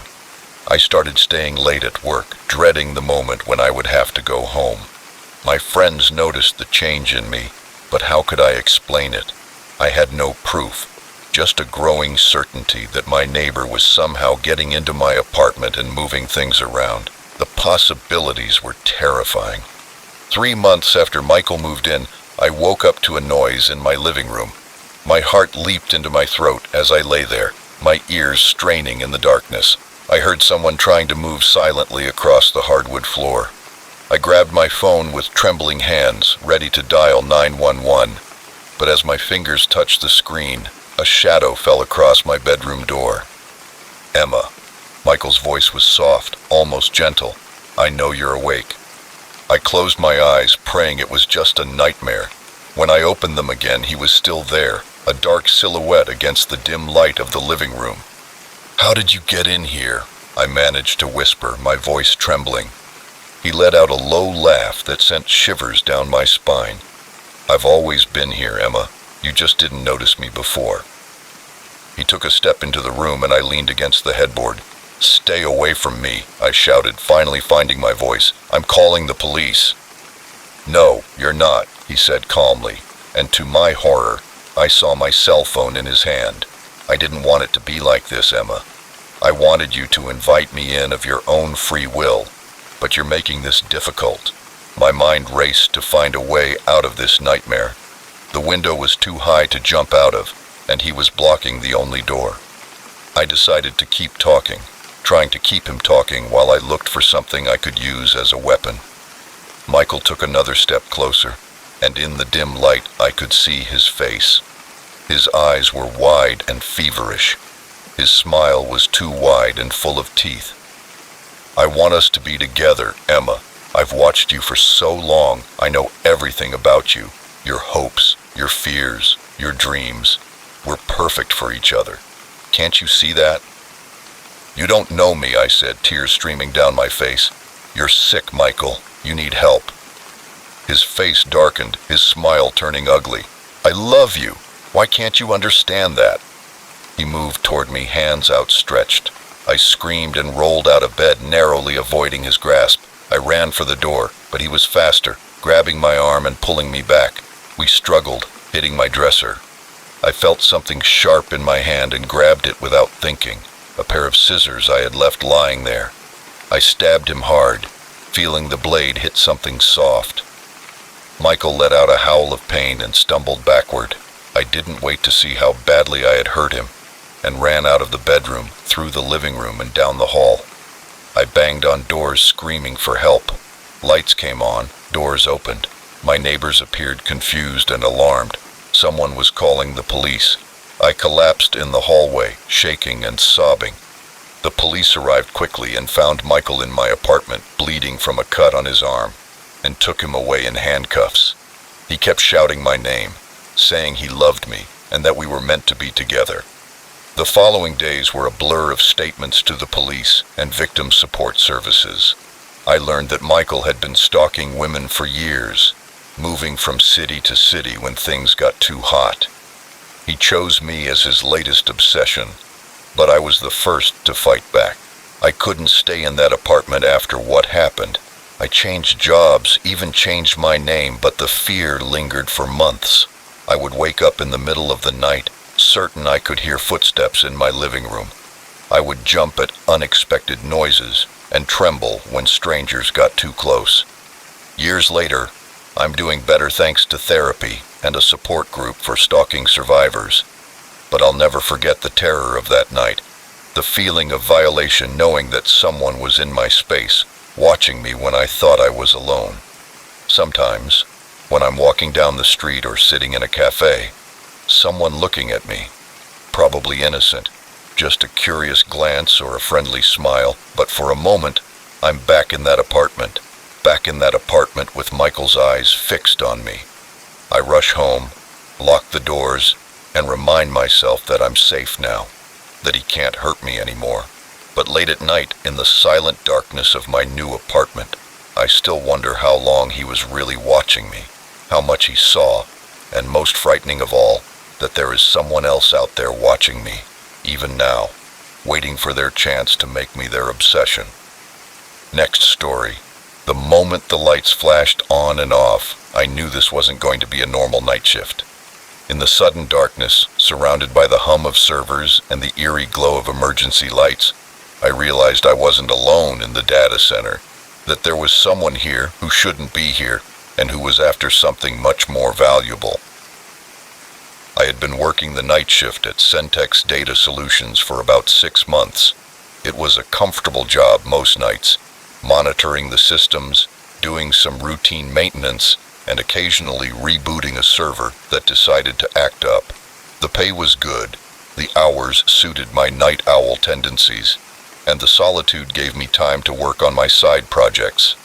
That night started like any other. I arrived at 10 p.m. and waved to the day shift guy as he practically ran out the door, and settled in for my 12-hour shift. The first few hours were uneventful.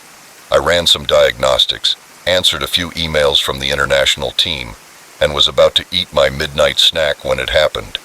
The lights flickered once, twice, and then for a moment there was total darkness. Then the red glow of the emergency lights kicked in, bathing everything in a sinister crimson hue. My first thought was a power outage, but that didn't make sense. We had multiple redundancies, including a generator that could power the entire building for days. This kind of total blackout shouldn't be possible. I tried to contact my supervisor, but the line was dead. My cell phone had no signal. It was as if we had been completely cut off from the outside world. That's when I heard a soft thud coming from somewhere in the server room. My heart rate skyrocketed. I should have been the only person here. "Hello?" I called out. I tried to keep my voice steady, but no one answered.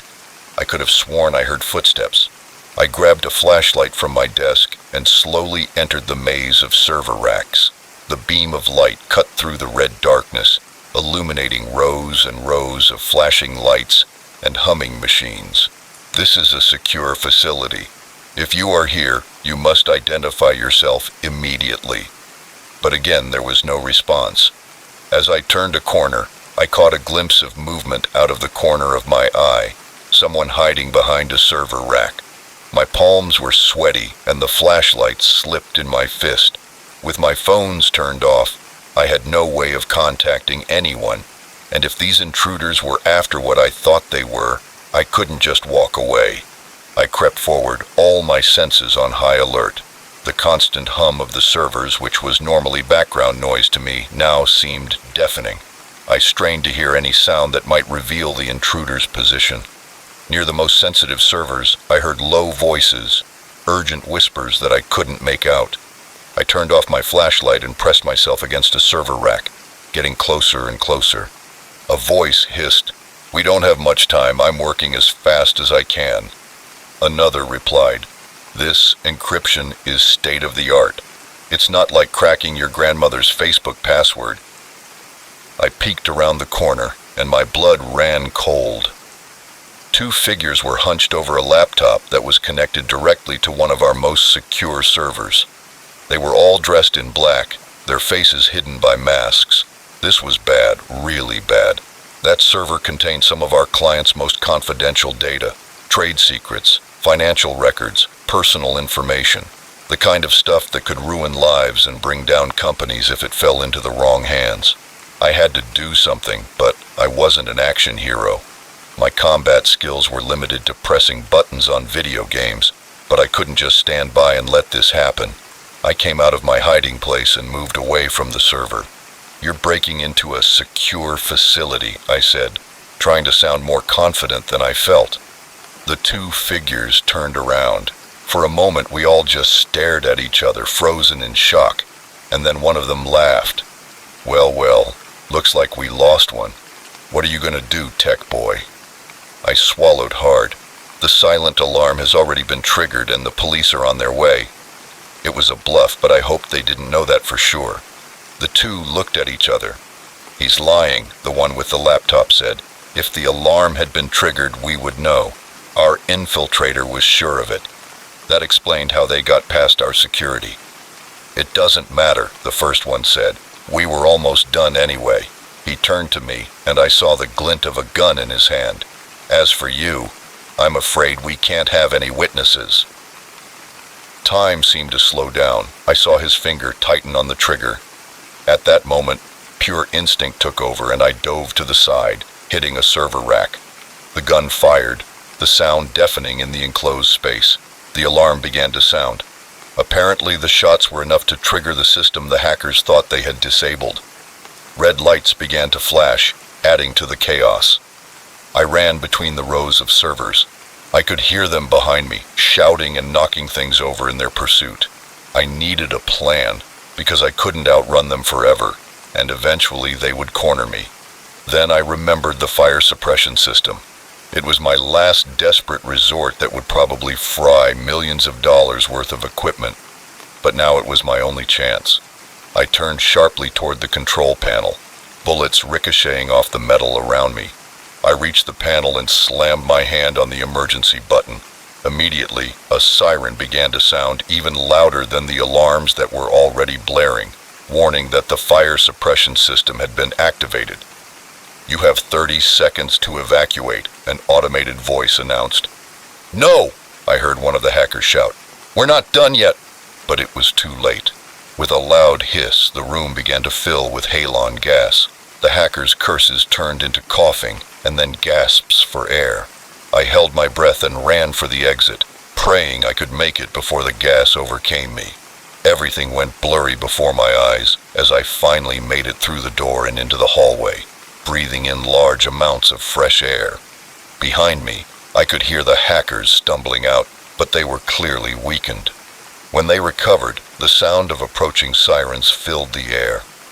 The next few hours were a blur of police statements, paramedic exams, and frantic calls from upper management. The damage to the data center was extensive, but our customers' data was safe. The hackers were arrested and their plan foiled. When I finally got home with the sun rising on the horizon, I was exhausted but strangely excited, having faced real danger and emerged victorious.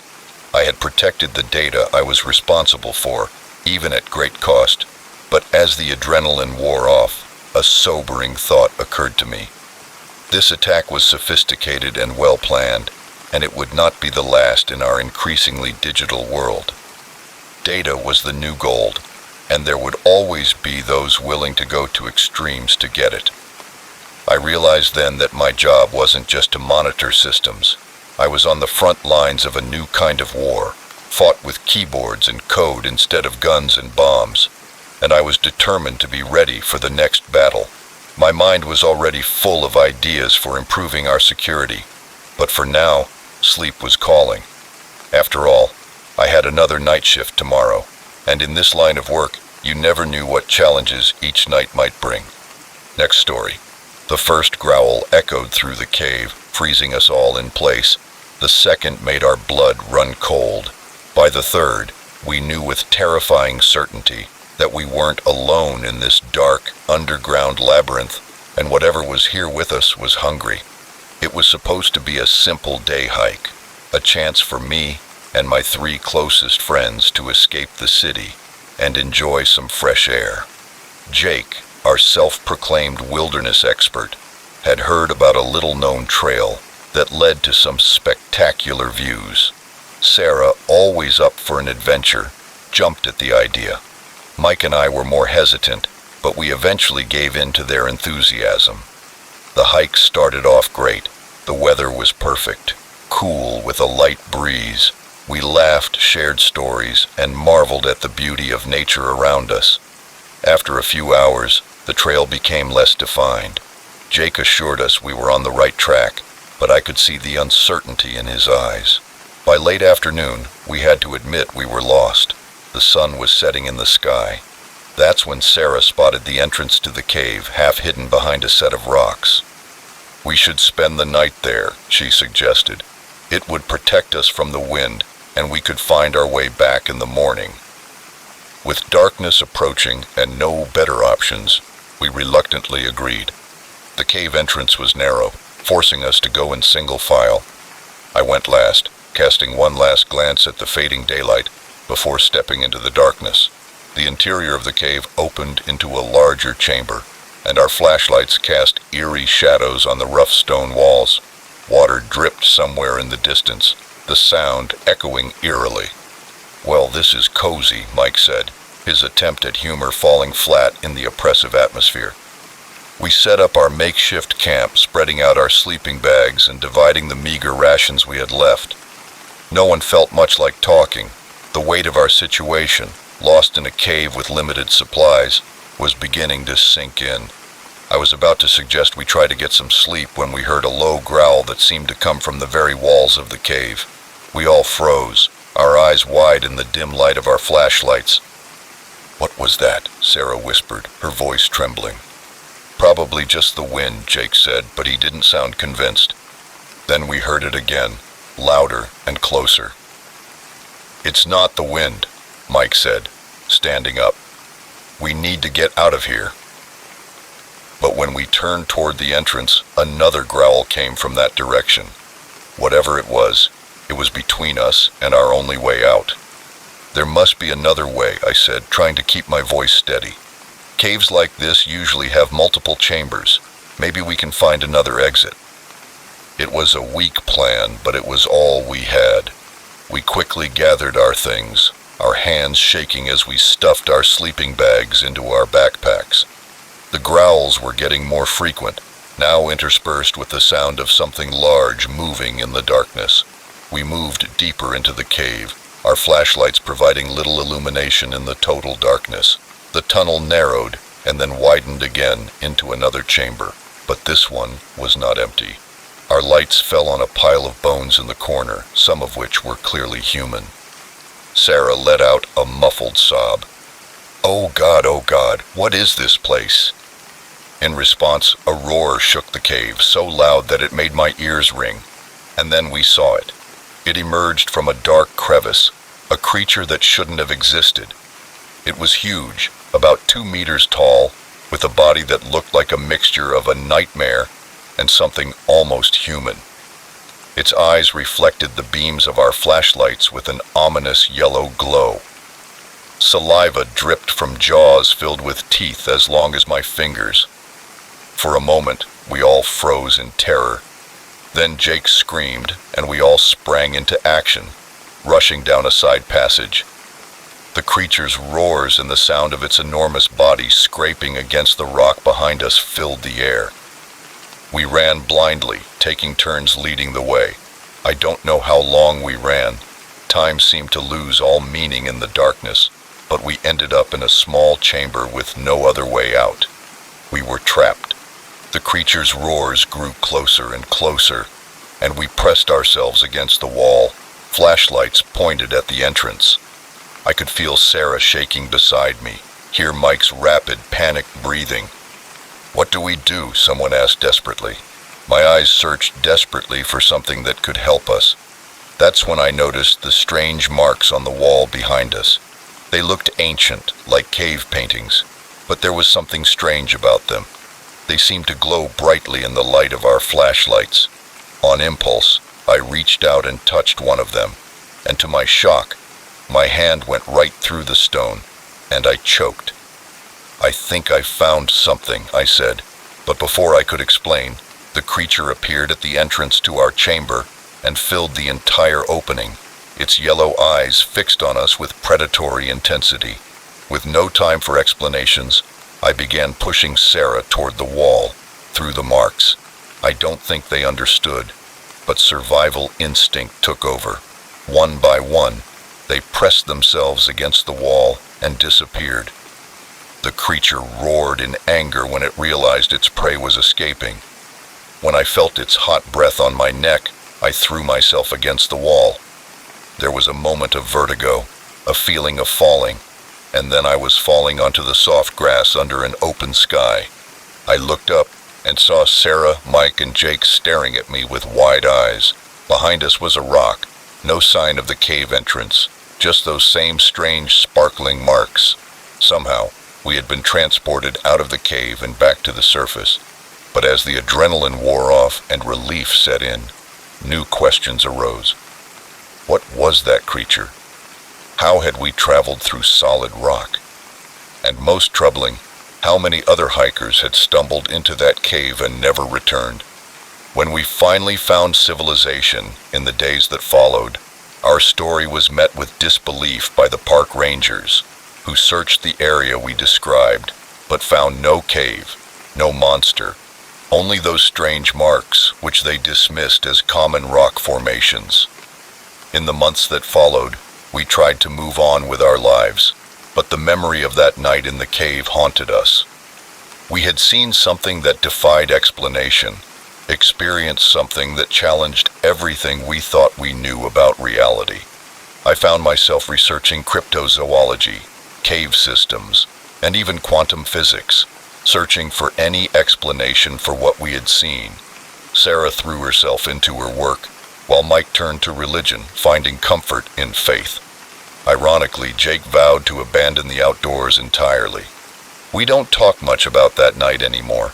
It's too unbelievable and terrifying to put into words, but sometimes, when I'm alone in the dark, I swear I can hear a distant growl and wonder if that creature is still lurking in its underground lair, waiting for its next unsuspecting victims. And I think about those marks, that impossible portal that saved our lives. Who put them there? Are there others scattered around the world waiting to be discovered? I don't have any answers, but I know one thing for sure.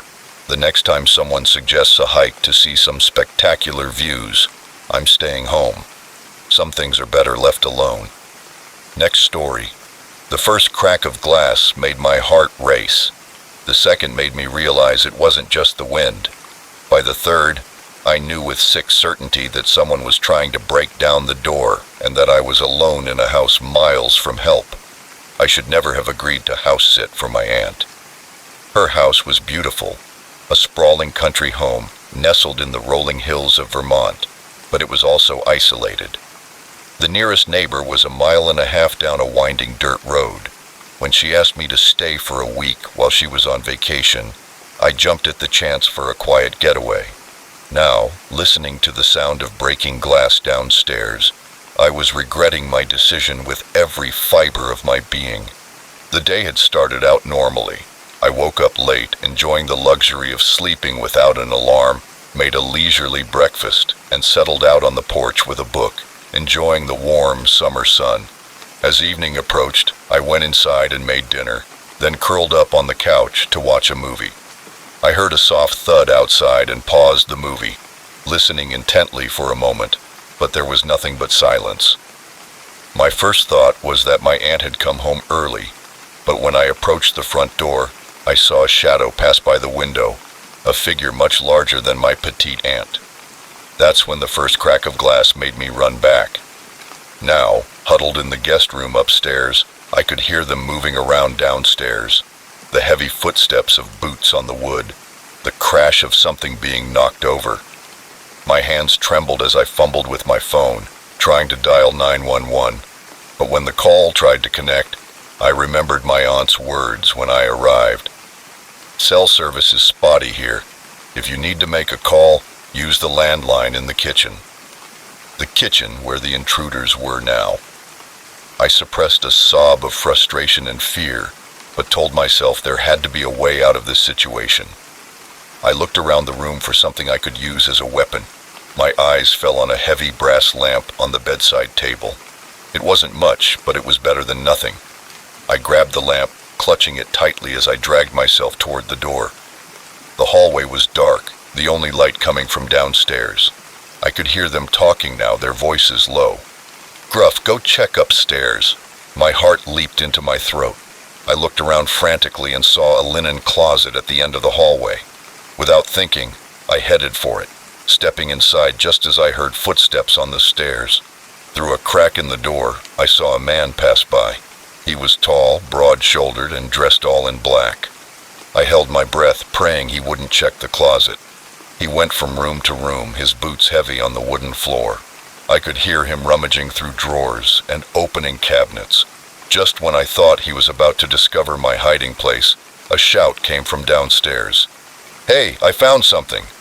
The man turned and ran down the stairs.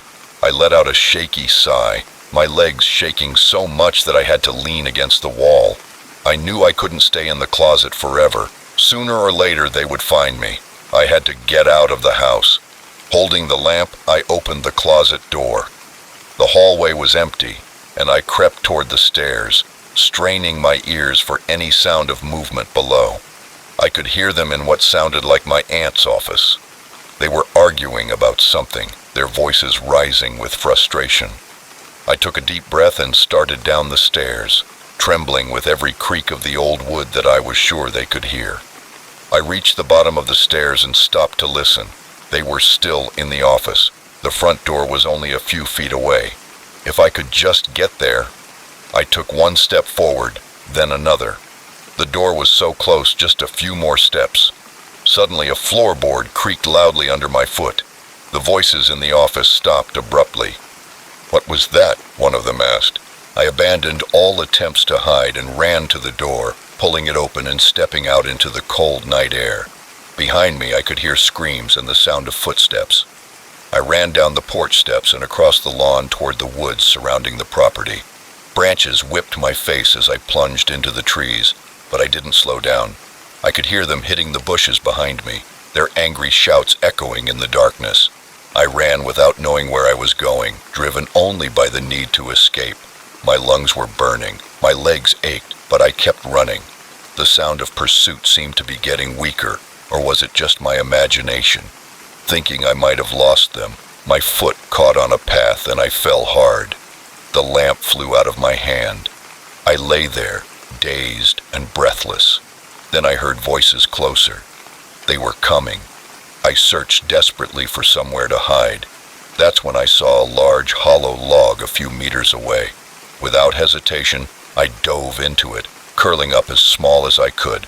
From my hiding place, I watched the beams of light from the flashlights sweep across the forest floor and heard their angry murmurs. Where did she go? She can't be far. I held my breath, pressing myself even further into the trunk. I thought, please don't let them find me. The minutes passed like hours. I could hear them moving around in search of me.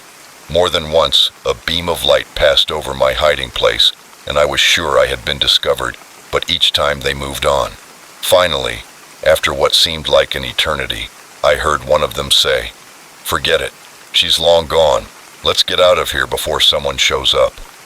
Their footsteps receded, and soon the forest was quiet again, but I didn't move. I was too scared, too unsure if it was really over. I don't know how long I stayed huddled against that tree trunk, probably hours. The sky was beginning to lighten when I finally mustered the courage to crawl out. My whole body ached, and I was covered in dirt and scratches, but I was alive. I had survived. I returned to the house cautiously, half expecting the intruders to appear at any moment, but the place was quiet. The front door was open, and inside I could see evidence of their search. Drawers pulled out, items scattered on the floor. With trembling hands, I picked up the landline and called the police, who arrived quickly, lights flashing and sirens blaring. I gave my statement that day, still unable to believe what had happened. The police said it was probably just thieves, opportunistic tourists who thought the house was empty. But in my nightmares, I still see them chasing me through those dark woods, their angry screams echoing in my ears. After that, I couldn't stay at my aunt's house anymore because the place that had seemed so peaceful was now contaminated and unsafe. I moved back to my small apartment in the city, finding comfort in the constant noise and the presence of other people. But sometimes, late at night, when the city falls silent and the shadows seem to lengthen, I find myself thinking about that night and how close I came to, I don't know what. And I wonder about those men, who they really were and what they were looking for. I'll probably never know the answers, but one thing is certain. I'll never house sit in a remote location again. The peace and quiet just isn't worth the risk. Next story. The moment I saw his thumb sticking out at the side of the desolate highway, I knew I shouldn't stop. But as the lone figure grew larger in my rearview mirror, curiosity overcame my better judgment.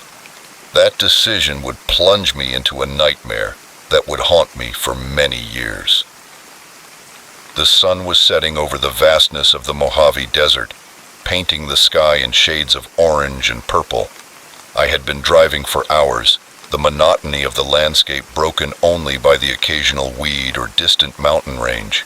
My eyes were heavy, my back ached from too many hours behind the wheel. I was eager to reach the next town, wherever it was, and end the trip. That's when I saw him, a lone figure on the side of the road with his arm outstretched and his thumb up in the universal hitchhiking sign. As I approached, I could see more details. It was a man, probably with a scruffy beard and clothes that had seen better days. There was a large backpack at his feet. Every instinct told me to keep driving. I had heard all the stories about the dangers of picking up strangers, especially in the middle of nowhere. But something about the man's posture, the slump of his shoulders, made me hesitate. He looked desperate and defeated. Before I could talk myself out of it, I was slowing down and pulling over a few feet ahead of him.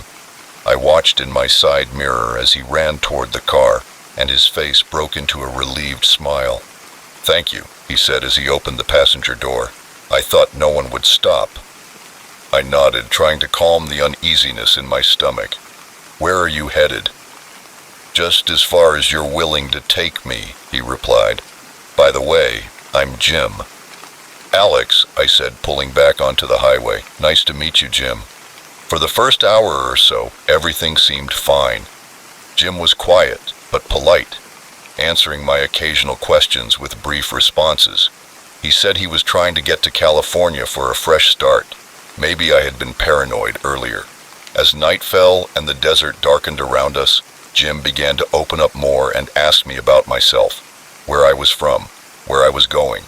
I gave him vague answers, but I still didn't feel entirely comfortable sharing too much personal information.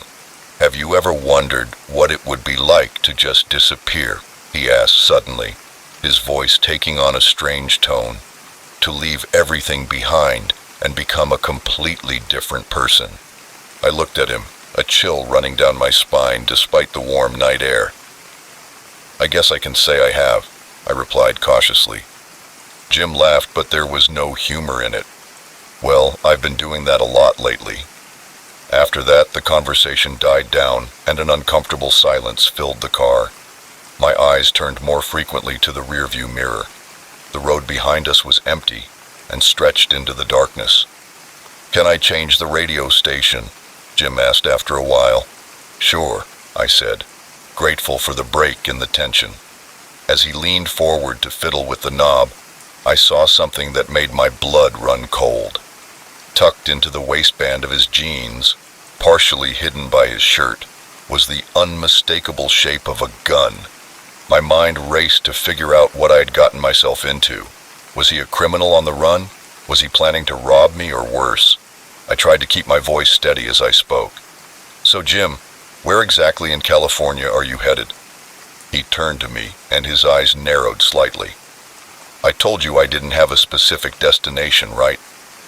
Cursing myself for the slip, I said, "I must have misheard you." Jim was watching me now, his previous friendliness replaced by something harder and more calculating. My heart was pounding in my chest. "You seem nervous, Alex," he said in a low voice. "Are you okay?" I nodded, perhaps a little too enthusiastically. "Yeah, I'm fine, just tired. I think we've been driving for a long time. Maybe we should stop," Jim suggested. "No," I said quickly, then tried to recover. I'm fine. There's a town up ahead, I think we can stop there." Jim didn't respond, but I could feel his eyes on me. The silence in the car was oppressive, broken only by the hum of the engine and the occasional static on the radio. I was trying to figure out what to do when I saw a sign for a rest stop just a mile ahead. It wasn't ideal, but it was something. Maybe I could find a way to get help, or at least get away from Jim. "I'm going to stop at that rest stop," I announced, trying to sound casual. "I need to use the bathroom." Jim nodded slowly. "Okay." I pulled into the rest stop, my mind racing with half-formed plans. There were a few other cars parked there, which gave me some comfort. As soon as I pulled over, I unbuckled my seatbelt and reached for the door handle. I wouldn't do that if I were you. I turned to find the gun in his hand pointed directly at me. My heart felt like it was going to explode in my chest. "Jim," I said, my voice breaking, "you don't have to do this. Whatever you're running from—" "Shut up," he interrupted. "Start the car. Let's go." "Please," I begged, "just take the car. You don't need me." He smiled humorlessly. "But I see you're my insurance policy. As long as I have you, no one will look too closely at me. We're just two friends on a road trip, right?" As we pulled out of the rest stop, I saw a family getting back into their minivan. I wanted to yell, honk, do anything to get their attention, but the cold pressure of the gun against my ribs kept me silent. We drove through the night, and Jim directed me onto smaller and smaller roads. I lost track of where we were. Every mile took us further away from safety and any hope of rescue. As day began to break, Jim instructed me to turn onto a dirt road that led into the desert. It seemed like hours before he finally told me to stop. "End of the line, Alex," he said, gesturing for me to get out of the car. With trembling legs, I stepped out into the desert.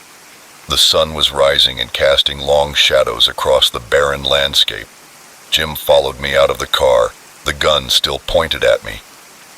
"I'm sorry it had to be this way," he said, and for a moment I thought I saw a flash of regret in his eyes.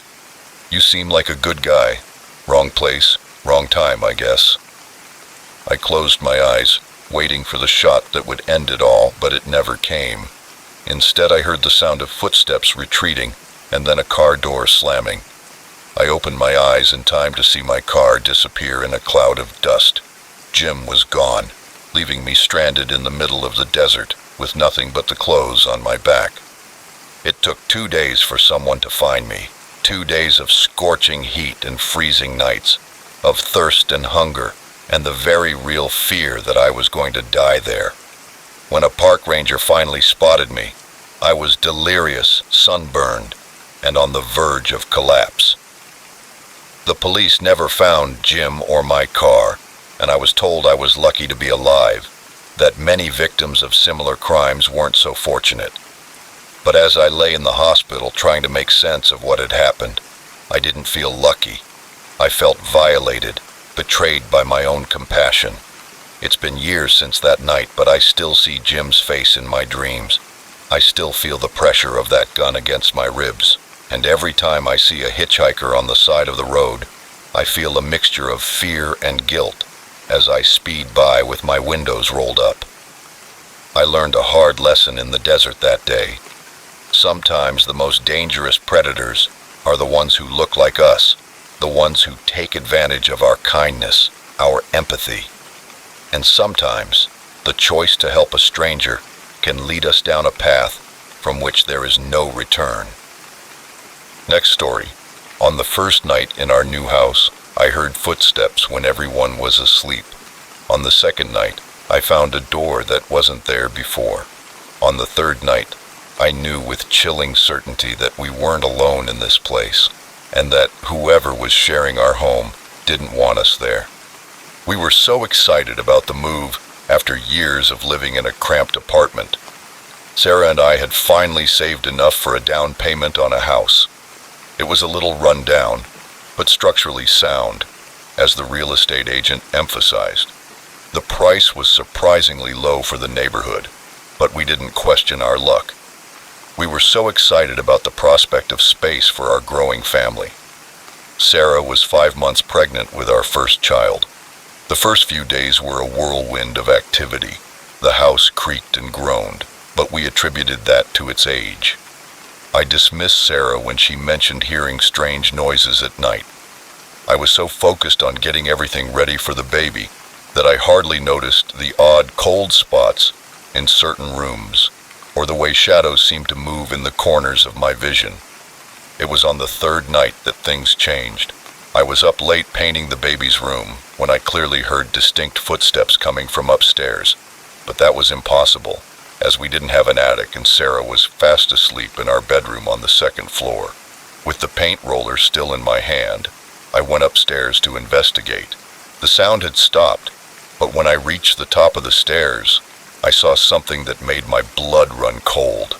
On the wall opposite our bedroom was a door I was certain hadn't been there that morning. I stood frozen, staring at it. It was old, the dark wood with an ornate brass doorknob that seemed to glow in the dim light. My instincts screamed at me to turn around, go back downstairs, and pretend I had never seen it. But curiosity, that damn human trait, drove me forward. My hand trembled as it reached the doorknob, which was cold to the touch, sending a chill down my spine. I took a deep breath and slowly turned the knob. The door opened with a sound that seemed to echo through the silent house. Beyond it was thick, impenetrable darkness. The beam of light from my cell phone flashlight barely seemed to make a mark on it. "Hello?" I called, my voice sounding small and frightened even to my own ears. "Is anyone there?" There was no answer, just that oppressive silence. I took a hesitant step forward, then another. The floorboards creaked under my weight.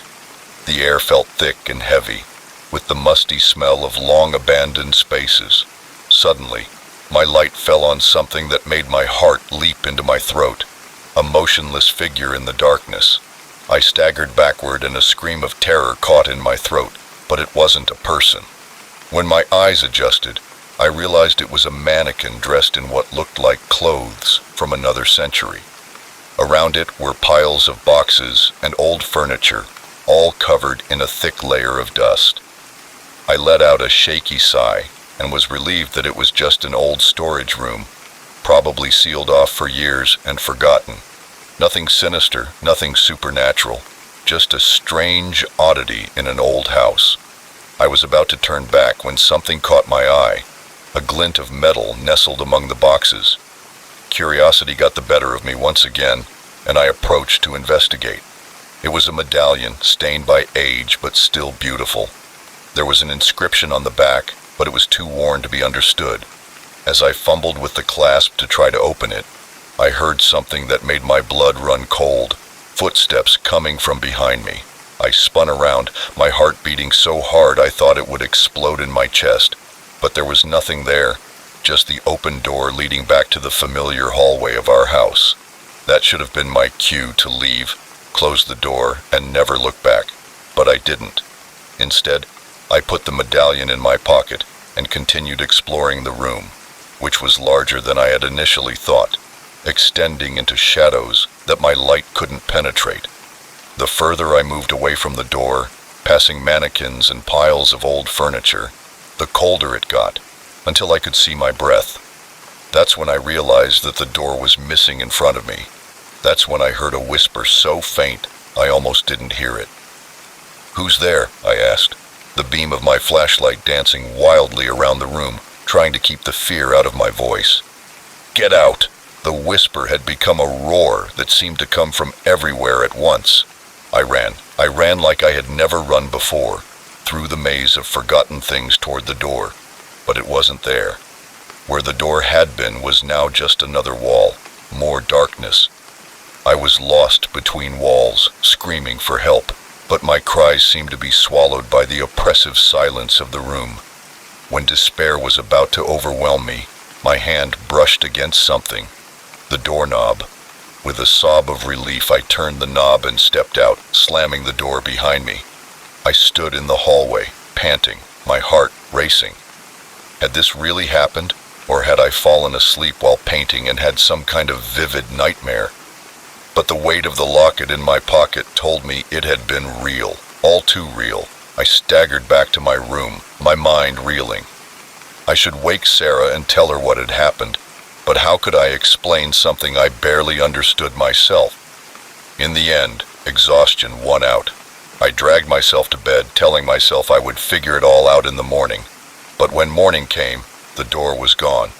The wall was smooth and unblemished, as if the events of the night had been nothing more than a dream. Even the medallion was gone from my pocket. I tried to convince myself that it was all just a dream, a hallucination caused by stress and paint fumes. But deep down, I knew the truth.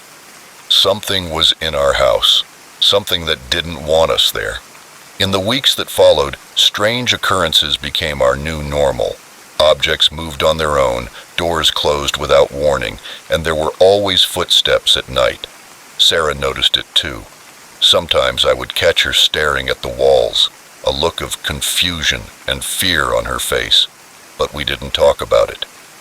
It was as if talking about the strange events would make them more real, more dangerous.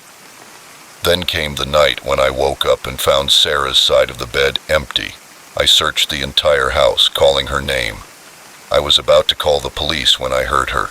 Her muffled but unmistakable voice came from behind that damn door that had reappeared in the hallway. I didn't hesitate this time. I threw open the door and plunged into the darkness. "Sarah!" I shouted, my voice echoing in the cavernous space. John, help me!" Her voice sounded distant and frightened.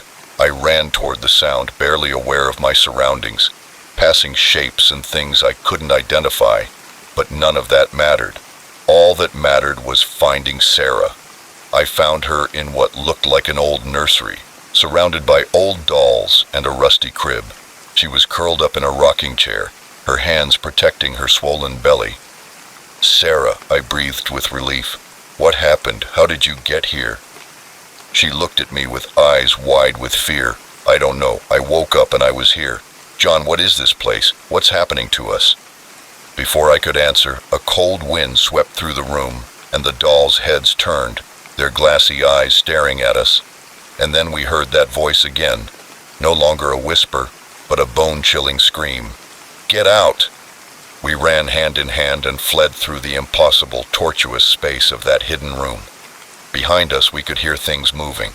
The air was filled with whispers and screams, the sound of 100 years of trapped souls. We made it back to the door, pushed through it, and I closed it behind me, leaning against it as if my weight could keep the horrors out. We didn't spend another night in that house.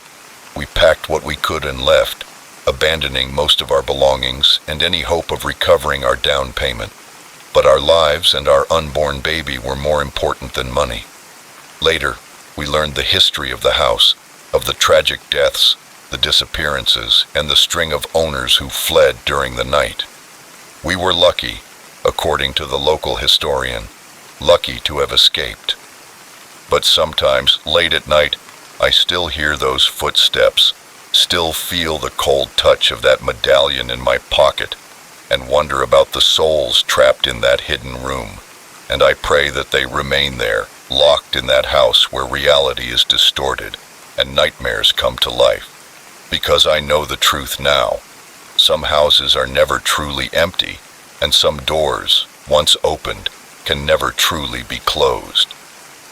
Next story. The moment I stepped onto the porch of that isolated farmhouse, I knew something was terribly wrong. The door was hanging off its hinges, and an eerie silence enveloped the property. My name is Claire, and I've been a social worker for almost a decade. I've seen it all. Homes ravaged by poverty, families torn apart by addiction, children with visible and hidden scars. But the Lawson case was different. This was the case that almost broke me. It started like any other day. I received a report on the Lawson family, concerns about neglect and possible domestic violence. The standard procedure was to make a home visit, assess the situation, and determine if further intervention was necessary. The file noted that the family lived in a remote area, but I hadn't realized how isolated it was until I found myself driving down a narrow dirt road, with dying cornfields stretching endlessly on both sides. The farmhouse suddenly appeared against the gray sky, like something out of a Gothic novel, weathered boards and several windows boarded up. When I parked the car, I noticed there were no other vehicles in sight. Strange, considering the file mentioned 2 parents and 3 children. I grabbed my bag and clipboard, took a deep breath, and approached the front door. That's when I noticed the first sign that something was wrong. The door wasn't just unlocked, it was partially open, swaying slightly in the breeze. On the white wood was a dark stain, disturbingly like blood, staining the white paint. "Hello?" I called, my voice sounding small and uncertain in the oppressive silence. "Mr. and Mrs. Lawson, this is Claire from Social Services. I'm here for our scheduled visit." There was no answer, not even the sound of movement inside the house, just that unnerving silence. I knew the protocol would be to call the police and let them handle whatever was going on here, but I couldn't help thinking about those 3 children mentioned in the file. What if they were in there, hurt or scared? It was my duty to make sure they were safe. So I pushed the door open and stepped inside. The interior was dark, the air thick with the smell of neglected mold and something else, something coppery and sickly that made my stomach churn. I called out again, searching for the light switch, which clicked but did nothing. So I pulled out my phone and used the flashlight to illuminate the room. What I saw made my blood run cold. The living room was a scene of chaos. Furniture was overturned, picture frames lay broken on the floor, and on the faded floral wallpaper were more of those dark, rust-colored stains. My heart raced, and I ventured deeper into the house. The kitchen was equally disturbed, with drawers ripped out and their contents scattered across the floor. A half-eaten meal sat on the table, covered in a thin layer of mold. Whatever had happened here hadn't been recent. As I turned to check the rest of the house, something caught my eye. A child's drawing was stuck to the refrigerator with a smiley sun-shaped magnet. The crayon drawing showed a house, this house, with 5 stick figures standing in front of it, but 3 of the figures had been violently scribbled over with black crayon, leaving only 2 standing. A chill ran down my spine. What had happened to this family? I climbed the stairs, each step creaking under my feet. The upper floor was a long hallway with several doors leading off it. The first room I checked seemed to be the master bedroom. The bed was unmade and clothes were scattered about as if someone had left in a hurry. But it was the message scrawled on the mirror in what looked like lipstick that made me catch my breath. Help. The next room was clearly a child's bedroom. Pink wallpaper, stuffed animals piled on the bed. But here, too, there were signs of violence that stained the innocent space. Those same dark stains on the walls and a family photo on the bedside table had been broken. Shards of glass glinted in the beam of my flashlight as I backed out of the room. As I left the room, a sound from downstairs made me freeze. Slow, deliberate footsteps moving across the kitchen floor. My heart leaped into my throat. I wasn't alone in the house. I tried to calm my breathing so I could think rationally. It could be one of the Lawsons coming home and finding a stranger in their house, but deep down, I knew that wasn't the case. Whatever was down there, it wasn't the family I had come to check on. I crept toward the stairs, straining my ears to hear any movement. The footsteps had stopped, but now I could hear something else. A low, guttural sound, almost like an animal growl. I reached the top of the stairs and looked down into the darkness below. For a moment, I saw nothing. Then a shape moved in the shadows at the bottom of the stairs. A hunched, misshapen figure with jerky, unnatural movements. It wasn't a person, nor an animal I had ever seen before. It was something completely different, something that shouldn't exist in our world. I must have made a sound, a sigh, a moan, I'm not sure, but suddenly the thing's head rose, and I found myself staring into eyes that glowed an unnatural, sickly yellow in the darkness. I ran. I ran like I had never run before, down the hallway toward what I prayed was another staircase, another exit. Behind me, I could hear the thing climbing the stairs, its movements faster now, accompanied by a high-pitched hiss that made my skin crawl. I found the back stairs and practically flew up them, my feet barely touching the steps. I rushed through the back door into the fading daylight, not daring to look back as I ran toward my car. My hands were shaking so badly that I could barely get them to the ignition, but finally, the engine roared to life. At the last moment, I caught a glimpse of movement in my rearview mirror, something coming out of the house, its shape seeming to shift and change as it moved. I pulled out of the driveway, and the gravel came up behind me as I sped down the dirt road, and didn't slow down until I reached the main highway. When I finally felt safe enough to stop, I called the police with shaking hands. I told them about the signs of a struggle, the disturbing messages, and the feeling that something terrible had happened in that house, but I couldn't bring myself to mention what I had seen inside. The police investigation revealed nothing, no bodies, no evidence of a crime. The Lawson family had simply vanished, leaving behind a house full of unanswered questions. The case was filed as another mysterious disappearance, but I knew the truth. I knew that something inhuman had been in that house, something that was probably responsible for whatever fate had befallen the Lawsons.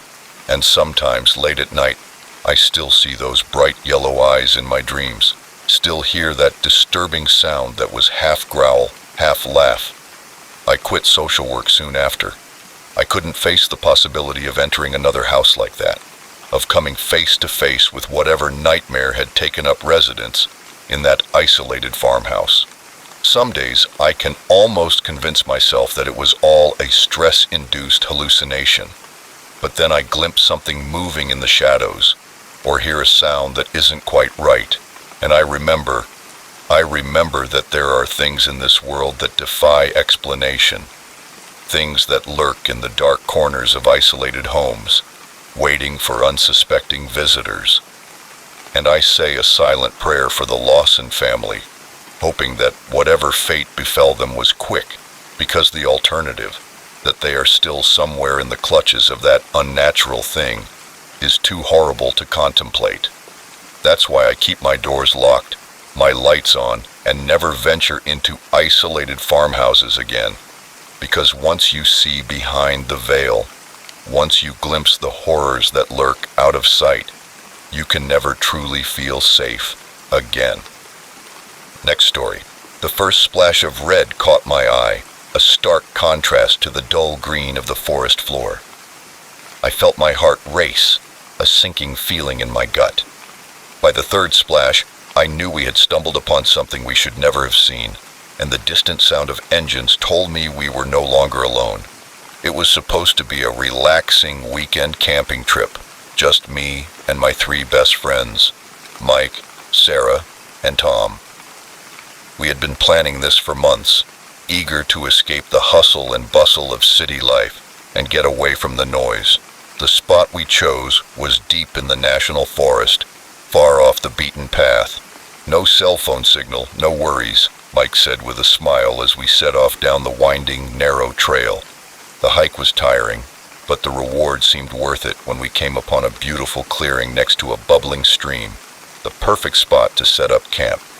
As we pitched our tents and gathered firewood, the stress of our daily lives seemed to melt away. That night, we sat around the campfire sharing stories and roasting marshmallows, with the stars shining brightly in the sky. The next morning, things took a turn. Tom and I offered to fetch more water from the creek while Mike and Sarah prepared breakfast. We were about 4 miles from camp when I saw a splash of red on a fallen log. "Hey, Tom," I shouted, pointing. "What do you think that is?" He blinked and shrugged. "Probably just some berries or something. Let's fill these jugs and get back, I'm starving." But as we got closer to the creek, we saw more splashes of red. Too many to be berries, too dark. My stomach churned as I realized what it probably was. "I think that's blood," I said, my voice barely a whisper. His eyes widened, and I saw the same fear I felt reflected in them. Maybe an animal got hurt, he suggested, but he didn't sound convinced. We should have turned back. We should have gotten Mike and Sarah and gotten out of there. But curiosity, that damn human trait, got the better of us, and we kept going, following the trail of blood. The scene we stumbled upon will haunt me for the rest of my days. In a small clearing, partially hidden by dense vegetation, there was a body, or what was left of a body. It was a man, or had been. His chest was mutilated, and his face frozen in an expression of terror. But it was the symbol engraved on his forehead that made my blood run cold, a crude pentagram still dripping with blood. Tom was vomiting beside me, and I wasn't far behind. This wasn't an animal attack. It was something much, much worse. We need to get out of here, I managed to gasp between dry sobs. We need to call the police. Tom nodded frantically, his face pale. We headed back to the camp, but froze when we heard a sound that didn't belong in this forest, the distant rumble of engines. Oh God, Tom whispered, what if they're coming back? The smart thing to do would have been to hide and wait until whoever it was had passed. But panic had taken hold of us, and all we could think about was getting back to Mike and Sarah and getting as far away from this nightmare as possible. We ran with branches hitting our faces, threatening to trip us up with every step. The sound of engines grew louder, and now we could hear voices too, voices that sent shivers down my spine. We entered our campsite, startling Mike and Sarah, who were sitting next to the remains of last night's campfire. What's going on? Sarah asked, her eyes wide with confusion and fear. No time to explain, Tom interrupted, already beginning to take down his tent. Bad people coming. We need to go. To their credit, Mike and Sarah didn't argue. They must have seen the terror in our eyes, heard the urgency in our voices, and we packed up in record time, leaving behind everything that wasn't essential. As we were about to leave, the voices grew clearer. They were too close. Let's split up, Mike whispered. Sarah, you go with Tom. I'll go with Alex. We'll head west and meet you at the car if we can. If not, keep walking until you find help. We nodded, all of us sharing the same thought that hit us. This wasn't a movie or a game. It was real, and our lives were in danger. Sarah and Tom disappeared into the trees to the east. Mike and I waited a moment, then dove into the underbrush in the opposite direction. We hadn't gone more than a few yards when we heard shouting behind us. Hey, there's a camp here. They can't be far. We ran, branches tearing at our clothes, rocks and roots bruising our feet through our hiking boots, but we didn't slow down. The voices behind us grew fainter and fainter, but we could still hear them bumping into the forest, chasing us. It felt like we ran for hours, but it was probably only minutes. Finally, we stopped to catch our breath, panting. The forest was silent now, except for our irregular breathing and the sound of blood in my ears. Do you think we lost them? I whispered. Mike shook his head. I don't know, but we can't stay here. We have to keep going. We continued, trying to be quieter, now constantly looking over our shoulders. The sun rose higher in the sky, filtering through the treetops. Under other circumstances, it might have been beautiful, but now it felt oppressive, the heat and humidity sapping our strength. We were just beginning to hope that maybe we had escaped when we heard a scream. Mike's face went pale, and he didn't breathe. God, no, he whispered. We stood there, frozen in indecision. Every human instinct demanded that we run toward the sound to help our friends, but we knew that would be suicide. Whatever had happened to Sarah and Tom, the same fate awaited us if we turned back. With heavy hearts, we pressed on. The scream came from behind us, which meant we were still going in the right direction. If we could just reach the car. But it seemed like the universe had other plans.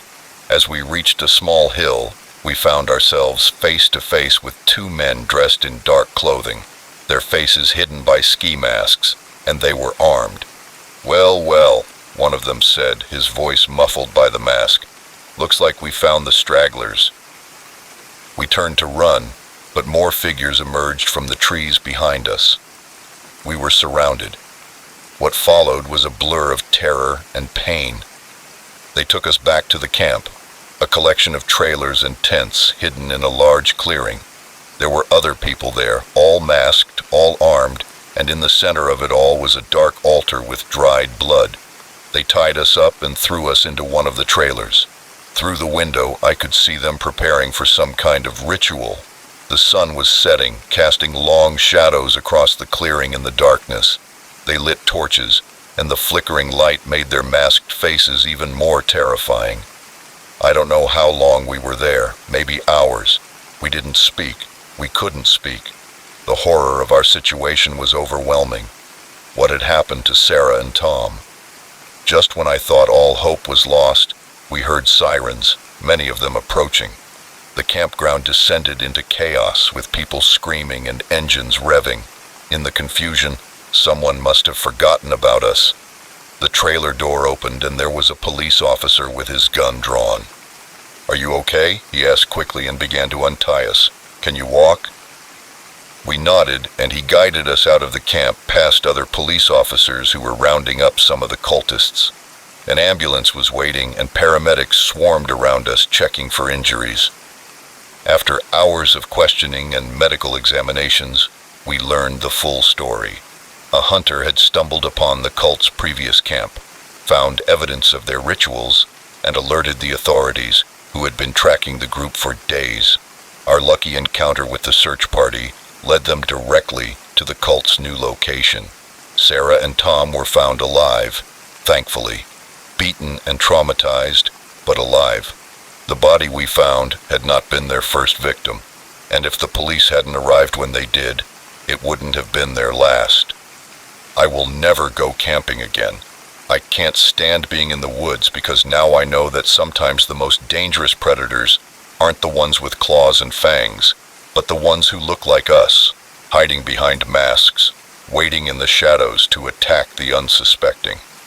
And in the darkness of the night, when the wind rustles through the trees outside my window, I can still hear those engines, those angry voices. I still feel the terror of being hunted, and I wonder, with a shiver, what might have happened if those sirens hadn't arrived in time. Next story. The moment they walked in, I knew it wasn't going to be a normal night shift. Their smiles were too wide, and the way they looked at me was like a predator sizing up its prey. A quiet night at the 24-hour diner was about to turn into a nightmare that would haunt me for years to come. My name is Alice, and I've been working the night shift at Mel's Diner for about 6 months. The job isn't glamorous, but it pays the bills and fits my night owl tendencies. Most nights are pretty quiet. A few truckers stopping in for coffee, maybe some college kids grabbing a late-night snack. Nothing I can't handle. That night started out like any other. I had just finished cleaning the counter when the bell above the door rang and I looked up. I put on my best customer service smile, but it froze on my face when I saw them. There were 5 of them, all men, dressed in dark clothes that seemed a little too nice for our little diner, talking and laughing loudly. The other few customers, an elderly couple and a lone truck driver, glanced nervously at us before quickly looking away. "Gentlemen," I said, trying to keep my voice steady, "please sit wherever you'd like." They chose a booth in the corner and sprawled out across the seats. As I approached with the menus, I could feel their eyes on me, assessing and calculating. "What can I get you?" I asked, pen poised over the notepad. The one closest to me, a man with a scar on his cheek, smiled at me. His teeth were too white, too sharp. "Coffee, honey, lots of coffee, and keep it coming." I nodded and turned to leave, but he grabbed my wrist, his grip like iron, his skin cold against mine. "And don't go anywhere," he added in his low voice. "We might need some extra service." I pulled my hand away, my heart pounding as I walked back to the counter. I could hear them laughing, the sound irritating me. For the next hour, I kept them supplied with coffee, dodging their increasingly crude comments and their wandering hands.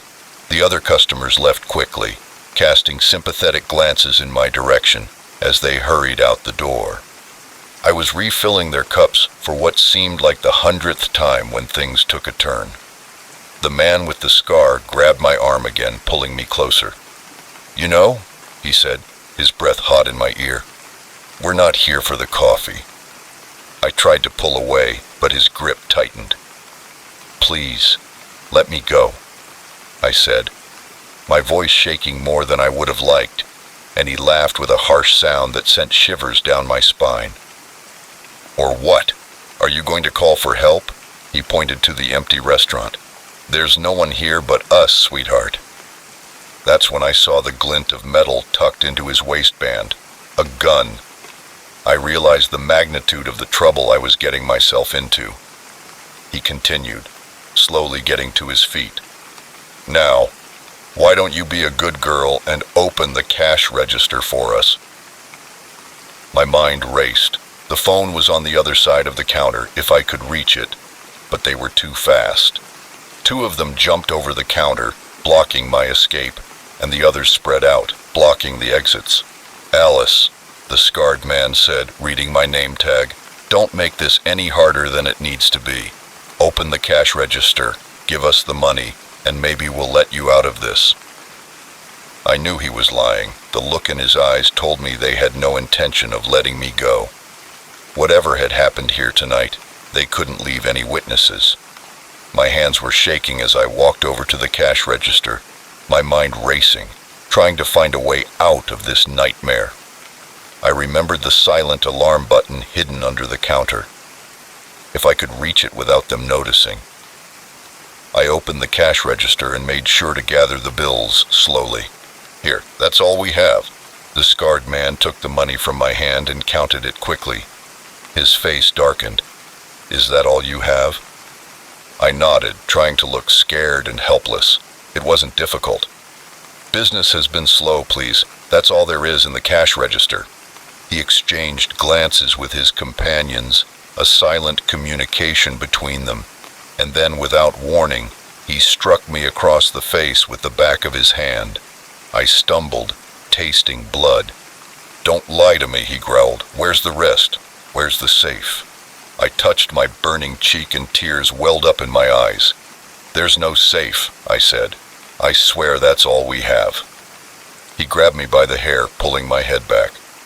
"Wrong answer, sweetheart. Boys, tear this place apart. Find that safe." The others began ransacking the diner, overturning tables and smashing plates. I watched in horror as they destroyed the place.